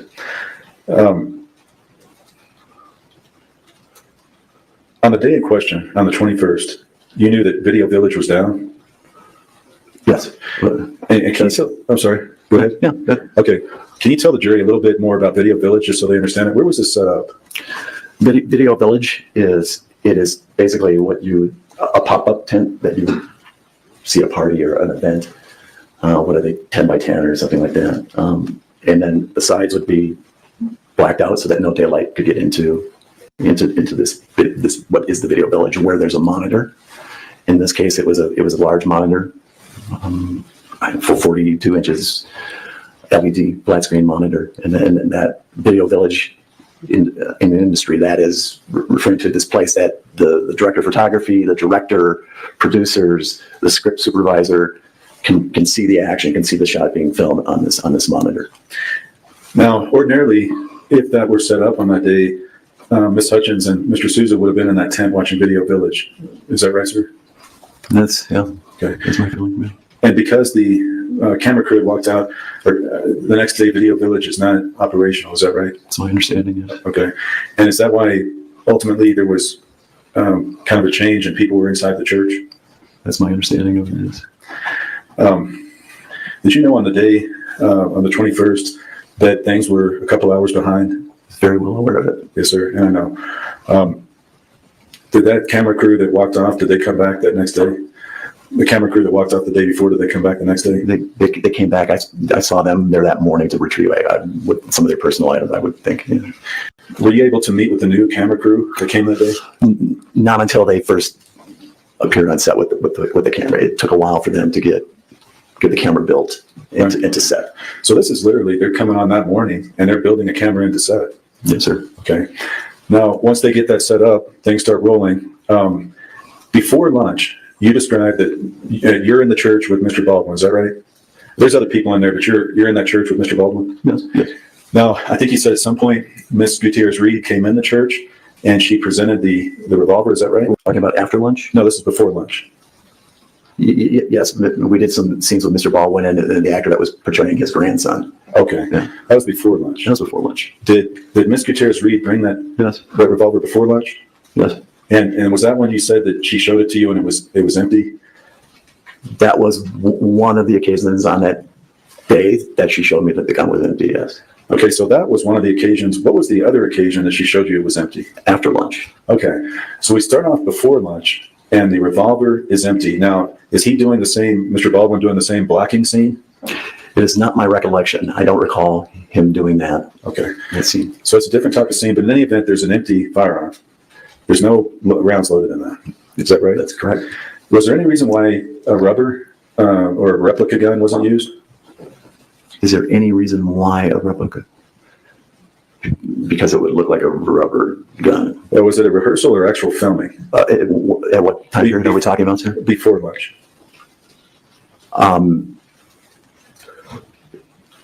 I recall just the dialogue scene between Mr. Baldwin and the actor playing his grandson, and it was just the gun in his holster. Okay. Do you not recall him, Mr. Baldwin, pulling that out before lunch? I don't recall that before lunch. Okay. Well, after lunch, you said that Ms. Gutierrez-Reed brought the firearm back again, and you said initially you're saying that it was unloaded again. Yes. Did she again show you the barrels and check that gun with you? I'm sorry, after lunch? Yes. Yes, she held the gun. Let's do this, the gun check. Just checked the barrel, did a full rotation of the drum of the cylinder. Okay. And then I think you said after that, she walked over a few steps, and what you're saying is she handed the firearm to Mr. Baldwin. Is that That's right? correct. Now, you then say that you don't see her leave, right? I recall seeing her walk past me. She gives the gun to Mr. Baldwin, turns and walks away. Where did she walk away to? She walked past me. I didn't see where she went. You did not see her leave the church, though. I did not. But then you also testified that at some point she's back beside you with the firearm again, and it's got rounds in it. Is that right? She told me that she put dummy rounds in the gun, yes. So, when you were near Mr. Baldwin, that church, does it have one entrance? I believe so. Yeah, I think it's only, there might be a door that I didn't see in the back where the altar would be, but certainly at the front of the church. Front of the church. Yeah. So, and how big is that church? Oh, 20 by 30, 20. So approximately 600 square feet, roughly. I'll let you do that math, Mr. Bowles. I could be wrong, but I think it's about 600 square feet. So within that, It would be, the width would be from, pretty much from here to that wall, and then where we enter. okay, so for the record, you're pointing with your left hand to the side of the judge's desk, to Her Honor's desk, and the wall on the other side. Mhm. And then from where you're seated to right behind counsel. Yes. Okay, where you come in. Okay. So that's about the size of the church. Now, you are sitting there fairly close to Mr. Baldwin, right? Yes, I was. Okay. Standing there. And then you say you don't see Miss Gutierrez leave at all. Miss Gutierrez leave. And then she comes back with a firearm again. Is that right? Yeah. Okay. Now, you then state that she shows you what you believe are 3 or 4 rounds in the firearm. Yes, sir. And did she do that how did she do that? I don't know if she did a full rotation. I don't recall a full rotation. And my recollection is seeing 3 to 4 rounds. So if she had done a full rotation, you would have seen every cylinder in that, right? In retrospect, I would like to think I would have, yes. Because after everything happens, we know that you said it's unloaded and there's 5 dummies in 1 casing. So that's 6, right? Yeah. Okay. So is it possible that you did see every cylinder, or how do you reconcile that? There's 3 or 4 rounds before, but there's 6 rounds after. Because there was not a full rotation of the cylinder to show me 6 rounds. I'm not buying that. This is bullshit testimony. Nothing he said so far convinces me he knows what I can't buy any of this. Again, my recollection is only seeing 3 to 4. But you don't recall whether that was a full rotation or not. I don't recall if it was a full rotation or not, yeah. Now if that had not been, that would not be a full weapons check with you, correct? I've stated that, yes. Okay. But yet you testified earlier, every time before this, since the start of the Rust filming, Ms. Gutierrez-Reed always did a complete weapons check with you. Yes. So you're saying that this time, for whatever reason, she abandoned her habit and everything she had done before, and you had praised her for doing a good job. Mm-hmm. And somehow on this occasion, you're saying that there wasn't a full rotation. Is that right? Yes. Well, why didn't you say something? That I'd like to see. Again, this is what I am admitting to, that I did an improper check of that firearm. And so after you admittedly do an improper check of the firearm, isn't it true that you handed that firearm to Mr. Baldwin? It's not true. Do you know that your account conflicts with Mr. Baldwin's? I am aware of that. And do you know that it conflicts with Ms. Gutierrez-Reed? I am aware of that, but however, in Mr. Baldwin's initial statement with Detective Hancock, a few hours after the incident on October 21st, when asked the question who handed him the gun, he said Hannah did, like she always did. And after that, he changed and said you had handed it to him, right? Yes. Okay. Right after this happened, the shooting happened. Do you remember you were standing outside with Mr. Baldwin talking with him, kind of near a truck? Yes, I do. Do you recall what you all were talking about? Were you talking about the events and kind of how this could have happened? Yeah, yes. So you were kind of discussing and kind of trying to remember with each other what had occurred. Is that fair? Most of the discussion was what was it that entered their bodies? And I think to a person that was sequestered, that was the tone of the discussion. And certainly the discussions that I had with Mr. Baldwin, we were both, was it a blank? Was it, it just, that idea of a live round, again, being on a film set was just uncomputable. Was it inconceivable that there would be a live round on set? Yes. And in fact, I mean, did you ever dream that there would be a live round? And you're thinking, talking to Mr. Baldwin, did you have any thought of that? Honestly, no. Okay. Yeah. Now, after you all talked, Mr. Baldwin, did you talk with him again after the shooting and after that day, the 21st? No. Okay. If at the moment that this had happened, I know you indicate that Ms. Gutierrez-Reed gave him a firearm, but if you had provided him the firearm, which you're denying, I know, you're saying that didn't happen. If that had happened and Ms. Gutierrez-Reed were not in the church at that moment, that would have been your responsibility under the safety bulletin to ensure the safe operation, right? Can you state that again? Clarify. Yeah, that was pretty long. Under the safety bulletin, if the property master and armor are not present during a gun scene, and you are the person there, do you agree with me that the responsibility would then fall on the first assistant director in a general scene for safety? I don't recall seeing any language about the assistant director taking responsibility for the firearm if there is a prop master or armor not present. That's not going to get you anywhere. Remember, you can bring all this up and it's still Hannah fucked up.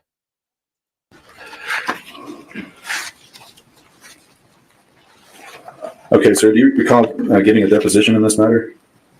Yes. Okay, and if I can just, before I get into that, I just want to kind of give you a few more details, see if you remember. But under the safety advisory bulletin, that the first assistant director becomes the person responsible for maintaining and handling weapons if the property master and armor are not present. Do you recall that? I don't recall that language. Okay. If you're saying it's there, and you can, Well, do you recall being in this on page 121 at line 6? If you had known that Hannah, had you known that she wasn't in the church, meaning Hannah, under this guideline, would you perhaps be the individual responsible for maintaining and handling weapons? And your answer: if I knew that she was to be leaving the church, yes, it would. And knowing that the gun was cold, as I believed it to be, as she believed it to be, as Mr. Baldwin was told it was to be, yes, I would be that person. I have worked on productions where an actor would have a gun. Do you remember that portion? Yes. Okay. And there's one more portion you gave just for completeness. And maybe the actor wasn't necessarily on set, and the prop master who was handling the guns, because there was no live fire, again, it's a prop. So the prop master is responsible for these guns. He would often say, not often, but there have been a couple occasions where I have to go to my car, get something. Can you watch the gun? And I would watch the gun. Do you recall giving that answer, sir? I do. Okay. And does that refresh your memory that if you know that they're not present, that sometimes you may be responsible? If I knew that they were not present, yes, I would be, I guess, the next one in line to be responsible, yeah. Okay. And so your testimony is that you did not know that Hannah had left the church. So my question was, if that had occurred, if she had left the church and you had provided the gun to Baldwin, would you have been responsible? And I think what you said is you didn't know she left the church. Is that right? I did not know that she left the church. Okay. Do you recall checking that weapon? Regardless of who handed it to Mr. Baldwin, do you recall checking that weapon again by yourself? I never checked that gun by myself. Okay. Do you recall whether Mr. Baldwin checked that gun? I do not recall. Okay. Had you seen Mr. Baldwin retrieve a firearm before from Ms. Gutierrez-Reed on another day? Yes. When you saw him before, did he check the weapon? I don't recall. Okay.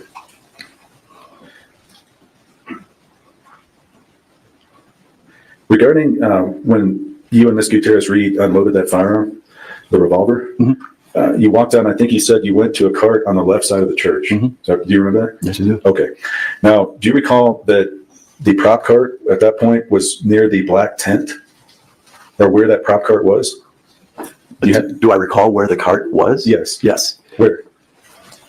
Left-hand side, if you're standing in front of the church, looking at the front door, left-hand side, immediately around the corner.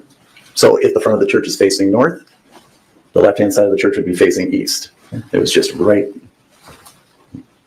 right around the corner. Yeah. Do you recall that prop cart moved at some point after the police had arrived? After the police arrived? Yes. Yes, I have a recollection of it being in a different location. Did you ever see Miss Sarah Zachary, over by the prop car after the shooting? She was present when I asked Hannah to unload the gun, yes.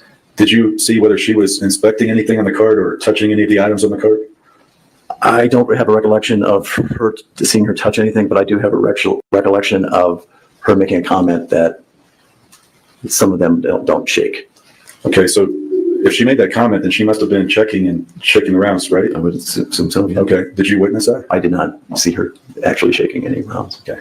Did you see any other persons at that moment near the cart or at the cart? No. Okay. I think I do remember Johnny. I can't pronounce his last name. Ziello? He was behind us. Yeah, I have a recollection of him being there. Was that Johnny Ziello? Yeah. Okay. So he was there with you at or near the cart? Near the cart. Yeah, I believe he was behind me. I just have a recollection of seeing him there. Okay. After the firearm, the revolver, was unloaded, did you get those rounds? You personally? No, I never touched those rounds. Okay. Do you remember whether Miss Gutierrez Reed ever gave those to you after? She did not give them to me. Where did those rounds? Did she have them? I just saw them as she unloaded the gun. They fell onto the cart, and that's my recollection of what ended up with those rounds. Okay. Did you see anybody pick those up? I did not. Okay. Now, in this case, you indicated you had pled no contest, right? Yes. And you pled to a misdemeanor offense? Yes, sir. And you said that was negligent use of a firearm, correct? Yes, sir. You received a sentence of 6 months unsupervised probation, is that right? Yes, sir. So under the unsupervised probation, you did not have to report to a probation officer? I did not. And there was no conditions except not violating any laws, right? I had to take a firearm safety class. Okay. Did you complete that firearm safety course? I did. And so now you're off probation, and that's it, right? I'm just gonna check the relevance. Oh, sorry. I'm sorry, Judge. Roach.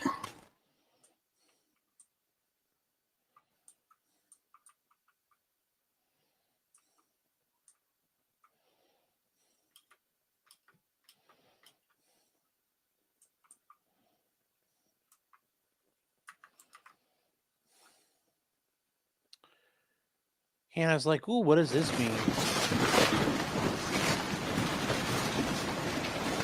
All right, you want me to have just a moment? Thank you.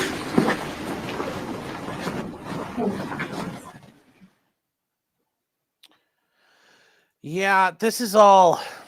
He's jerking everybody around, though.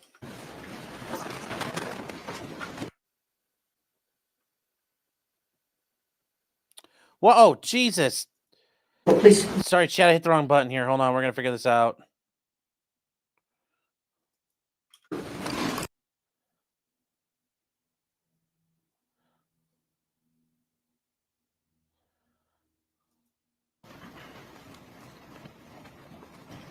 Apologies. I'm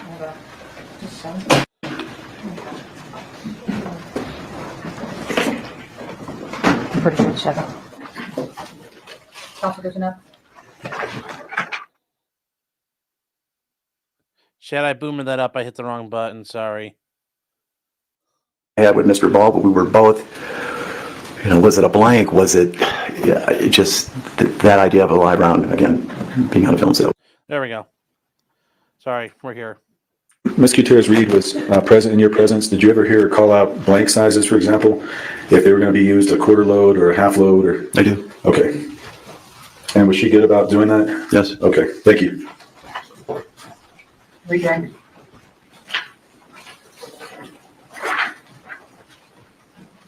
Wasn't a blank size, though. Sir, I want to talk to you about the other instance that you recall where dummy rounds were used. I think you indicated they were in a rifle. Yes. Did you request dummy rounds be placed in the rifle? No. Did anyone else that you're aware of request? I'm not aware of anyone else that requested them. Okay. Do you know why dummy rounds are used in revolvers? Yes. Why is that? Well, if the shot is close up enough on the revolver, I don't think you necessarily need to have experience with a firearm, but one could detect that that gun is not loaded with any with any round. So that's the reason why we use dummy rounds, cosmetic. Because if the revolver is pointed at me, the dummies are in there so that you can see the projectiles inside the cylinder, right? Correct. Is that the same way that a rifle is set up? No, but in this case, and just from recollection, I think there was something about that long gun that you could see that the rounds would be loaded. If this was the barrel of the gun, that the rounds would be loaded somewhere and it would be visible then. To the best of your recollection, was there actually filming of a scene that would show that part of that rifle? Was there actually, it's only my speculation that it was a shot that was close up close up enough on that long gun that Hannah made a decision that, to make this look correct, that dummy round should be in this. Is that your recollection or is that your assumption? She told me that and I saw her load the dummy rounds into the long gun. Okay, but my question for you is, dummy rounds are put in guns because you're going to roll film, right? Yes. Do you have a specific recollection of there being a video take of that rifle being loaded or unloaded or cycling? No. Okay. I never mentioned that. Okay, thank you, sir. There's no recollection of a shot of that rifle being loaded. Okay. The entire time that you worked with Ms. Gutierrez on the set of Rust, do you have any recollection of ever seeing her shake a dummy round? I do not.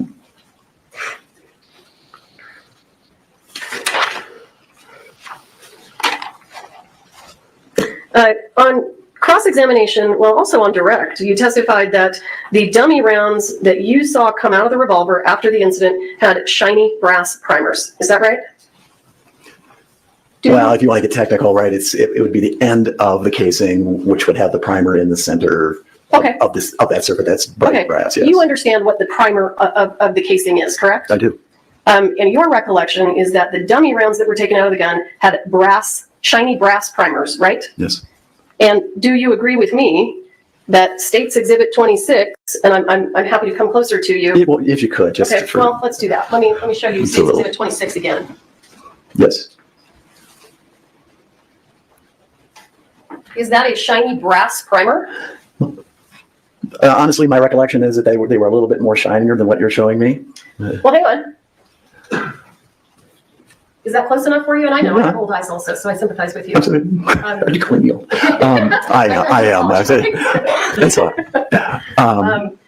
Is that primer brass? The primer does not appear to be brass. Okay, thank you, sir. And let me ask you, when was the last time, well, you saw a spent casing come out of that revolver, correct? I did. When was the last time you saw that spent casing? At the moment when I asked her to unload the gun. On October 21st, 2021? Yes. Sorry.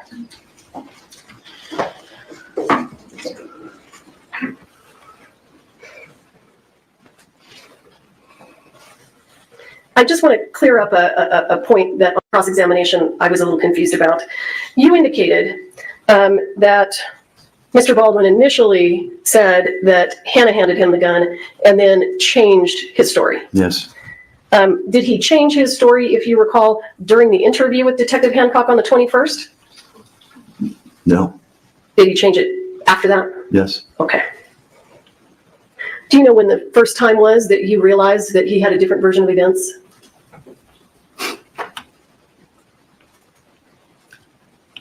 It was shortly after when when Hannah said that, made a statement that that I gave the gun to Baldwin. I'm just wondering when that would have been. I don't know, it was months, maybe. Months after October. I believe so, yeah. Okay.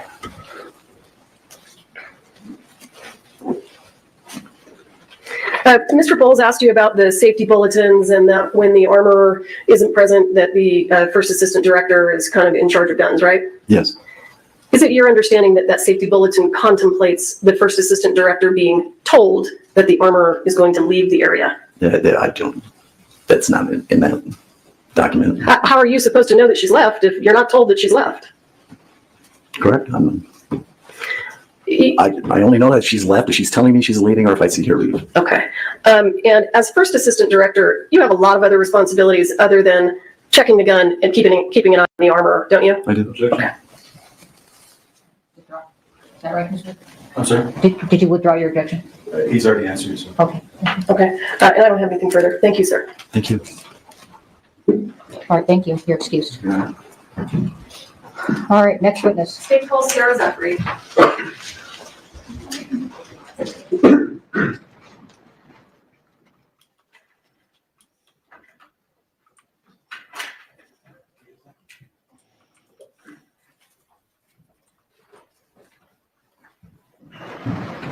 Stand before the judge, raise your right hand. Do you swear affirm under penalty of law that the testimony you'll give in this case will be the truth, the whole truth, and nothing but the truth?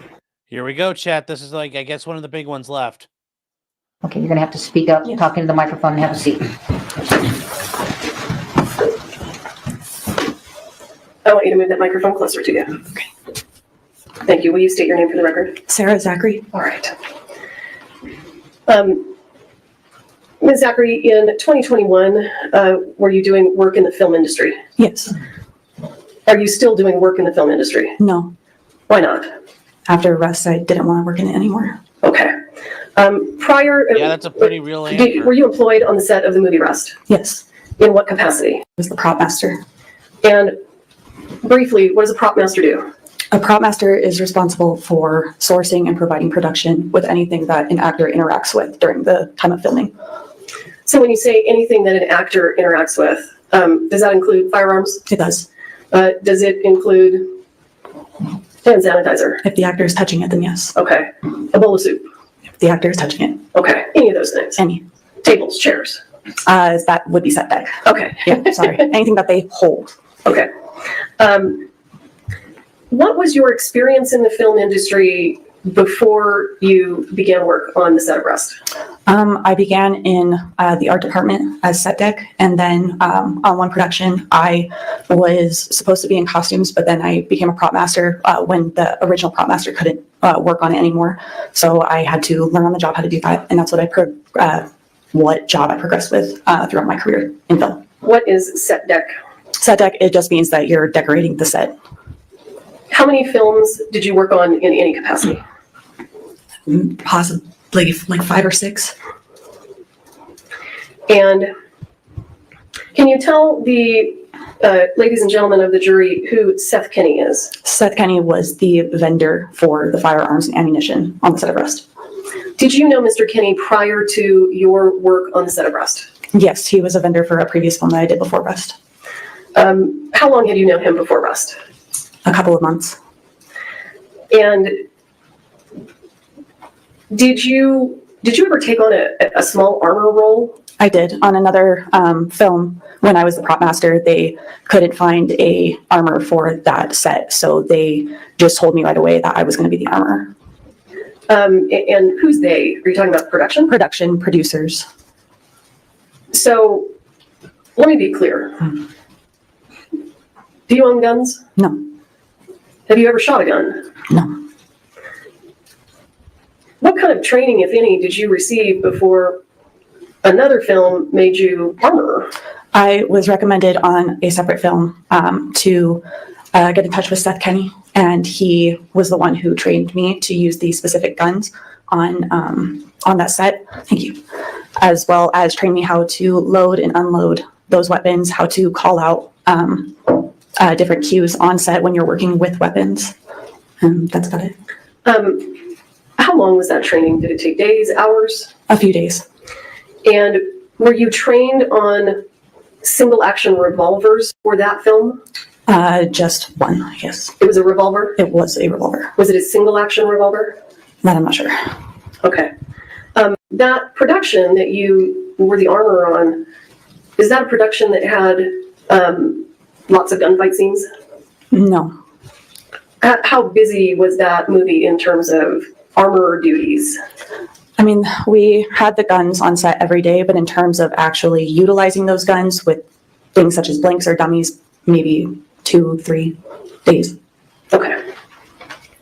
And have you, prior to Rust, is that the sum total of the experience you've had with firearms? Yes. So how do you end up being the prop master on Rust? Do you apply for a job? What happens? A lot of it is word of mouth when it comes to the industry, but Seth Kenny was the one who asked me if I wanted to work on it, and he said that he had sent my resume to the line producer. And were you interested in working on it? I was. And at some point in time, did you understand that you were going to be working with an armorer? Yes, Seth Kenny said that he had an armorer in mind. And did that person turn out to be Ms. Gutierrez? Yes.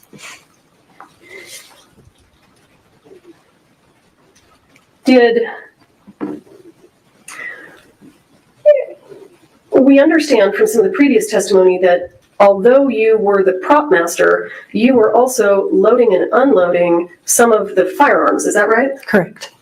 How did you go from prop master to handling firearms? So originally there was supposed to be a separate armorer's assistant that production had only allotted for 5 days, and that was not going to be enough because of how many gunfights we had. We read through the script. So instead it was recommended that I help out since I was already going to be on set. And so did you receive any training from Ms. Gutierrez so that you would be able to competently load and unload the guns? Briefly, yes. When you say briefly, how much training did you receive from Ms. Gutierrez? A few minutes. And had you, and let me try to back up. When I say single action revolver, do you know what I'm talking about? Not quite, no. Okay. So let me ask you this. On the previous movie set that you were working on as the armorer, you said there was a revolver. Correct. Was that the kind of revolver where the barrel would completely come out and away from the gun for you to load and unload it? Yes, the cylinder came out on the side. Yes. The cylinder just kind of, the entire thing flops out. Yes. Okay. And was that the same style of revolver as what you were using on the set of Rust? No. What was the difference? The difference mainly was the way that you would load and unload it. Part of that maneuver was pulling back the hammer and the trigger at the same time, and then slowly releasing both of those to lock it back in place. Okay.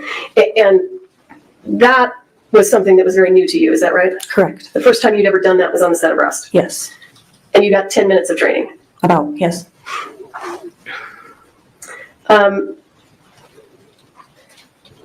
We understand at some point that there were some accidental discharges on the set. Do you recall those? Correct, yeah. Did one of them involve you? Yes. Can you just explain to the jury what the circumstances were of that accidental discharge? Yes.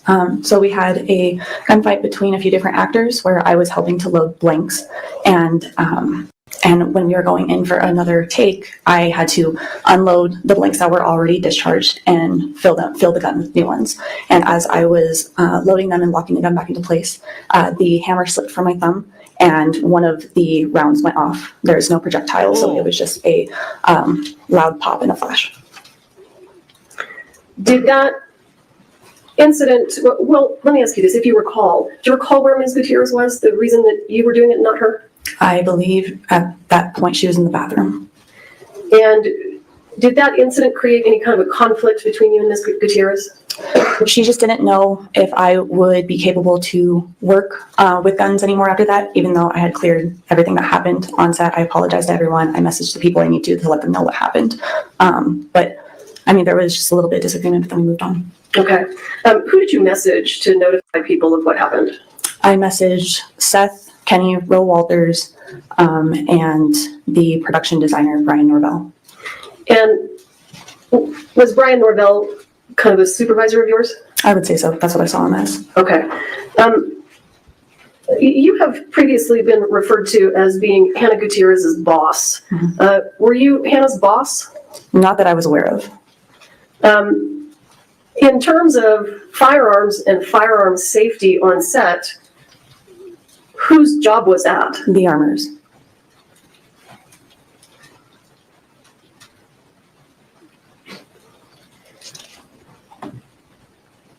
To the best of your recollection, on approximately how many occasions, well, let me back up. Did you aid in loading guns and gun belts with dummy rounds? Guns, yes. The gun belts already had dummy rounds in them. Okay, let's talk about that. So in terms of the props, the gun belt props for this movie, Do you recall who sourced those? Where did they come from? As far as I know, Hannah brought them from a different set. From another movie she'd worked on? Correct. Did you see them? Yes. And when they arrived on set, were they empty, or did they have to be loaded with dummies? They only had to have a couple at most put in them because they were lost, fell out. Okay, but the gun belts that Ms. Gutierrez provided were already loaded with dummies when she brought them on set. Is that your understanding? That's my understanding, yes. And that's your recollection? Yes. And you saw them? Yes. So when she brought them on set and they were already loaded with dummies, did you take the time to remove every dummy and shake them? No. Did you see her take the time to remove every dummy from the belts and shake them? No. Did you see anyone? No. Because you guys had another assistant for a little while, Ms. Montoya, is that right? Correct. And did Ms. Montoya, you never saw her do that with those? That wasn't her job, no. Okay.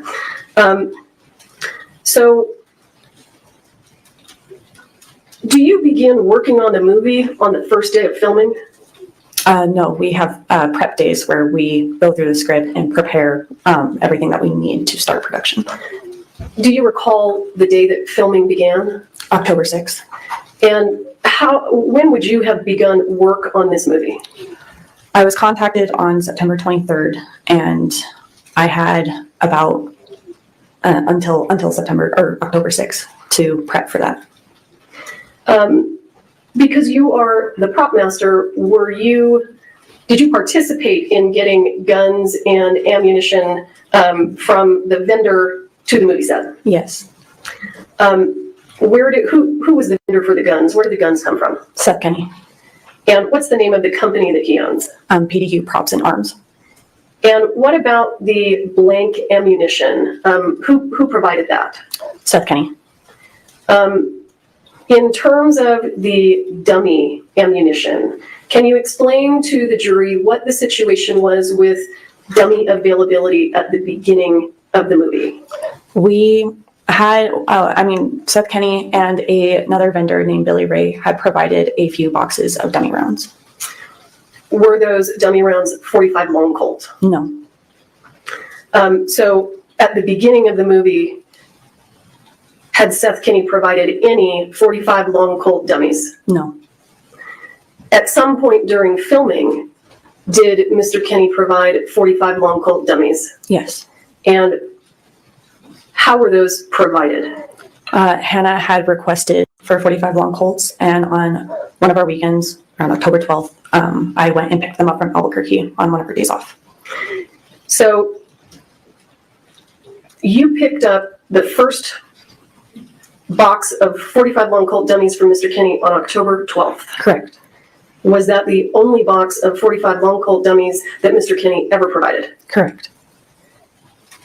When Ms. Gutierrez brought the gun belts and they already had the dummy rounds in them, if you recall, did she also have boxes of dummy rounds?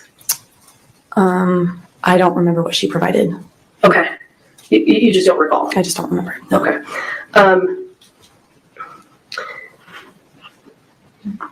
Was there an issue with the 45 long Colt dummies? Were you struggling? Did you guys not have enough? As far as I was concerned, Hannah just had requested them. I felt like we had plenty to work with, but she said that the ones that we did have just didn't fit quite as right. Okay. In terms of the dummy rounds, during the time that you were working on Rust, who was the person? The things weren't fitting right. What the fuck were these guys doing? Rounds weren't fitting right. That means they weren't in spec. Because there's no concern, there's no allegation the weapons weren't in spec. That means they were using out of spec ammo, which means they could have been using 4440s. I mean, otherwise they fit in a gun. In the position to make a decision about whether or not to use dummies? Hannah. Was there ever a time that you heard anyone Tilly, congratulations, you're first. else, a crew member or a cast member, request that dummies be put in a gun? No. During the time that you were working with Ms. Gutierrez on Rust, approximately how many times that you're aware of were guns dummied up, were dummies put in guns? I don't recall. A handful of times, maybe. A handful of times? Yeah. Okay. Did you participate, were you handling the dummies? Yes. And why were you handling the dummies? It was usually if there were 2 or more guns on set to move things along, because I was also acting as an assistant for her when it came to the weapons. Okay, so you're the prop master. Technically, she's kind of under you, but you were also sort of her assistant. Correct. Okay, so with regard to your handling of dummy rounds on set, where were they? How would you get them? Did you get them from Ms. Gutierrez, or did you have access to them? I had access to them. And where were they located? Originally on the prop truck, and then as far as I know, we bought them on the cart when we needed them. Okay. When you loaded a gun with dummies, what did you do to make sure that the rounds were dummy rounds and not live rounds? Rattle them. Did all of the dummy rounds that you handled, did they all rattle? Yes. Were there any dummy rounds on set that had holes in them? Yes. And did you ever handle any of those? No. Did you ever see Ms. Gutierrez load dummy rounds into any of the revolvers? I wasn't paying attention to her loading them. You weren't paying attention? No. Well, let me ask you this. Did you load the revolvers with all the dummy rounds, or was that something she did also? She did them as well. Okay. In the entire time that you worked with Ms. Gutierrez on the set of Rust, do you have any recollection of a single time that you saw her rattle a dummy? I can't recall. You don't recall ever seeing her do that? No. Okay. And does that mean she may have and you just didn't see it? Correct. Were you guys working pretty closely together? Yes. And you don't recall ever seeing her do that? Not that I can remember. Okay. Now, do you recall any time that dummy rounds were loaded into a lever action rifle? Do you know what I'm talking about? Yes. You know the rifle I'm talking about? I am. Okay. Do you recall an occasion when dummy rounds were loaded into that rifle? I remember blanks, but not dummy rounds. Okay. Did you ever load blanks or dummies into that rifle? No. Did you ever load blanks or dummies into the revolver that was Mr. Baldwin's prop? No. And why not? Was there some kind of a division of labor agreement there? Hannah was just working closely with Alec, and so when Alec requested the guns, he would call for Hannah. Okay. And you never loaded or unloaded it? No, not that I recall.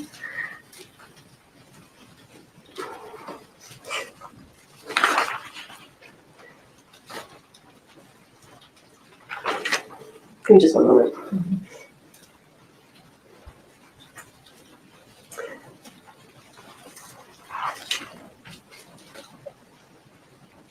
So,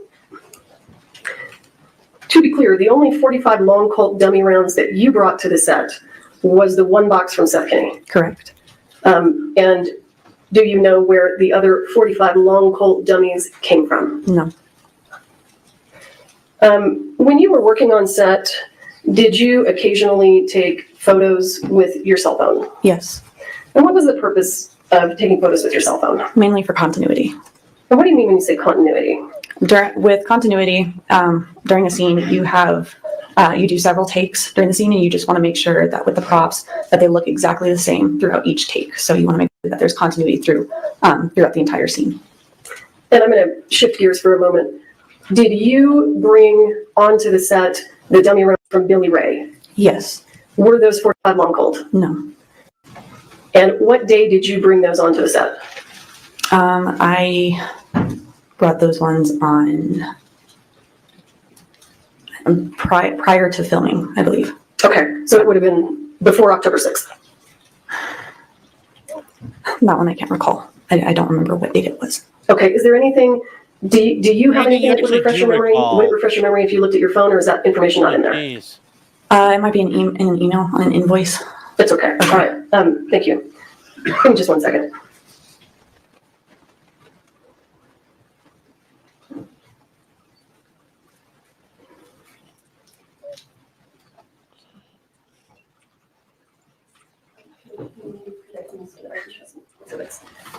Your Honor, I'm going to move for the admission of States Exhibit 162 and States Exhibit 163 and ask for permission to publish once we're connected. Any objection? No, Your Honor. All right, 162 and 163 is admitted. You may publish.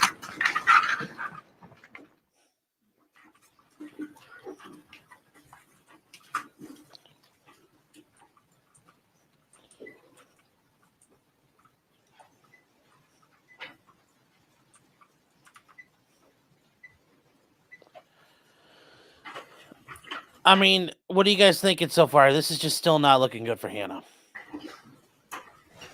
So we're currently publishing what has been admitted as States Exhibit 162. Ms. Zachary, do you recognize that photo? Yes. Is that a photo that you took? Yes. On what day did you take that photo? On October 10th. And how do you know that? Because it is in my phone and I saw the date on it. Okay. You actually looked up the date, is Yes. that right? So this photo was taken 2 days before you brought the 45 long Colt dummies onto the set for Mr. Kinney. Correct. And I'm going to show you what we have marked as States Exhibit 163. Do you recognize that? Yes. What is that a photo of? It is a photo of dummies in Alec Baldwin's holster rig. And has that also been referred to as a bandolier? Yeah. Okay. But so this was Mr. Baldwin's prop. This was his gun holster. Yes. Do you recall the date that you took this photo? October 13th. October 13th. Mm-hmm. And if you recall, was Mr. Baldwin's holster a holster that was provided by Ms. Gutierrez? No. Where did that holster come from? Seth Kenny had it specially made for Alec Baldwin and he shipped it out to us. And are you the person that received it? Yes. When you received it, did it already have dummy rounds loaded in it? No. Do you know who loaded the dummy rounds into Mr. Baldwin's holster that we're looking at here in 163? I don't remember specifically if it was me or Hannah. But it would have been one of the two of you? Yes. Okay.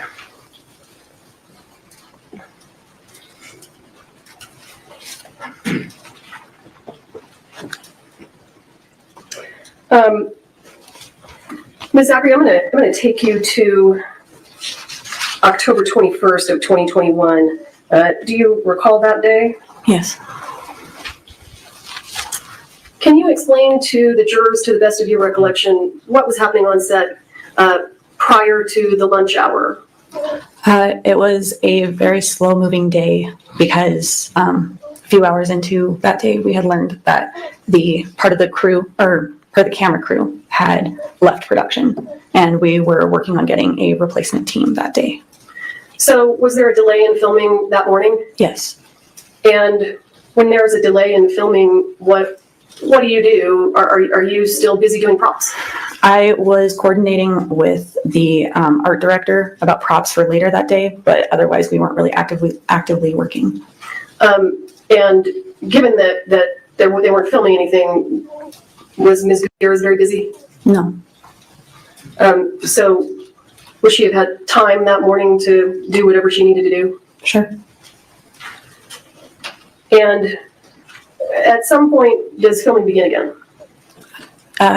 Yes, but I don't remember what time. Okay, would it have been before or after lunch, if you recall? We moved out to the church to a different scene. We did have one scene that we were filming that morning, but then sometime later that morning we moved to the church for a new scene.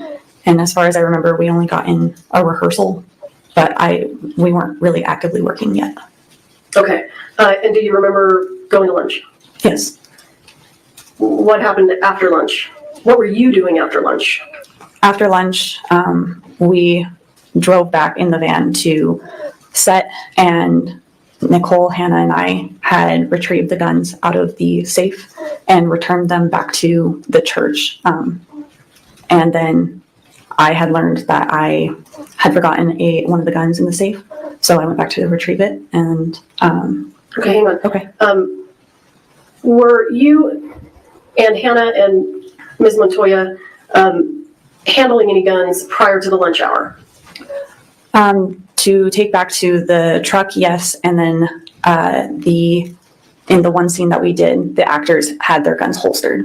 So, When you say to take back to the truck, tell us what you mean to take back to the truck from where? so when we were breaking for lunch, we were taking the guns back from the cart and locking them up in the safe on the prop truck. So the guns were used in the morning. Do you recall when the guns were used in the morning, were dummies put in them? I don't recall that, no.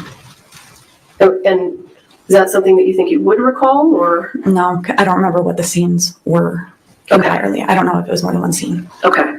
But guns were brought out and used in the morning session. You just don't know if they had dummies in them or not. Correct.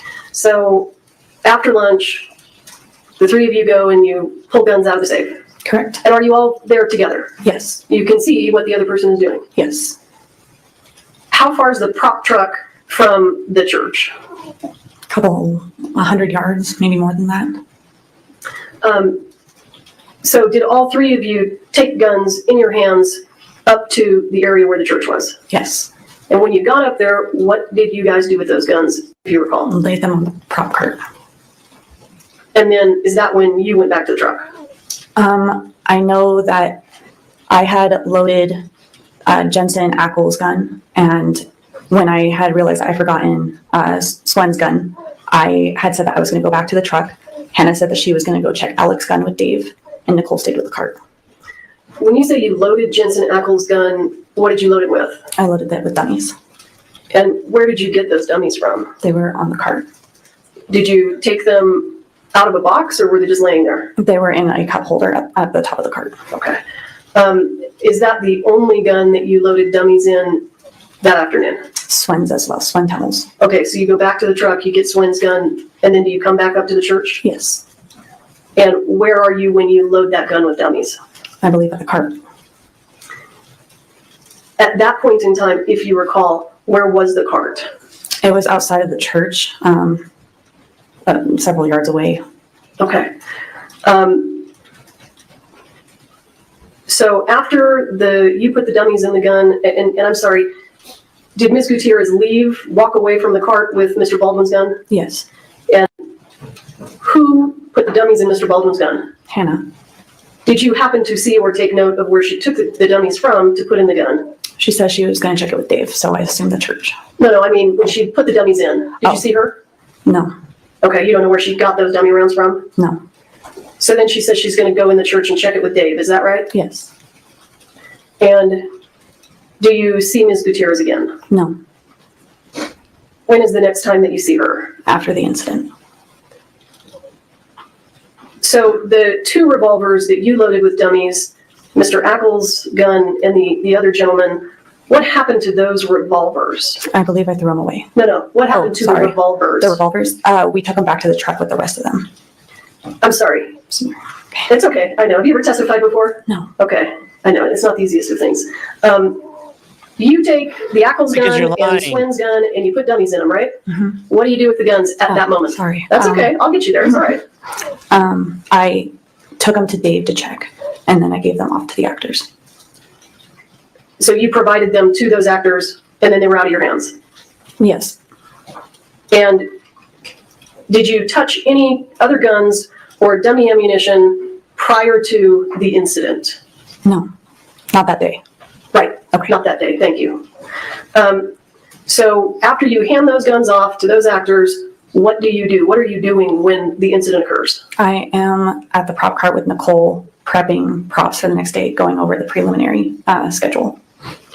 So you are at the prop cart, and do you have any idea where Ms. Gutierrez is? No. What happens next? I hear the gunshot go off and Joel scream. When you heard the sound, what did it sound like to you? Did it sound like something that you were accustomed to hearing? No.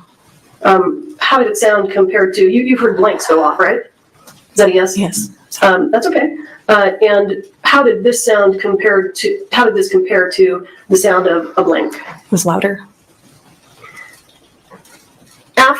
How long after you heard that sound did you hear Mr. Souza scream? Immediately.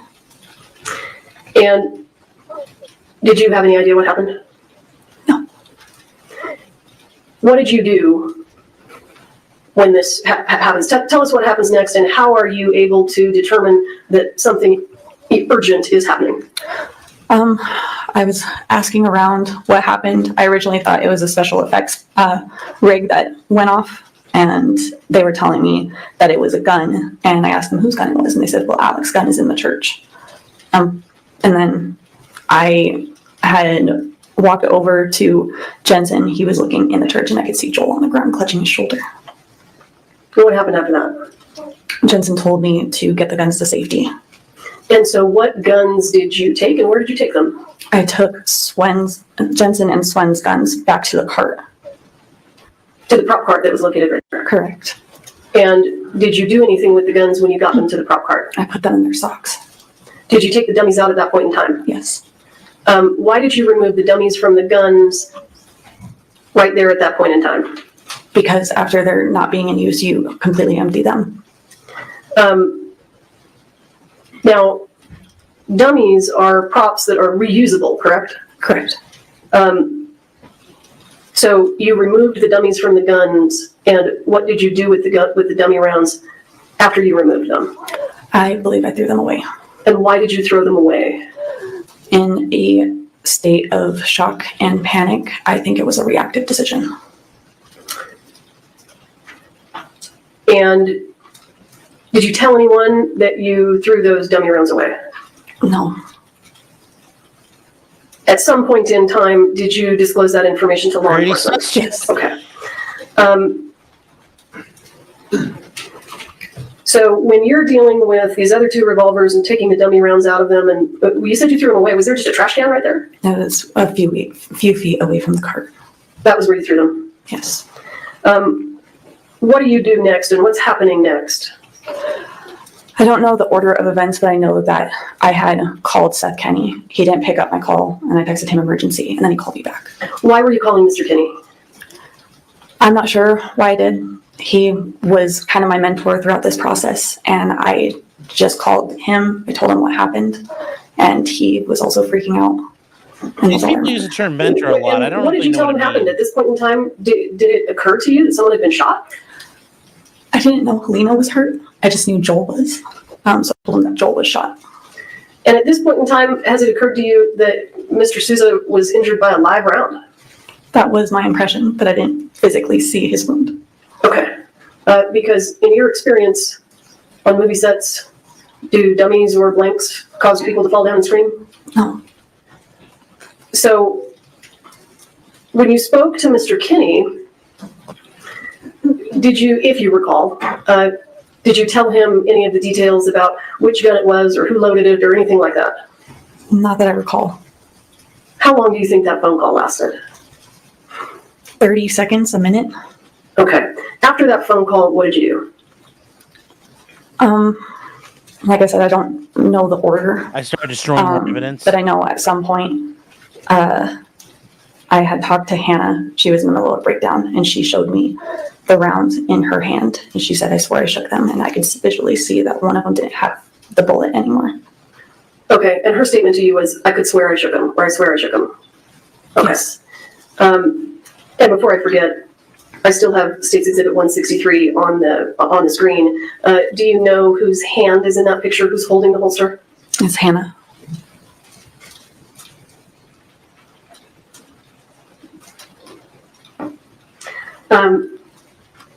So at any point in time, did you, well, after, and I understand you don't know the order of things, but after, if it did in fact happen, after Ms. Gutierrez shows you the rounds in her hand, do you know, was Mr. Halls there at that time?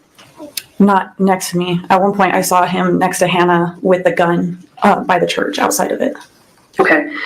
So what happens next? After that, I go back to the cart and I start rattling dummies from a box. And I notice that some of them don't rattle like they're supposed to. And did you tell anyone what you realized? Nicole was standing right there, and she saw.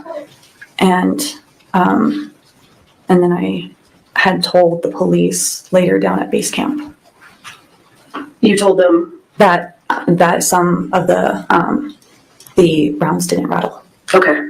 And at some point later, did you mention to Ms. Gutierrez that you thought like more than half the box didn't rattle? Yes. And Do you think that more than half the box had live rounds in it? No. Why do you think, why did you make that statement to her?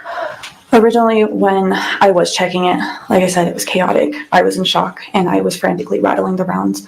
But as time went on, I realized that I had forgotten that some rounds might have had a hole on the side of the rounds. So there were some dummies in there that weren't rattlers? Yes. Okay, they had the hole inside. I didn't visually see it, but I noticed that there were a couple rounds in there with silver primers. Okay, you noticed some silver primers? Correct. To the best of your recollection, do you know how many silver primers you saw? Possibly 2 or 3. Okay, and did you rattle those or try to rattle those? Yes. What happened after that?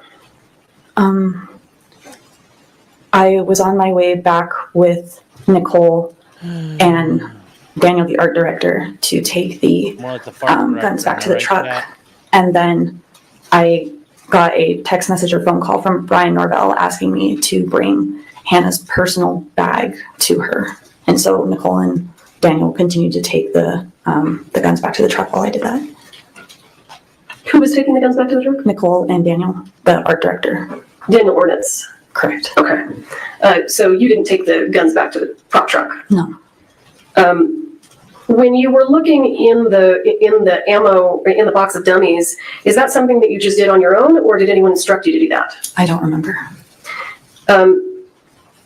Did you take anything off of that prop cart, other than the dummy rounds that you've indicated you took out of those 2 revolvers? Did you take anything else and move it back to the prop truck or anywhere else? No. Did you throw anything else away other than those dummy rounds? No. And Ms. Zachary, I have to ask you this. Did you bring live rounds onto that movie set? No. When the box of Seth Kinney 45 long Colt dummies came on set on October 12th, did anyone inspect that box? No. Seth did. Did you see Ms. Gutierrez inspect that box after it arrived on set? No.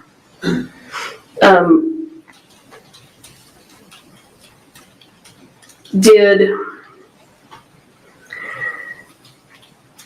Mr. Kinney ever instruct you or ask you to plant evidence or destroy evidence? No.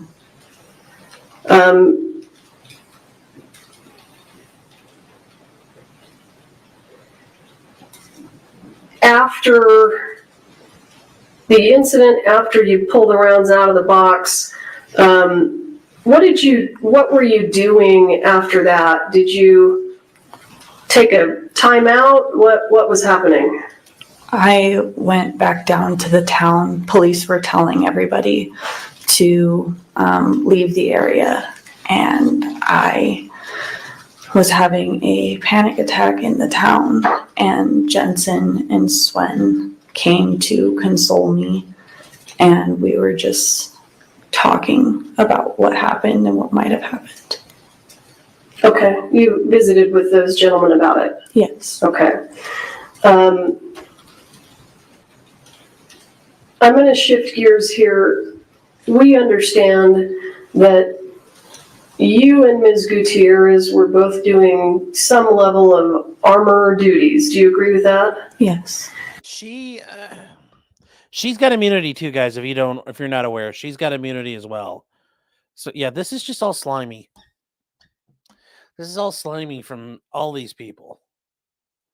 And you and Ms. Gutierrez were both doing some level of prop duties. Is that right? Yes. Did Ms. Gutierrez ever express concerns to you that she didn't have enough time to focus on her armorer duties because she was so busy doing prop work? I don't recall that being an issue.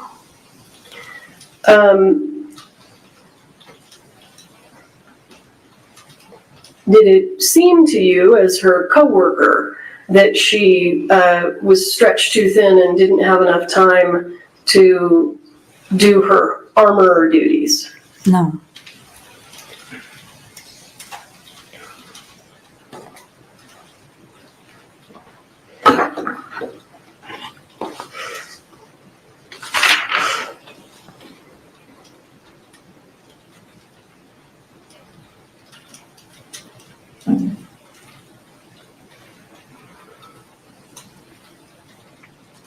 Let me just review my notes real quick.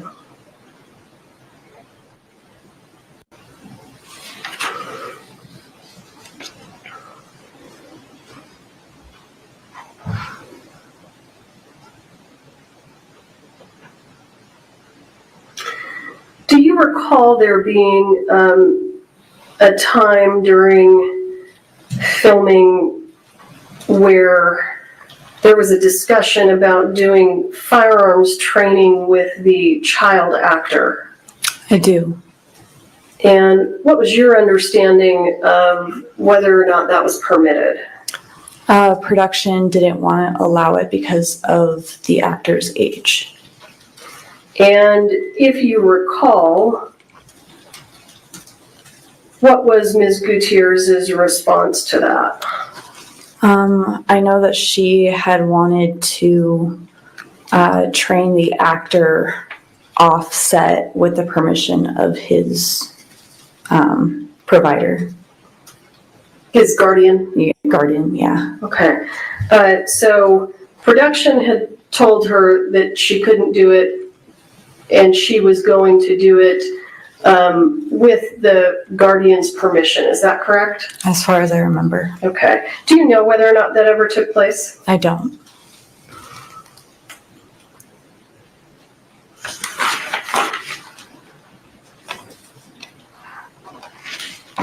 I'll pass the witness.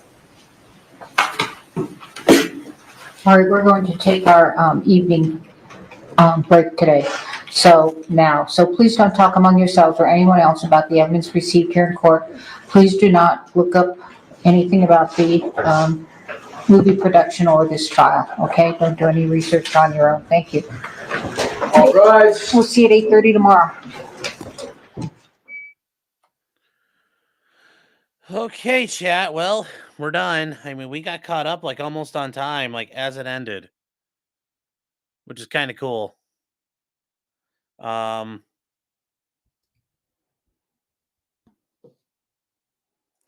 test. It doesn't matter. No, I mean, it's over. It's over. At this point, there's literally nothing she can do to fix this. Cross will be interesting to hear how scummy they are, but that's it. I mean, you that expert blew her away. David Hall blew her away. Sarah blew her away.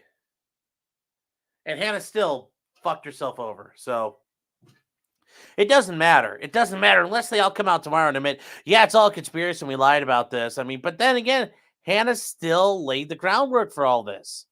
Hannah laid the groundwork for such a scary situation to occur that, and like, I don't know. This whole thing is just, I don't know how they don't find her guilty. Seth Kenny and his harem of armors. How is he mentoring them?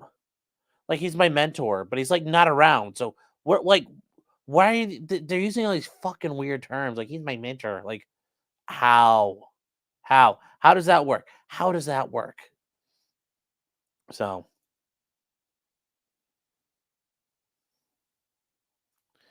Bet, where's what you're looking at? 18, possibly up to 3 years in prison. I'm assuming the judge can max and stack her, so it's like 18 months.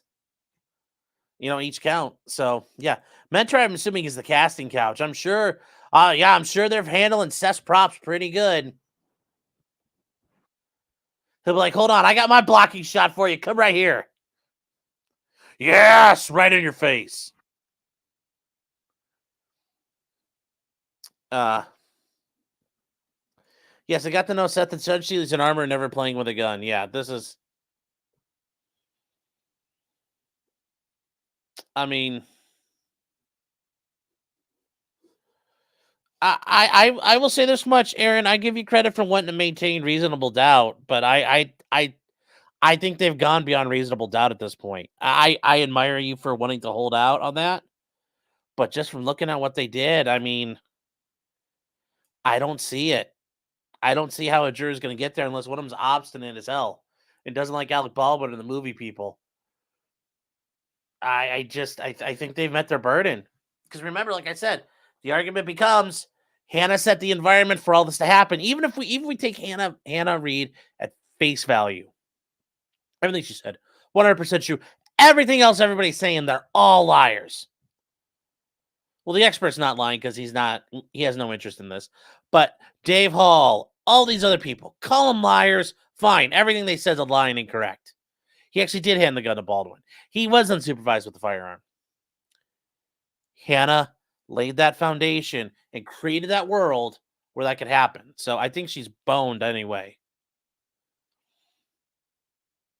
I jury nullify the spite towards the prosecution. Well, that's always an option. Brad says her testimony contradicts itself. I understand Sarah's testimony contradicts herself. But Hannah's completely sinks herself. Hannah completely is airheaded doing this. She never expected to be found not guilty. Then why go through this and be embarrassed in front of the world? Because now everybody knows you're a fucking idiot. I mean, why would you want this?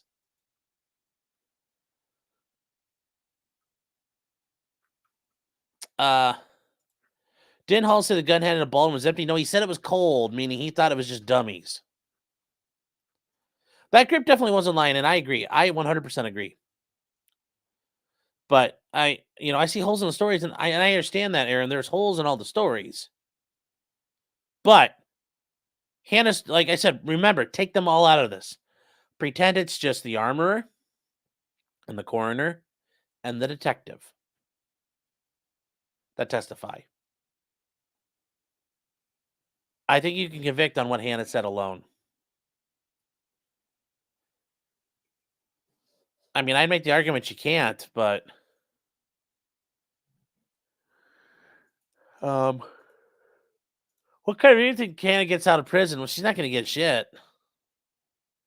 He did, in fact, say it was empty. But then he says when Alec had it, he saw there were rounds. Like, he saw that there were 5 rounds, but he's like, I didn't check the last one. So that's where it gets this little, like, he's saying it was empty, but he wasn't empty, and he's saying he handed it off. Like, there's some issues there.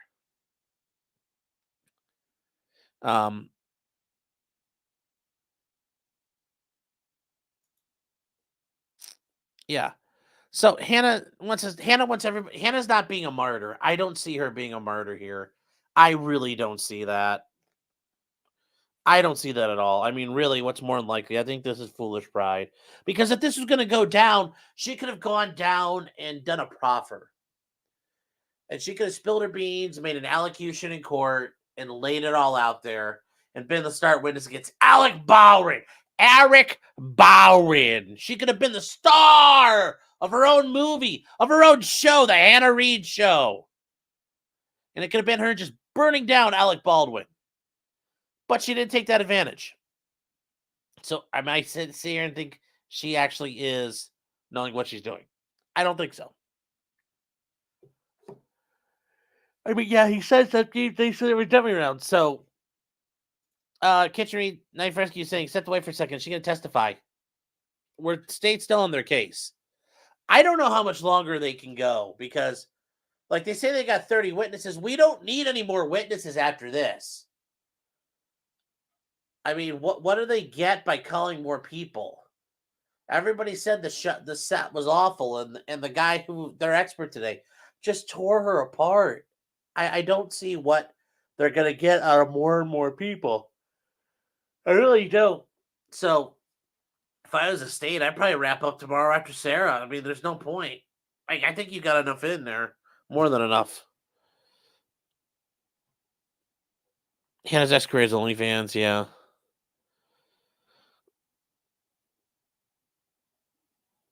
Pretty reasonable doubt for a criminal trial. I don't think so. I don't think so at all. I mean, remember, you can make all those points for what the detectives did or didn't do, and you can find reasonable doubt here, but is it really reasonable doubt? I mean, there's doubt, yeah, but the problem is Hannah talked so much. I don't like.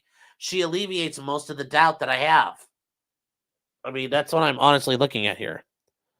She's a tattoo artist now, I believe. Well, good for her. No, she'll get used to that in prison. Noel's appeal to SCOTUS. You better review it tonight. Oh, we are. Don't worry. If Hannah wants to stay in the business, she will get a job. No, she won't. Nobody's going to want to hire her. She's dangerous. I bet they call Seth. Yeah, maybe Seth's the last one. But I don't know how many more people they need to call. Really. You're not looking at it from a jury's perspective. I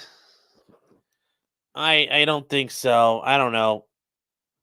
You got your own bias as a gun expert. Yeah, but even then these normies like are gonna say this doesn't fucking make any sense. Like, I don't think they're gonna excuse Hannah. I don't think they're going to. They're gonna want to find out, they're gonna want to hold people responsible, and she's one of the people they can hold responsible. So I think Hannah is toast. I appreciate and understand your thought there, though. Hannah can finish Nick's tattoo. Ah. Oh, okay. Hubble said, you're saying, yeah, normies can be a good or bad thing. I don't deny that. You're right, and I agree with you. But remember, these normies are going to sit here and say, wow, she was like just leaving like live guns around. Well, to a normie, they're going to be like, that's insane. You know, they're going to be baffled that there's all these things you have to do as an armorer, and they're like, well, she didn't do any of them. So I don't think this is as bad for the state as you guys think it is. I think it's really bad for Hannah. I mean, they're getting shelled right now, and there's nothing to stop it.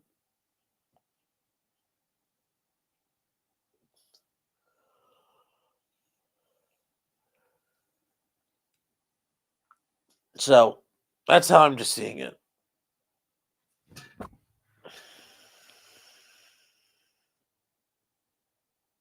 It's a bus stop jury, yeah.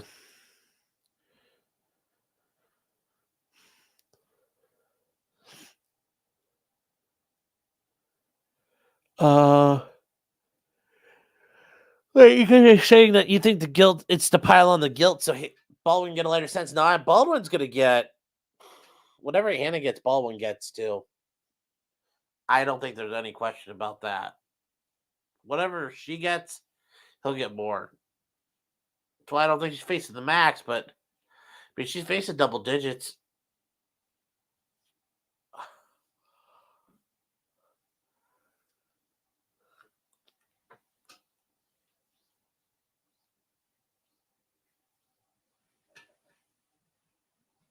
So that's where we are, chat. Oh.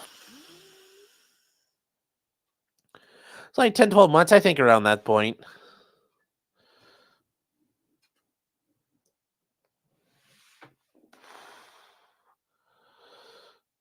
Where the defense asked him, did you ever expect the live round to be on set? That was a big point of the trial. I mean, did you expect it? No. And it was here. Why? Because Hannah was in charge of it. I was trying to say that doesn't score as many points as you think it does, I would argue.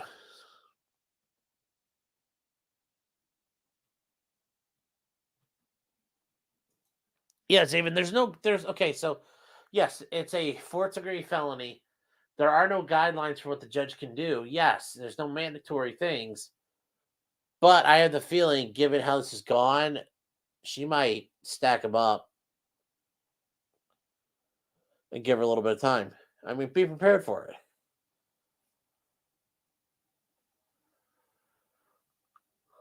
So, thanks for the trial stream. Well, you're very welcome. I appreciate you being here.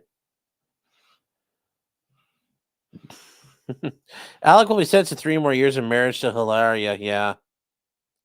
Yeah.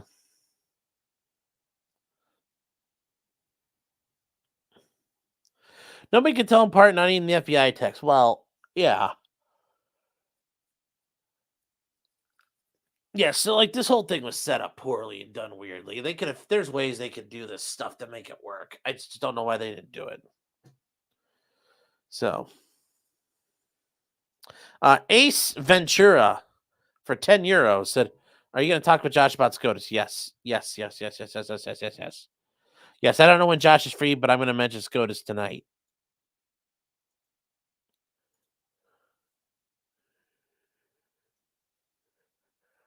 So, oh god. How are you feeling about the deliberations for Traconis? I think they're going to find her not guilty. I think it's bad. Like the odds are bad for her, but I think they're going to find not guilty. They haven't come back yet and convicted her. I think somebody's holding out. At least one is. So we'll see tomorrow, though. Everybody in the long crime chat, when I was looking at it, said they think tomorrow's going to be the day. So for Michelle, we'll see.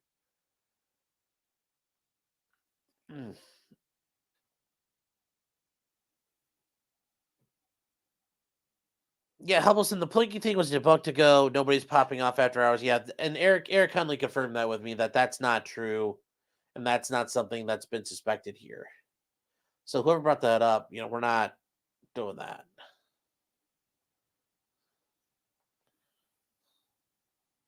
So,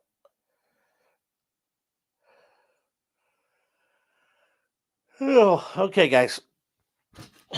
So, time for Red Bull. No, time for a little quick nap.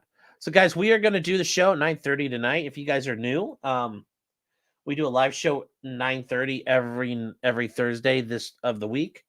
So every Thursday of the week. So once a week. But every Thursday we do a nightly show at 9:30. Got a lot of topics tonight. QE Farms going to Supreme Court, or trying. Obviously, Hannah Reid's trial today. The bump stock case was heard just yesterday for the Supreme Court. P. Diddy's got another lawsuit now claiming sexual assault, but now it's against a guy. Trump is appealing his $400 million judgment in New York. Tiffany Henyard, the corrupt mayor in Illinois, has a podcast. Jam Master Jay from Run DMC was murdered a while back, and his killers have finally been convicted. And then just getting ready tomorrow for the Fanny update. If you guys have other things you want to comment on, let me know. We'll talk about them if we got time. So that's at 9:30 tonight. Look forward to seeing you guys there.